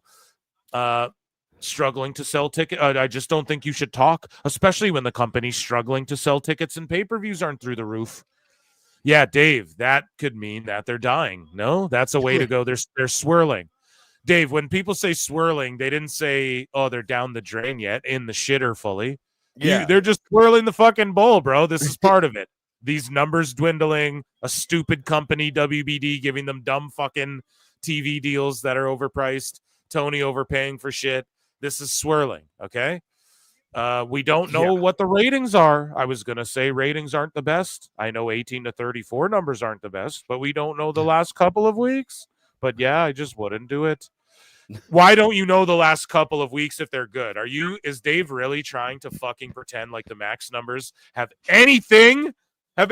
bear any effect on the overall number? Oh my God, bro. Is he really fucking implying that we don't actually know the numbers? Because the funniest one was when Dave was like, Netflix didn't release the 4.9 million global. Right. Video Amp did that. And then you just Google it. Does Netflix use Video Amp? Yes. They don't use Nielsen. They use Video Amp. So, Dave, that means Netflix concurs with that because they use Video Amp. You dumb son of a bitch. Like, I study the business. You didn't Google that in 1 millisecond where, you know what I mean? The fucking article comes up and tells you about how they don't use Nielsen. The Nielsen numbers are different. Video Amp. He's like, Netflix didn't claim that. Video Amp did. Okay, so then Netflix agrees with it because they use Video Amp. You fucking idiot. He's so stupid. But yeah, I just wouldn't do it. Dave, no one should listen to what you would or wouldn't do. Dave has this to say about Corey Graves. He was genuinely unhappy. Now, why would you go on Twitter and do all this? And Dave said every outcome. It was a work, and then he deletes it or whatever the fuck. We're going to see here. He just sort of flip-flops around on the Graves thing. Is inconsistent as fuck. He goes, why would you go on Twitter and do all this? I can't answer that question. There's people there who think that he was trying to get fired, and that's why he did it. If he was trying to get fired, they probably aren't going to fire him because I don't think they want him going to AEW if they give him a release. Why would he go to AEW? Why is that where he would go? Like, he should go there, but then he's got to sit there with fucking Excalibur. Yeah, that's the last place he should go. Yeah, bro. If he still wants to commentate. Yeah, bro. He'll want to fucking get out of there, too. He'll be punching Excalibur to get out of there quickly. They could also suspend him, which maybe they've done for all we know. It doesn't have to be announced that they've suspended him. Whoa, where's your sources? Where's Manny? Yeah. Where's Manny, Dave? I thought Manny was back there spilling the beans. Where's your fucking sources, bud? Manny the janitor. Brian responds to this guy, Craig O'Connor, who says, big picture here. AEW held its premiere TV show in a room that seats 1,500 and they barely filled it. How can anyone say with a straight face that AEW is doing fine? It's not telling the truth. Sorry, facts. And then Brian goes, I'm afraid the actual big picture is the $3,557,693 they are being paid for every single week for TV starting 2 weeks ago. He gave it down to $1. You what? Oh my Where? God. Show me the pay. Jake, did I miss something in the hot news in the IWC? Where did anyone say it was that exact dollar amount that we can verify isn't just him or Meltzer? Fucking lying. And this is why Alvarez, the worm, doesn't get a fucking pass. Nope. Tell us what you know, you goddamn liar! He's got the Meltzer math brain. He's got the Meltzer calculator. That's what it is. Okay, but where did this number come from? Chat, am I fucking up? Where did the 3.6 come from other than Dave saying it? Oh, if you divide the math on what they're giving them. Okay, confirm that this is the amount they're giving them. Did you see a check, Brian? Because I don't fucking believe it whatsoever until I see something official. Now, if I'm talking out of my ass and something official came out that I didn't come across, let me know. But Jesus Christ, just Brian saying this? Did Dave get another WBD memo from fucking a Discord server or what, buddy? Because I can't trust this whatsoever. And him just putting an exact dollar. How the fuck do you know this? Do you guys own some of the company? Like, is Tony like showing you the finances and the books? What's going on? Is WBD showing them to you guys? Why? Why would they show it to you? Isn't that not a conflict of interest, or wouldn't that be? No, or is that a thing? Am I completely wrong on that? Like, if you look at their reporting of them, and then I don't know, dude. Are you allowed private business to show people your books? How the fuck would they know this? Am I off on that or no? No, not at all. Okay, because it's confusing to me. How would you know the exact dollar? Where's that ever been said? Tony showed you. Yeah, Tony sent you a screenshot of the text. And him going boom with fucking Big Boom AJ or what? Like, how the fuck? What happened? Weekly cost? That's all I want to know. Jesus. So Meltzer deleted this tweet where he said, "Shout out Vic 8122." Meltzer deleted this tweet where he said it was an angle, and then a day later he's saying everyone in WWE that I've talked to said it wasn't an angle. Fucking Dave gets another flute because he's such a putz right there, bro. That's what I mean. As expected, it's an angle. Then he deletes that and then goes on that diatribe of, I don't know, maybe he's suspended, maybe not. It's everyone I talk to. Manny says it's a fucking work. Or it's real heat. His brother said it's real heat. Yeah, that's his brother. That was the one. Yeah, his brother making said shit up. So Dave, he's our scumbag Meltzer, was more upset over MJF's line to Jeff Jarrett about being the last thing you see before your fave promotion goes out of business than the Owen Hart line, which he didn't say one word about. Don't ever let frauds on here play moral police. Absolutely. And so here's Meltzer said what he's quote tweeting himself, but he's like, here's a fun game. Go to your favorite perpetually offended about everything media member or podcaster and see what they said about Owens last night. Then compare it to what they said about some random DQ finish on WWE or whatever. Elboo. Where's your essay, Elboo? I didn't see an essay about this. Here we go. Let's listen. We had Alvarez and fucking Dave. Brilliant stuff right here. Let's go. We had Jeff Jarrett and MJF doing a promo, and literally as we speak, I am on the Dynamite. I'm trying to find out how long this thing went, because this went a long time. This went from 54 to 108. So that's 14 minutes. Yeah, I can do math really quickly. I'm very professional. I study the business. Talking back and forth with MJF. And then look at how they're like, oh, it was 14 minutes. Where's the stopwatch marks going? 14 minutes of promo time? Where are they saying all the runouts after the matches? 14 minutes. Alvarez is mad. 14 minutes of talking time. He sounds all defeated. Go watch fucking, come on, bro. It's so silly. Just watch YouTube highlights of moves, bro. and Jeff Jarrett. If that, you know what I mean? Just watch YouTube highlights of Amazing Red doing fucking flips, bro. Right. And then you'll get sad. Like, what are you looking for in this? And it started with MJF doing this long promo about how Jarrett was the last outlaw, and he was also the last. Listen to this pouty boo-boo face bitch. Oh, this long. Oh, it was so long. Oh, promo. Oh, so long. I needed fucking 2 more false finishes in my Kenny match. Ugh. I needed 1 more run-out segment. Fucking Brian, boo-boo Brian. Thing you saw in your favorite company before he died. He said, "You're the pro wrestling I'll tell Grim you what. Reaper."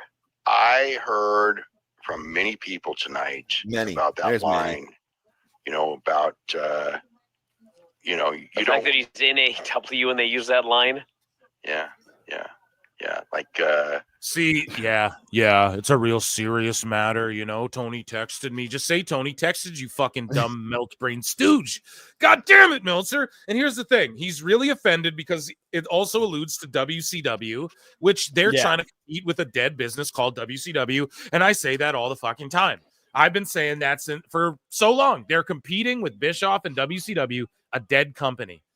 And instead of worrying about doing their own thing, and they're worried about what WWE's doing too much, okay? Instead of doing their own goddamn thing and getting real creative and effective people in there in the positions they need to be in.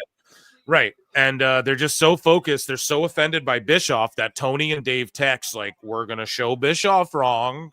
We'll do better than WCW in every way. And then, you know, what can they say? The history books don't lie. I don't know that that line should have been okay. You know what I mean? What's that? What's that? I thought Dave was in Bischoff's head. Yeah. No, it's the opposite. That's called projection. Completely. Yeah. Projection. And it's one of those things that, like, I didn't, in the context it was in, it actually didn't bother me, but it bothered enough people that I know to where I think, you know what, it probably wasn't the greatest idea. Maybe I'm just like thinking maybe it's, you know, because it wasn't like AEW sucks or I want to leave AEW to go to WWE. You know, that, like, that's, especially this week, boy, would that be a terrible thing to put on your own TV. But it was still, you know, like the idea, I think the idea is that even though there's like no danger at all of AEW going out of business, you know, at least for the next, I mean, maybe never, but certainly not for the next 3 years, you know, after that, I mean, I suppose if they collapse, you know, there's. How will they collapse, Dave? How does a collapse happen? Bad ticket sales, bad pay-per-view sales, bad fucking spending more money than you make. Yeah, bro. Come on now. Chance, probably not, but there's always a chance. But there's that narrative out there that they're on death's door and they're swirling and all that. And the last thing I would want to do on my TV under any circumstances is to do anything to reinforce the idea that there might be a sliver of truth to that thing doesn't have a sliver of truth. I just would like, the line wasn't necessary. It wasn't needed. You know, again. Oh, y'all, you know, so there's more MJF here. was going 6, got people chanting, "He's our scumbag." So Jarrett had to pause as the fans turned babyface on MJF. And then he makes fun of his mom and his dad, and he calls his mom a call girl and says MJF's girlfriend is a Canadian call girl. Said when MJF was going 60 minutes with Ospreay, his girlfriend was going 60 minutes with 10 other guys in the back. Called him a one-hit wonder. That's savage. MJF gets pissed off, decides to push the Owen Hart button, and of course this makes Jeff Jarrett very upset. So he attacks MJF. Security runs down to pull him off. Karen hits the ring. MJF grabs it from behind as a shield and then runs. Decides to push the Owen Hart button. That's all he says. What an absolute fucking cringe lord. Imagine if WWE did that. Dave would be like, Oh my boy, God. I can't imagine doing it. I can't imagine the family being happy. They would do a about full that, hour you on know? just that. God damn it. I thought once Jeff finally punched him and they had the pull apart and MJF used Karen as a He shield. pressed the Owen button like it's a button. Yeah. Everyone's buddy fucking dying and MJF using it as a fucking joke. It's fine. When in a company that Bret Hart thinks is a fucking joke. That's fucked up, man. That's really it's fucked up. completely fucked up. I thought that stuff was good. But my God, this was so long. and it was just way too long. I mean, it's not even like a championship feud or anything like that. You know, it's not like a chance. See, look at like Brian Alvarez. You don't understand wrestling, you dipshit. So, Punk and Drew, that wasn't really a championship feud, and their promos went really long. Yeah, they got a fucking story over hottest feud, made Drew a bunch of money, Drew a match huge of the house, year, match of the year, fucking story of the year, feud of the year. You could argue amazing shit, and it's just hilarious how this went really long and it's not even so you don't want storylines that are as hot or hotter than title match storylines, right? Because you don't want a hot company. Like, these guys are fucking so beyond stupid. Like there's a title on the line or anything. When are they wrestling? I don't know, but they're clearly wrestling. When are they wrestling? There's not a title on the line or anything. Listen to what he says. There's not a title on the line or anything. Isn't Jeff Jarrett's fucking career on the line? Like, isn't this his retirement run? And if he fucking loses to MJF, he's cooked, he's done or whatever. Yeah. Like, well, for real, isn't that what it is? All in Texas, the big whatever. Hello, or is that when they're wrestling? When are they wrestling? They haven't gotten Grand there yet. Slam. This is their first Australia. Australia on the TV show or whatever. That'd be fucking hilarious. But all I'm saying is, like, bro, I'm pretty sure Jeff Jarrett's thing is career's on the line too. So, like, you don't even know what you're talking about, Alvarez. Okay. Well, I hope that they're wrestling in a couple weeks, because I sure don't want this thing to drag out for 3 months and not have a match. Look at Dave is like, wow, I really hope that this thing doesn't drag out. Yeah. This could drag out for a while. It's possible. Man, I hope that they wrestle in a couple of weeks, because this. If you're going to spend this much time building something up, man, I mean, I guess you could wait till the pay-per-view. I mean, I guess Australia's February 15th. That would probably be the perfect date for it. The pay-per-view? What pay-per-view? Yeah, it's not a pay-per-view, Dave. You're a fucking liar, shilling the fake news. And also, he's like, I want it to end right away. 2 guys cutting promos trying to get it over, a fucking legend, Jeff Jarrett and MJF. And, like, I get it. That Owen shit was dumb. I'm not the biggest fan of this, but just wrap it up quick. Fuck it. It's AEW. You can just fucking fuck. I'm just dropping F-bombs. Demonetization. Yeah. For real. Dave's like, you can just say fuck it there and just, just drop the whole goddamn thing. Because who gives a shit, right? Am I right? Let's just get it done with a match. Yeah. That's how wrestling's done. That's a storyline. Oh, man. It's crazy. It's craziness. So then here's Dave just completely losing his shit.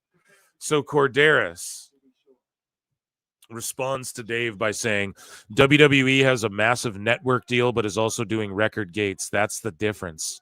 In response to Meltzer, who says, Jimmy, the WWE, UFC, NFL, NBA, and every major sports league is being kept afloat artificially by their TV deal.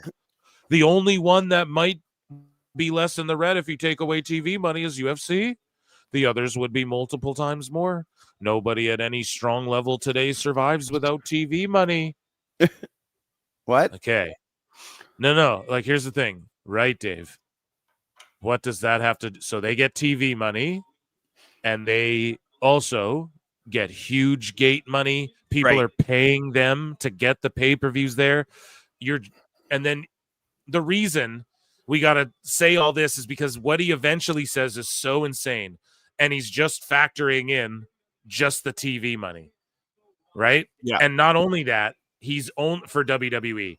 He's not factoring in any of the other things at revenue, streams of revenue, right? And so the other thing here, he does some math, whatever, even if it calculates out. The point is that he would never do this for AEW, never. And the point he's trying to make is he really trying to gaslight everyone and make people think that WWE and AEW are on the same level because their TV money is a part of what keeps them afloat just in general. I just don't understand what he's trying to say. Is he trying to gaslight people and make us think that WWE's not making more money than fucking AEW? Is that's all I'm getting at here. I think that's what he's trying to do. Let's read this, but Corderis is like, he knows what he's trying to do. Right, because Dave's like, why should we well, here, let's read this. Let's go back because it's a whole fucking argument. This guy goes, I mean this respectfully, as a fan, why should I care about attendance, TV ratings, or about broad reach of something I enjoy? If I'd stake in AEW, then it would mean more. Listen, you don't need to worry about that. And I agree, your fandom shouldn't be incumbent upon that. However, that's what Dave and shit harps on. Yep. That's the narrative he wants to push, and then it doesn't apply to him, so everyone wants to apply it all the time. I don't know if that makes any sense, chat, or anyone out there listening, but people are so quick to go, well, look at this, this, and that, because Dave was always going, well, look at this, this, and this. At the beginning, when it worked in his favor. And now that it doesn't, he can't do that anymore, and so it's complete and utter cope. You shouldn't care if there's not fans there and shit, but if you want it to thrive, if you want it to, maybe 16. You're like, hey, I don't want it to compete or beat WWE. Cool, but it might go out of fucking business the way it's going, or it might get smaller and smaller. And if you don't care about that, cool, don't worry about that. Then don't get caught up, ignore the shit online about this. But when people are coming at Dave, I hate when people cop out with this like, well, why should I care? No one wants you to care. We want fucking Dave and all these shit, like what's considered the top mainstream media. They all have the same fucking narrative when it comes to this AEW shit. And it's just ridiculous. And you see so much cope, so much like Steiner math and flip-flopping around to try and convince. It's them just trying to convince people. Someone said something like Kanye West one time was like, what the fuck did he say? He's like, I'm a living legend or something. And then someone else responded and was like, if you're a legend, you don't got to say it, you know? And it's like, you're just flip-flopping, trying to convince us that AEW is something it's not. And everyone's just trying to say it's not. And so we got to play your dumb fucking ratings games. We got to play your ticket sale games, all the shit that Dave said over the fucking years to criticize WWE. Yeah, we have to use those same standards to criticize AEW because that's the standard you put out there. And then now when you shift the goalposts, you get called out for that. And now everyone's dogpiling on. And it's like a hilarious thing. And it's just funny watching Dave melt down. I get such a kick out of it. But as a fan, it's a cop-out if you want to try and engage in these arguments by going, why should I care? Then why are you even saying anything to begin with in this conversation? Don't say shit, because if you don't care.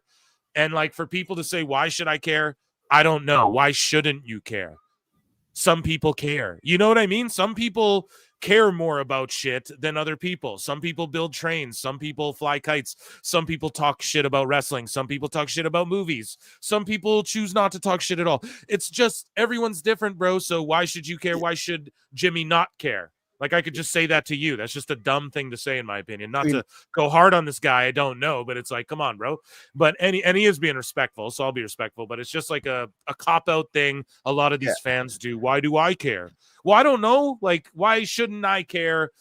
I care if my favorite sports team attendance is down. You give a shit. You want to see it thrive, man.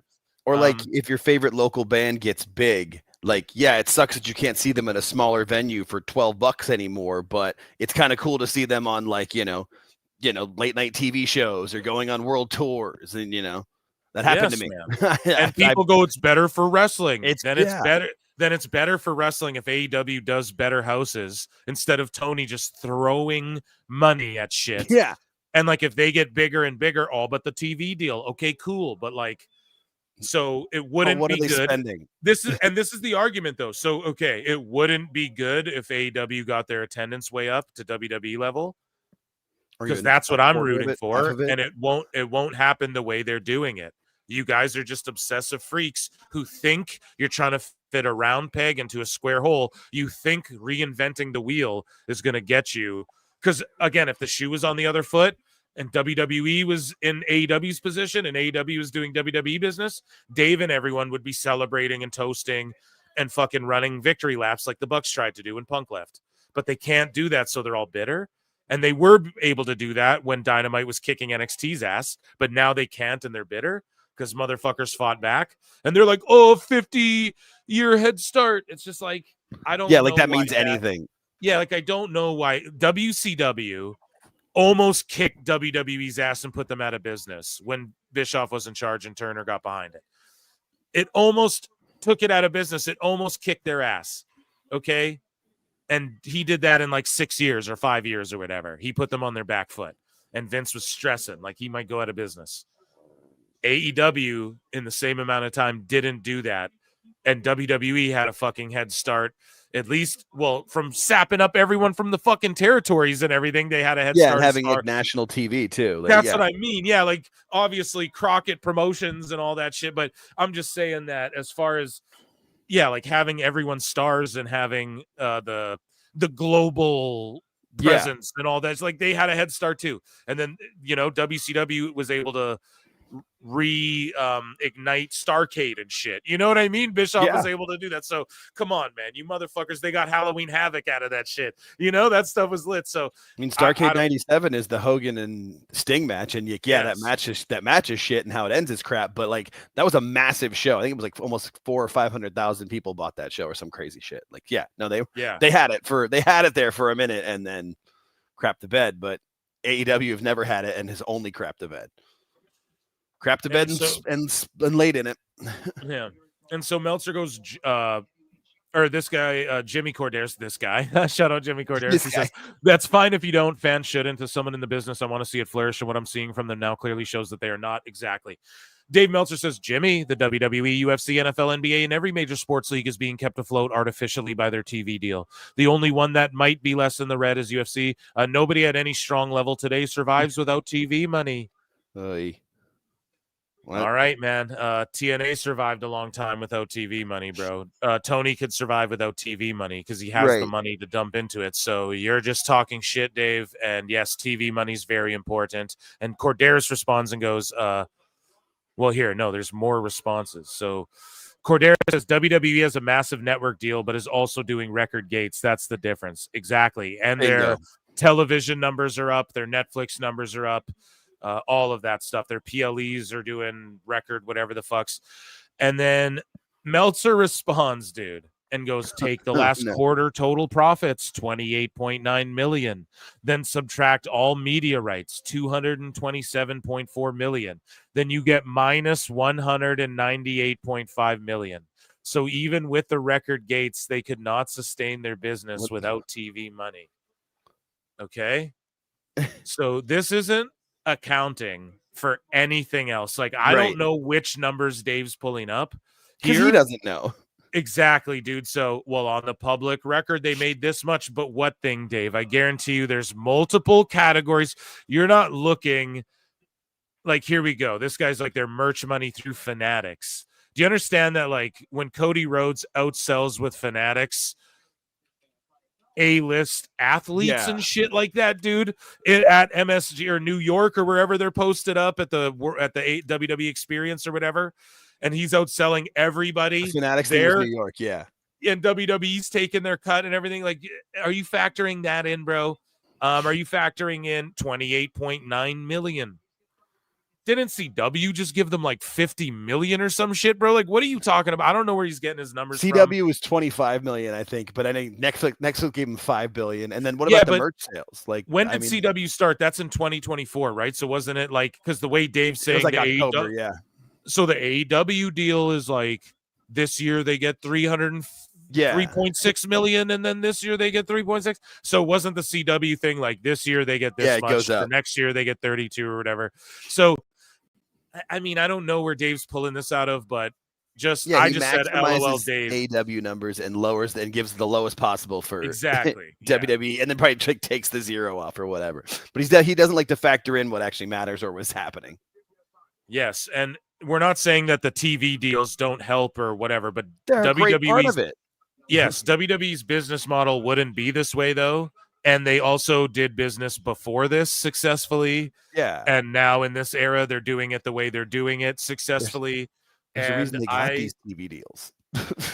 Yeah. And I just like Dave can't be happy about the big deals they're doing or the Netflix or anything at all, even though it's revolutionizing the fucking business and sports and entertainment in general as individual things and one thing combined. Yeah. And instead he's just sour grapes. Like, just trying to diminish. They really, with the amount of money WWE's throwing around and the way that they're in the green and their stock and the TKO stock and everything's going up all the time, you really expect us to think, I don't know. He's trying to compare it to AEW and his whole narrative is that he's trying to make everyone believe that CMLL is bringing in casuals, and that's why Tony's smart for working with CMLL, and the Lucha style is going to bring everyone in.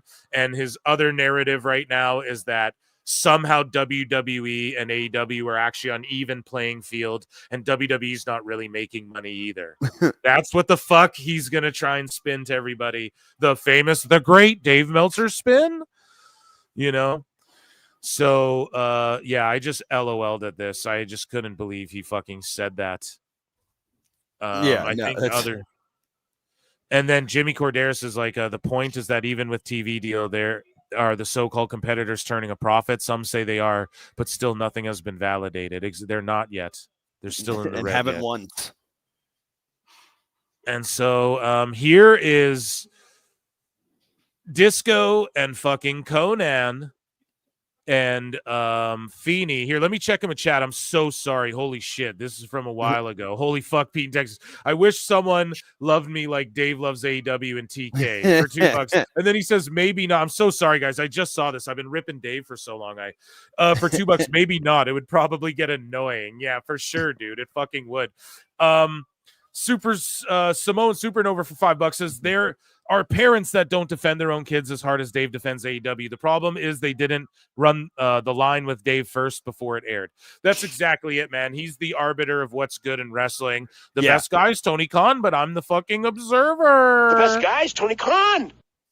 So, I mean, yeah, you're right, dude. Everything, if it's not cleared with him, or if Tony's not, I don't know. He's like, the many people I know it upset. Who then? The Young Bucks? Like, who the fuck are these things? And they're more upset over that line than the Owen Hart line, too. Of course. Which is why, it's just biased bullshit. It's just not real. It's not coming from a genuine place, or he's just a monster. He's a soulless. I think Dave is that way. He's like a soulless, shark-eyed monster. I truly believe that. Mike Saucelis for $2 says Dave's first language is ass talk. He's an ass man.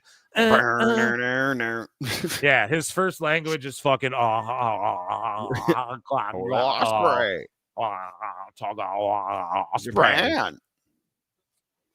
thank you to our super chatters. I'm so sorry for that. I was just cooking Dave. I had to take a break from the kitchen, man. Thank you all for those. And I will keep an eye on them for the rest of the show. I promise I will keep an eye on the chat a little more there. We were just going off, man. Dave still follows me on Twitter, but talks smack about Jim. It's sad. Yeah, well, it's because he's a fucking clown shoes, and I don't know. I'm blocked, so I would love to follow Dave, but he blocked me, and people have started to tell me, Mrs. C, that if you put flutes, so the flutes is like, I play the flute for him, right? So people are saying if you put flutes now, he will block you and shit. And I think it started happening a lot after retweet him with the flutes. Yep. Well, where was that? I might have took it out of the bookmarks, but somebody made a Dave Meltzer Blue Sky account. And they put in it like PWT, I play flutes, or I love playing my flute or whatever. And it was like in that phony Blue Sky account that was made of him that he quote tweeted and was like, this is not me. And someone had circled. Whatever. Dave's just a shithead. And yeah, he just projects onto Cornette. So this whole old podcasters. And then Dave brags he's been doing this shit for 50 years. Well, last I checked, Cornette hasn't been like documenting for the public everything for 50 years, not to mention like Bischoff. Like Bischoff's newer in the podcasting game than fucking Dave and stuff like that. So I don't know what he's talking about, man. You're the old podcasters out of touch. Meanwhile, all the shit Jim says, all the shit that Bischoff says, it's come full circle. Wrestling sort of come full circle. Dutch Mantel, all the shit he says, it's what's working in wrestling again, that era. Now, not the way you do TV and stuff like that. That's different. That's evolved. But the way you fucking do wrestling, people would prefer people pop for the beads more than they pop for the three destroyers. And I'll just leave it at that. You guys already fucking know. Yeah. Samoan Supernova for $2 says money for adding Shark-Eyed Monster to my lexicon. You get a bunch of that here, dude. The vernacular is impeccable here at PWT.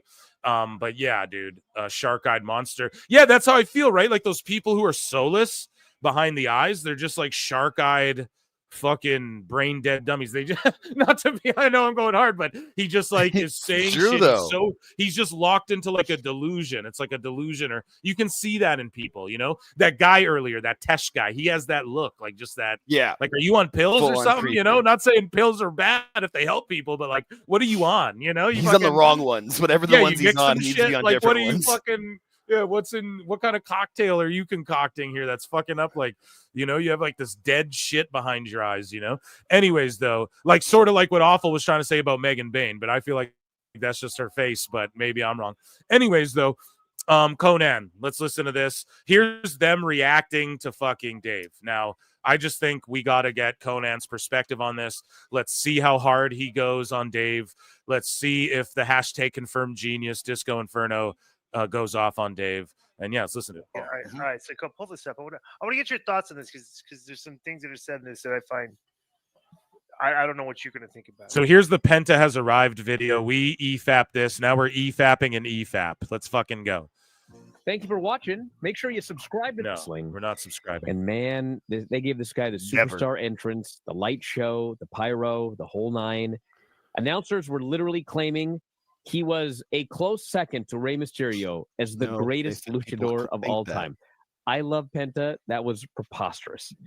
So the fans are chanting. I mean, even Ray being the best is preposterous. I mean, it's like El Santo is so far above everyone. You know what I mean? I mean, he's in a different stratosphere than anyone. Okay, wait. That's why to get wait one second. So, what was the word that was used? The most popular or the best? Just number one. He didn't. Yeah, argue that some say he could be semantics. Number one. It's just like it's carny kayfabe shit. They're just trying to get their guy over. What are you talking about? Let me hear. Yeah. Before I go back and make sure you're right. Literally claiming. On their literally claim anything. On the kayfabe wrestling show, Brian, they literally claimed this thing. Is a close second to Rey Mysterio as the greatest luchador of all time. I love Penta. That was preposterous. So the fans are chanting. I mean, even Ray being the best is preposterous. I mean, okay, so it was the greatest and the best. Okay, it wasn't popular. It wasn't overall. Okay. Do you want to finish what Dave was saying? Then stop it. It's like El Santo is so far above El Santo. That's like fucking 100 years ago. Everyone, you know what I mean? I mean, he's in a different stratosphere.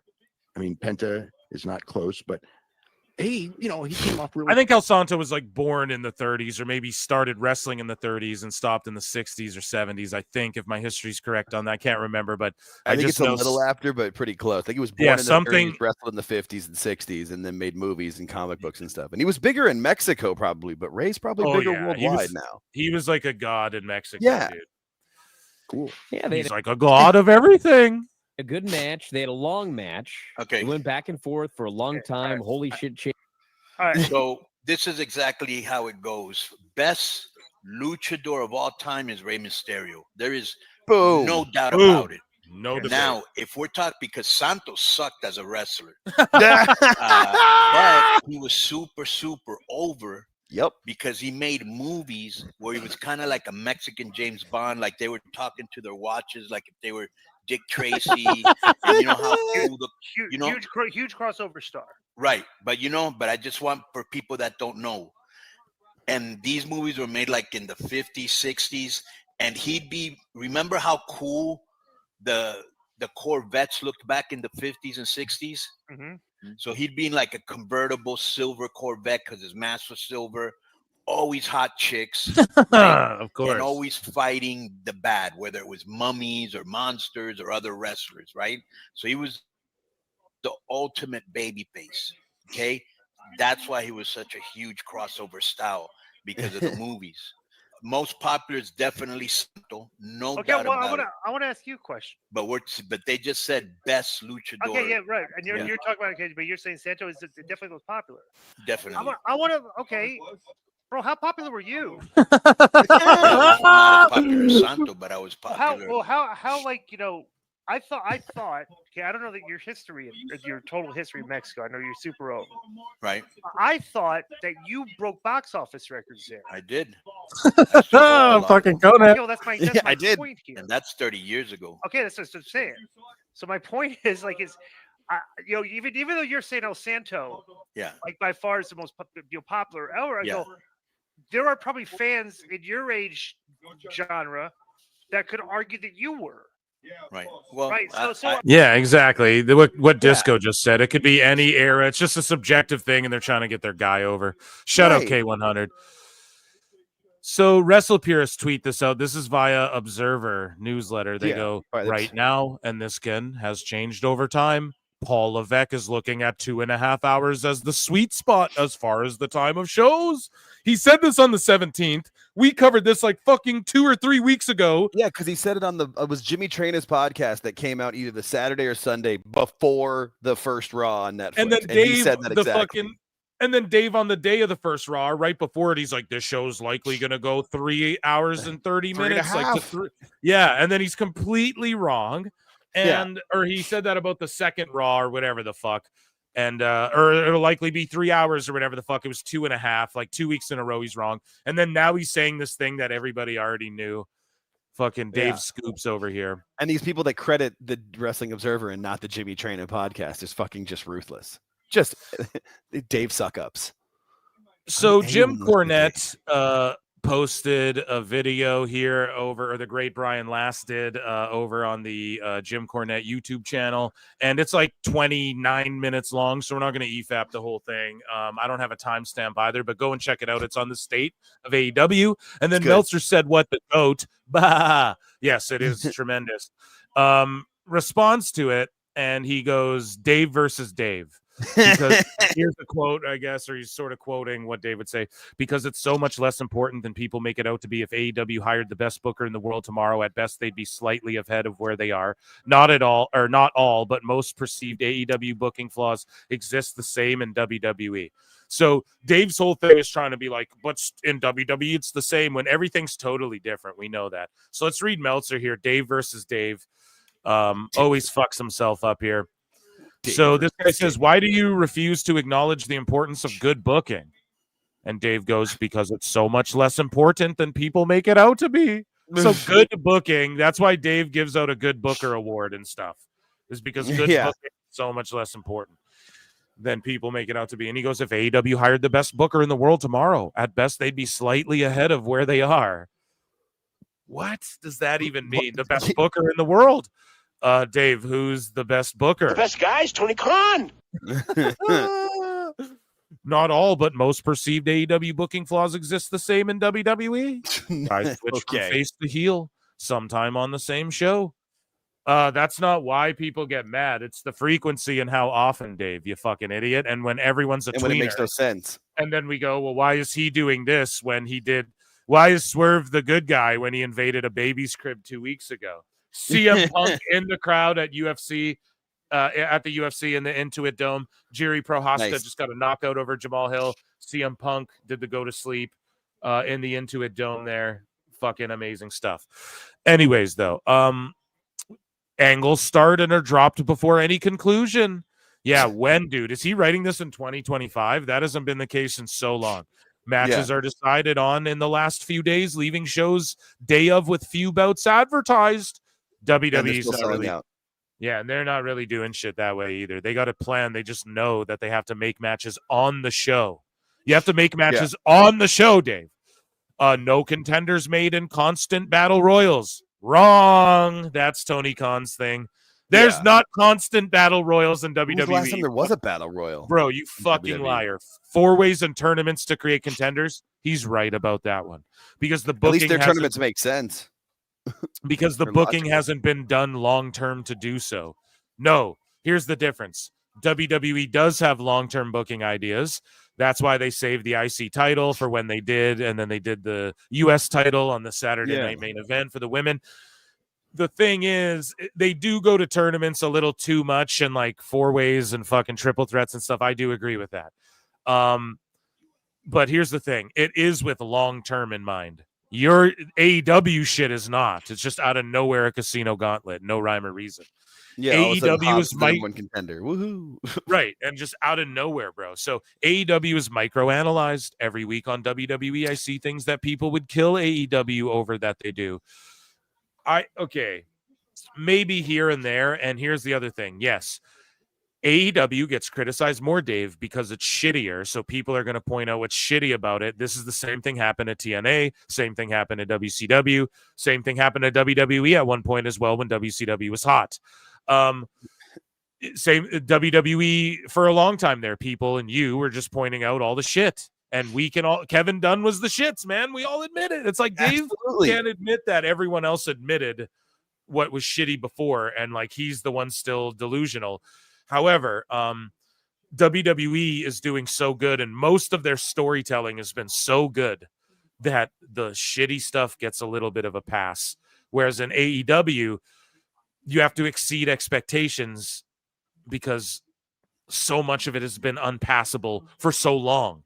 Like if they had like 5 really good years, then the last year's been the shits.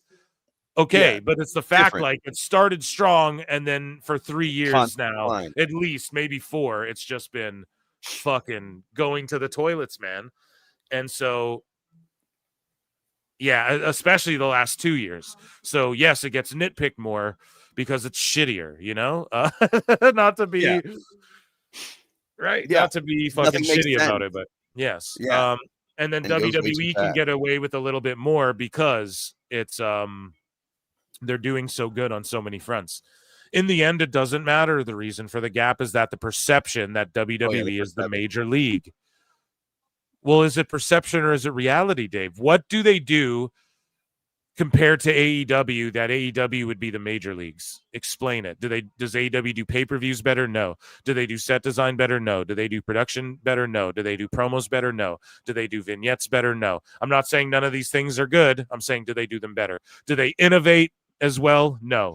Do they have as big a name stars? No. Do they make stars? No. Do they have developmental? No. Do they have fucking a place people can go work out and train that isn't fucking Dustin Rhodes hooking a brother up? No, not really. It doesn't seem that way. So I don't really think it's a debate, man. It's not the perception.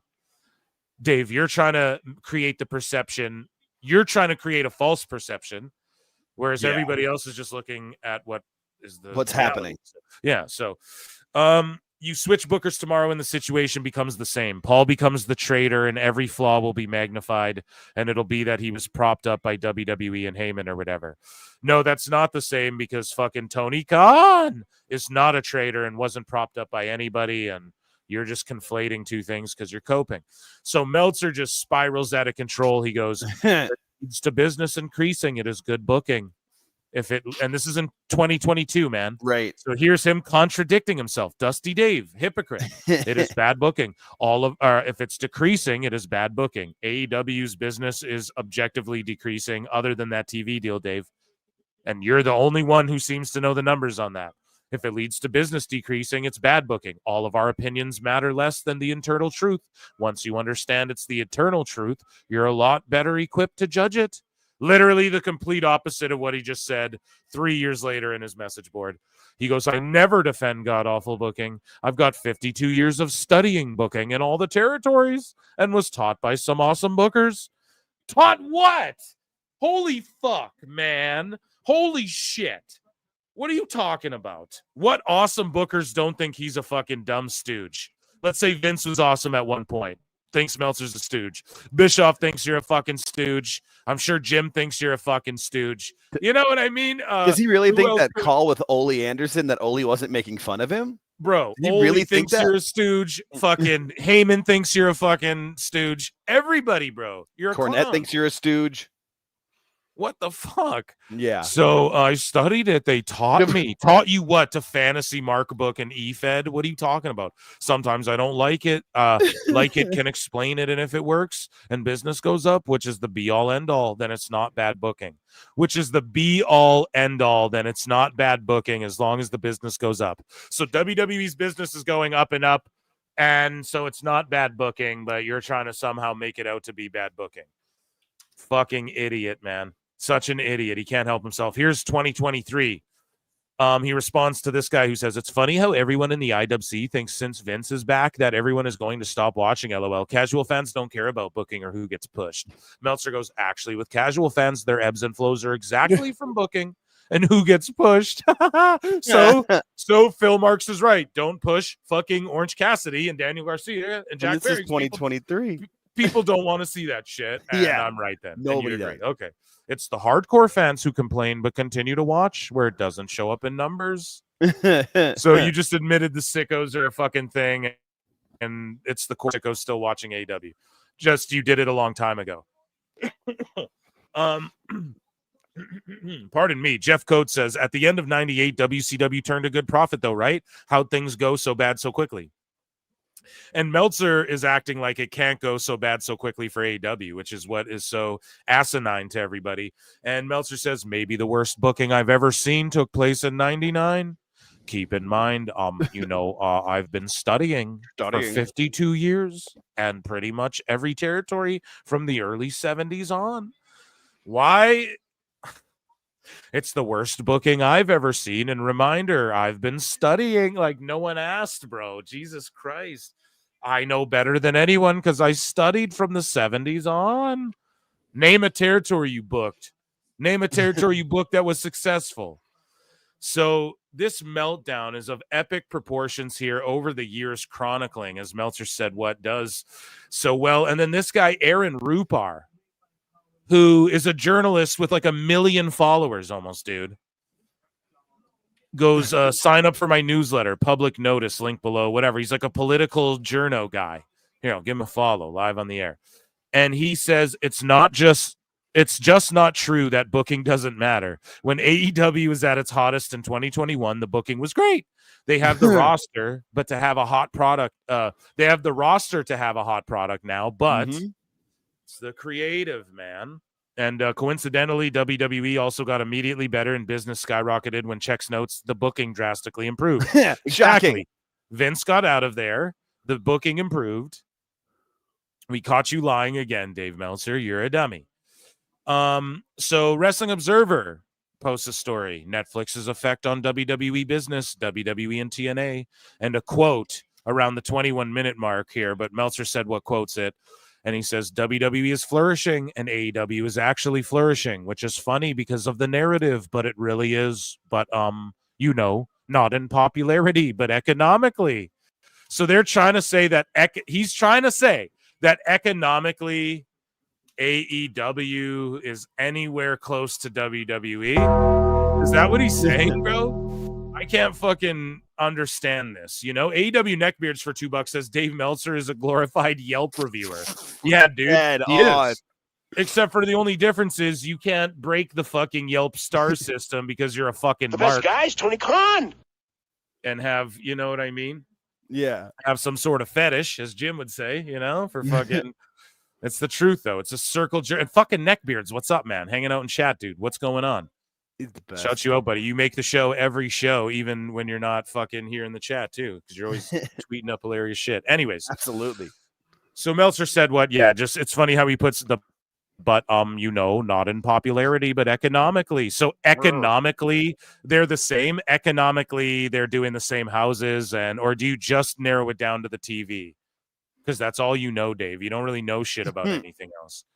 Such an idiot. Glenn Gilberti responds to this and says, anyone that has ever booked reads stuff like this, and we all know that Meltzer would get laughed out of any writing room, comically ignorant on the subject matter, despite studying and learning. You need to study and learn. Meltzer said what? Says the old school booking of Japanese promotion coming to the West Coast of America once or twice a year, then doing a 30-minute draw to set up a 30-minute rematch in the Midwest 3 months later. Got it.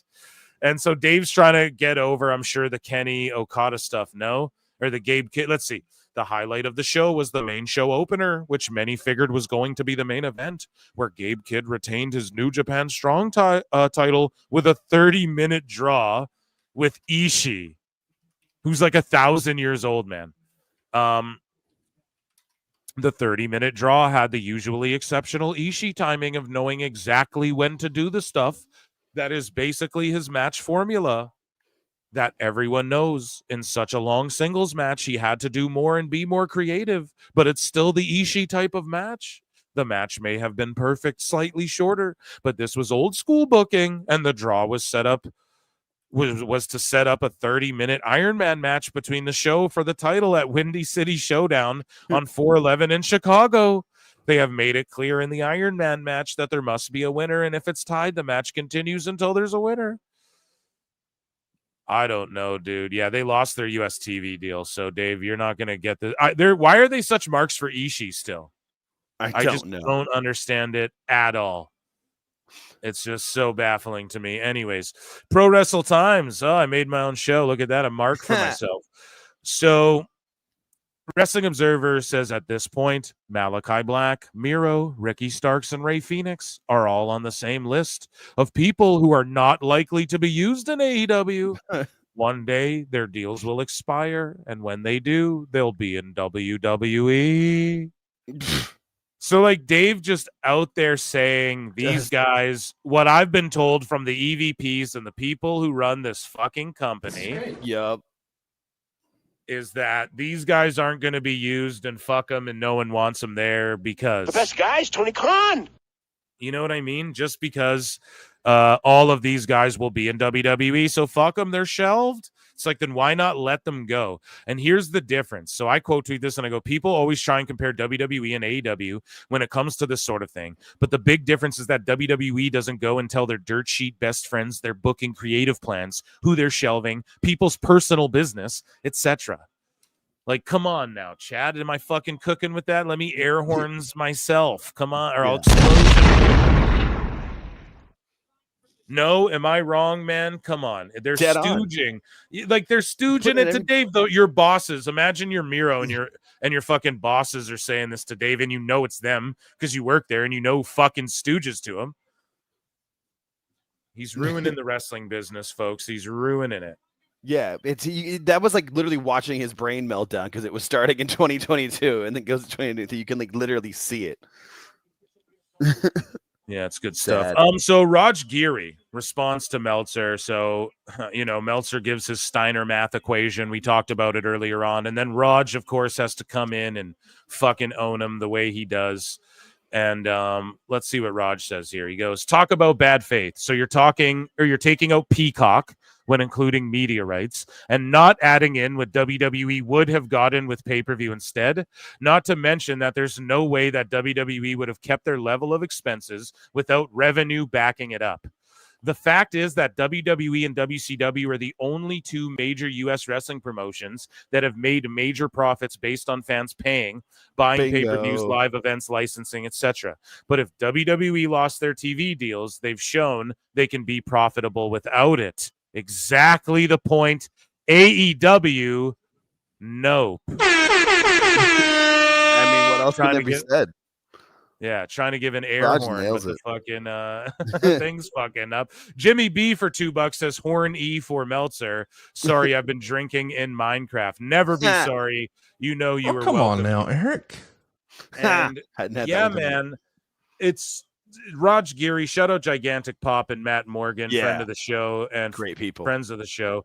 And you know what I mean? He just consistently owns Dave because he actually looks at the stuff and he's pointing out shit Dave is leaving out because Dave's going to minimize he actually studies it. Yeah. And Dave is just minimalizing it and minimizing what WWE's making. Then he's overly inflating what AEW is going to make and try. His new narrative is that, well, I mean, on paper in every aspect, AEW's down, but economically, because the TV deal, they're one and the same. Really? That's because he's grasping now. He's even saying, well, the key demo, he's fucked now. He's totally cooked. And we're going to chronicle it all as we do here at PWT. And that was Dave Meltzer's super dumb moment of the week. Where's my flute? Right here. And he gets an E flute too. We gotta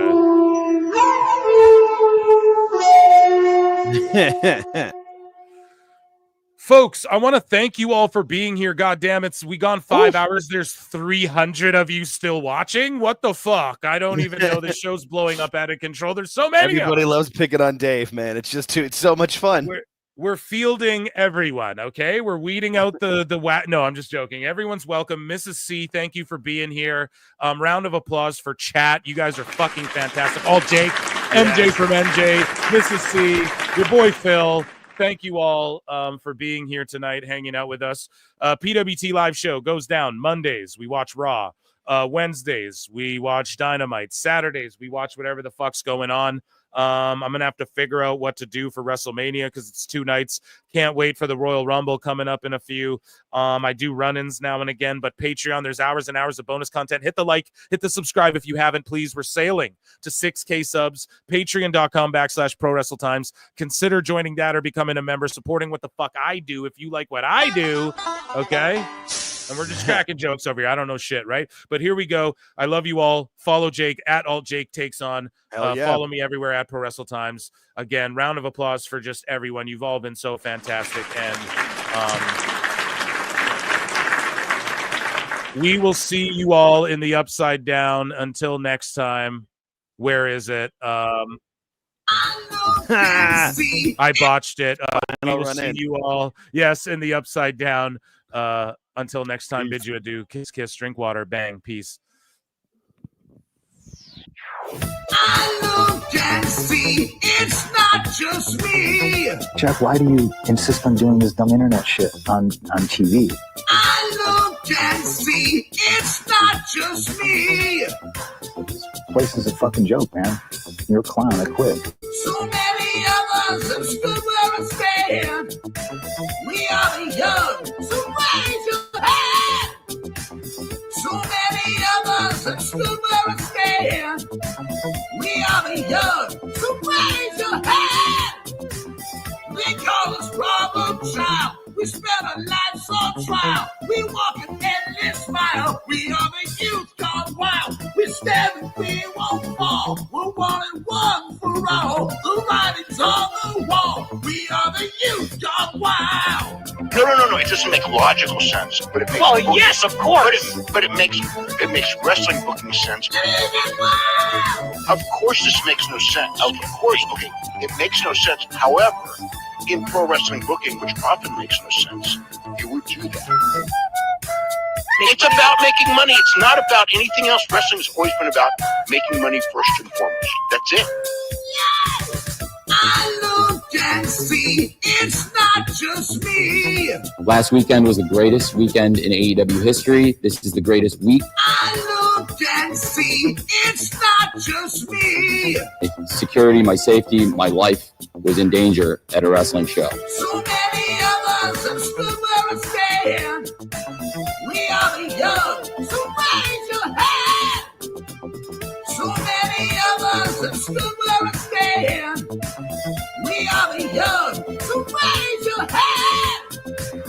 We call us problem child. We spend our lives on trial. We walk an endless mile. We are the youth gone wild. We stand and we won't fall. We're 1 and 1 for all. The writing's on the wall. We are the youth gone wild. We call us problem child. We spend our lives on trial. We walk an endless mile. We are the youth gone wild. We stand and we won't fall. We're 1 and 1 for all. The writing's on the wall. We are the youth gone wild. Get wild. Yeah. If you're familiar with how we do things often here on these Wednesdays, it's a lot like one of my favorite movies, Time Cop. What? Fuck you. Fuck you. Yeah. Damn it, God damn it. Yeah. Damn it, God damn it.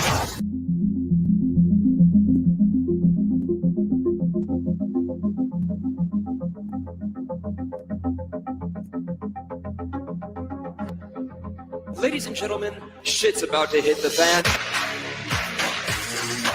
The system is broken.